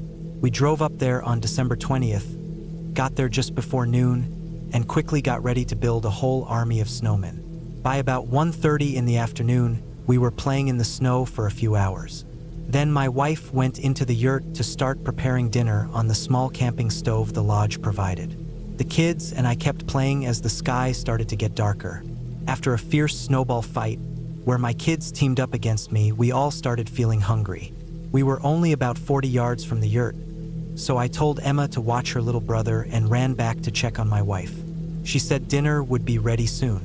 I ran back to the spot where the kids were playing, but when I looked for Liam, he was gone. At first, I thought Liam couldn't have gone far, but after scanning the area, I couldn't find him anywhere. I asked Emma where he was. She stopped building her snowman, looked around nervously, and then showed a worried expression when she realized he was missing. She told me she didn't know. I think she was scared I would be angry, and maybe I was a little, but mostly I was overwhelmed by a terrifying panic I've only felt once before, when I thought my child was lost for good. Then I noticed his tiny footprints in the snow. I started following them, hoping to find him quickly. The footprints led me to a frozen creek. It wasn't very deep or wide, but it was just the right size for a little kid to slip in and get carried away by the cold water. Older kids might have crossed safely using the stones, but a toddler like Liam would have been in real danger. I ran up and down the creek's edge, yelling his name, hoping he would answer and come to me. Those minutes were the worst of my life. Emma had followed me, watching every moment of my panic. I can't imagine how scared she must have been, feeling partly responsible and not fully understanding the danger. I hadn't been paying much attention to the far side of the creek, thinking it was impossible Liam had crossed it without getting caught in the current.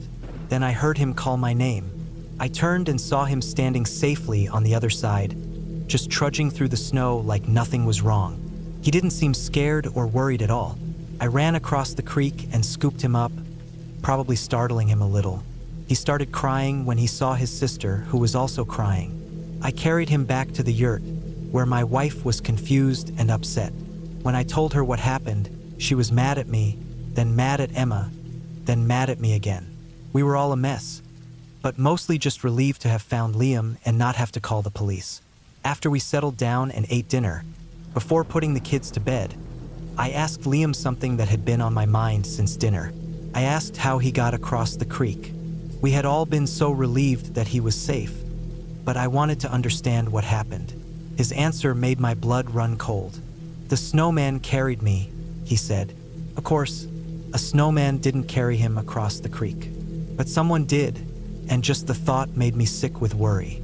I gently asked Liam if the snowman was maybe a person wearing white clothes or someone with snow on their jacket. He shook his head and repeated that the snowman carried him. Then he closed his eyes and fell asleep within minutes. I told my wife what Liam said, and we quickly packed up, dressed the kids, and left the lodge.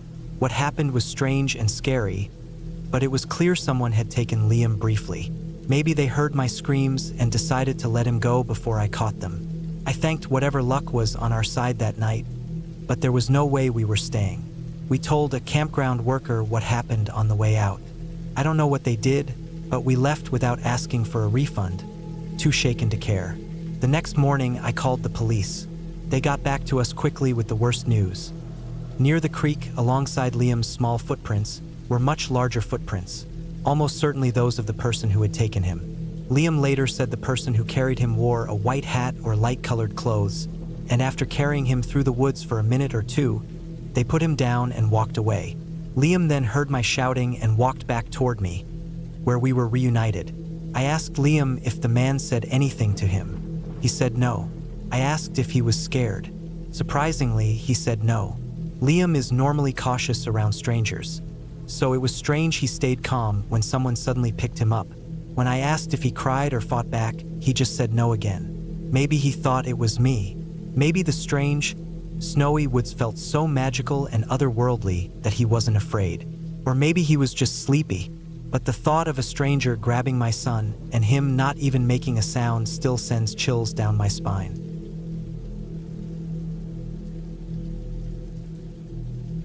By late afternoon, I arrived at the valley, determined to leave behind all my deadlines and the constant buzz of technology. The stillness there was almost overwhelming. No cell signal, no busy campsites, just the occasional bird song echoing over the hills. My plan was clear: set up camp before dark and enjoy some well-earned peace. But naturally, I underestimated the time it would take to hike in. The sun was slipping below the horizon faster than I'd thought, its soft orange light barely enough to see the path ahead. Then, out of nowhere, a man appeared on the trail. He introduced himself casually, like running into someone in the middle of nowhere was perfectly normal. I don't know why, but his calm manner made me feel comfortable. He asked if I was searching for a place to camp and then directed me to a secret spot by the creek. He described it as being close to the road but hidden from most people's view. That got me curious and added a little thrill. I thought about asking why it was so well concealed, but I didn't. Maybe I was just too thankful for the tip to care. We pushed through thick brush that seemed to close in behind us. I kept glancing back, expecting to see the main trail again, but there was only a confusing tangle of shadows. The local showed me the exact spot: a fire ring made from worn stones, a clearing just big enough for my pickup, and the steady murmur of the creek nearby. He nodded, mentioned I'd probably have the place all to myself, and walked away as quietly as he'd come. At first, it felt almost magical, like I'd stumbled upon a hidden world. The sky was streaked with pink and purple as I decided to build a fire before it got completely dark. Sparks popped as I fed the flames with dry twigs, the warmth touching my face in the dim light. I set up a folding chair, popped open a cold drink, and instinctively reached for my phone, then laughed at myself when I remembered there was no signal out here. Night came quickly. I put on a friend's comedy podcast, letting the jokes bounce off the trees. I knew it wasn't the smartest idea to broadcast my presence in the wilderness, but the laughter made the silence feel less heavy. With no one around to judge me, I cranked up the volume and relaxed. Maybe I was too sure of my safety. When I finally noticed how late it was, the fire's shadows stretched like giant arms across the campsite. For a moment, I thought about pitching my tent, but exhaustion won out. The idea of fiddling with poles under a weak flashlight sounded awful, and the back of my truck, with its camper shell, promised a quick, cozy shelter. I pulled my gear inside and made a bed, imagining waking up refreshed for a slow morning by the creek. Despite trying to unwind, I drifted off to sleep with a strange feeling that the night was somehow thicker than usual. Every small snap of a twig outside made me wonder if some animal was sniffing around. I told myself it was just the excitement of being alone, but I couldn't stop glancing at the dark shapes moving beyond the truck's windows. Sleep came at last, but it was restless. The wind would suddenly gust, shaking the underbrush while the fire died down to glowing embers. In my half-dreaming state, I wondered if someone or something was out there, listening to the laughter from my speakers. At one point, I sat up and stared out the window, but all I could see were dark outlines of trees swaying in the ember glow. I convinced myself I was just being nervous. When I finally fell asleep for real, the fire was a pile of fading coals, and the world outside felt as dark as ink. Little did I know, that uneasy feeling would turn into a harsh, waking nightmare. But for now, I held on to the illusion that a rough truck bed and a few aluminum walls were enough to keep me safe from whatever lurked beyond the trees. Morning came with a sharp, biting chill that woke me in the back of the truck. My muscles weren't thrilled about the hard surface I'd slept on, but at least I was warm. I fumbled around, grabbed some dry wood, and got the fire burning again until the flames were strong enough to heat up a quick breakfast. The plan was simple: enjoy the early sunlight, maybe crack a lazy smile, and soak in the quiet before heading back to town. Just as I settled into my chair, I noticed a figure at the edge of the clearing. At first, I assumed it was just some curious animal sniffing around for scraps, but as my eyes adjusted, I realized it was a person. A tall, ragged man nearly swallowed up by layers of filthy clothes and plastic bags. He had maybe 50 or 60 tied around his arms and torso like strange ribbons. My mind raced, recalling stories I'd heard about drifters lost in remote places. He didn't announce himself or look directly at me. Instead, he shuffled and paused, then shifted as if unsure whether to come closer or run away. Everything about him felt wrong. I raised a hand to greet him, trying to sound casual, but he didn't answer. He just kept pacing, the plastic bags rustling softly, and that sound was more unsettling than any words could be. My instincts screamed at me. I kept my pepper spray and pocket knife close, hoping I wouldn't have to use them. Maybe he was just hungry or confused, so I called out again and offered him a beer this time. He didn't even turn his head. Not once. The way he kept his back to me was downright creepy, like he was waiting for me to stop watching so he could get closer or do something worse. Seconds dragged by like hours. I searched my mind for a way to calm the situation, but only one thought came to me. This won't end peacefully. My frustration boiled over. "Acknowledge me or leave," I shouted, my voice shaking with a mix of fear and anger. Still, he stayed silent, staring at the ground. My spray felt icy in my hand. I took a step forward and held it up to show I wasn't helpless. That finally made him react. He slumped, turned away, and walked off the same way he'd come, as if the whole thing hadn't happened. I stood frozen for a moment, then snapped into action. Forget breakfast. Forget relaxing. I dumped the fire, threw my gear into the truck, and fumbled to start the engine. My mind raced, imagining him lurking just beyond the trees, waiting for me to let my guard down. The gravel crunched beneath my tires as I sped out of that hidden clearing. Relief washed over me, but I didn't feel truly safe until I'd put miles between me and that valley. Later, back on familiar roads, my head buzzed with questions. Had he been there all night, watching me laugh at my podcast, drink my beer, totally unaware? The thought made my skin crawl. I almost thanked my laziness for skipping the tent. Those truck walls had kept me safe from whatever that man had planned. Even now, I don't know what he wanted. All I'm sure of is that it was best I didn't stick around to find out.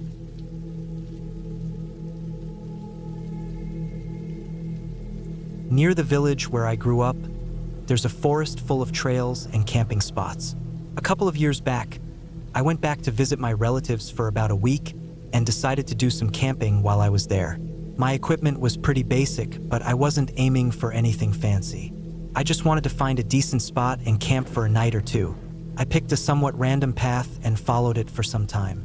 I knew most of the paths led to a small lake located a few miles inside the woods, so I expected to reach it eventually. But when I reached about mile 5 or 6, I realized this path was taking me somewhere else. Honestly, I was curious to see where it would lead.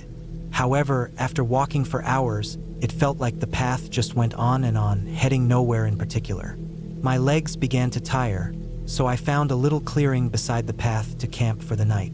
It was nearly sunset, so I was in a hurry to set up my tent and start a fire. I only had a few minutes left before it got completely dark. The fire lit up a decent area around me but didn't reach far, no more than about 15 or 20 feet away. I stayed near the campfire, boiling some water to make tea and calm myself for the night. I couldn't tell the exact time, but probably an hour passed when I heard footsteps coming down the path. At first, I didn't think it was a person. Maybe it was an animal like a bear. But as the sounds grew closer, I realized it was definitely someone. I listened carefully as they walked down the trail. Their shape became a little visible in the firelight. I was just far enough off the trail that I couldn't make out any details. All I could tell was that it was a tall figure carrying a backpack. They didn't stop or talk, just kept walking past my camp. As their footsteps faded away, I thought it was odd that they weren't carrying a flashlight and were hiking this late. From what I could see, the large backpack suggested they knew what they were doing. That was the last time I thought about it for a while. I stayed up near the fire for another hour, then waited for the fire to die out before crawling into my tent to sleep. Later, I woke up in the middle of the night needing to use the bathroom. I tried to go back to sleep but couldn't get comfortable. So I unzipped the tent and stepped outside. I walked about 20 feet away from my camp, did what I needed to, and then turned to go back. But far beyond the other side of my tent, I saw something move. The moonlight wasn't bright enough to clearly see it, but I just knew it was a person. I slowly returned to the tent, eyes wide open, scanning the trees around my camp. Then I carefully reached into my backpack, pulled out a flashlight, and switched it on. The beam lit up a figure standing near the trail. It was tall, just like the person I'd seen earlier that night. But as soon as I spotted them, they ran off into the trees and disappeared into the darkness. Suddenly, everything went quiet again. I probably sat there holding the flashlight for a full minute before realizing there wasn't much I could do except leave right away. I packed up what I could, leaving my cheap tent behind, and started walking toward the trail. When I reached the spot where I'd last seen the figure, I got even more scared. There was no sign of anyone at all. I didn't know if they were still watching me or maybe even following me. I kept my flashlight on and carefully shone it into the woods as I made my way back. The sun began to rise halfway through my walk, and eventually, I made it home safely. Once there, I looked up the exact path I had taken, and it turned out it wasn't even an official trail. Maybe it was someone like me just wandering down whatever path they found, but that didn't explain what happened. Why had someone been watching my camp in the middle of the night? How long had they been there? I think that night was probably meant to be my last. Leaving when I did was maybe the only way I was going to make it out alive.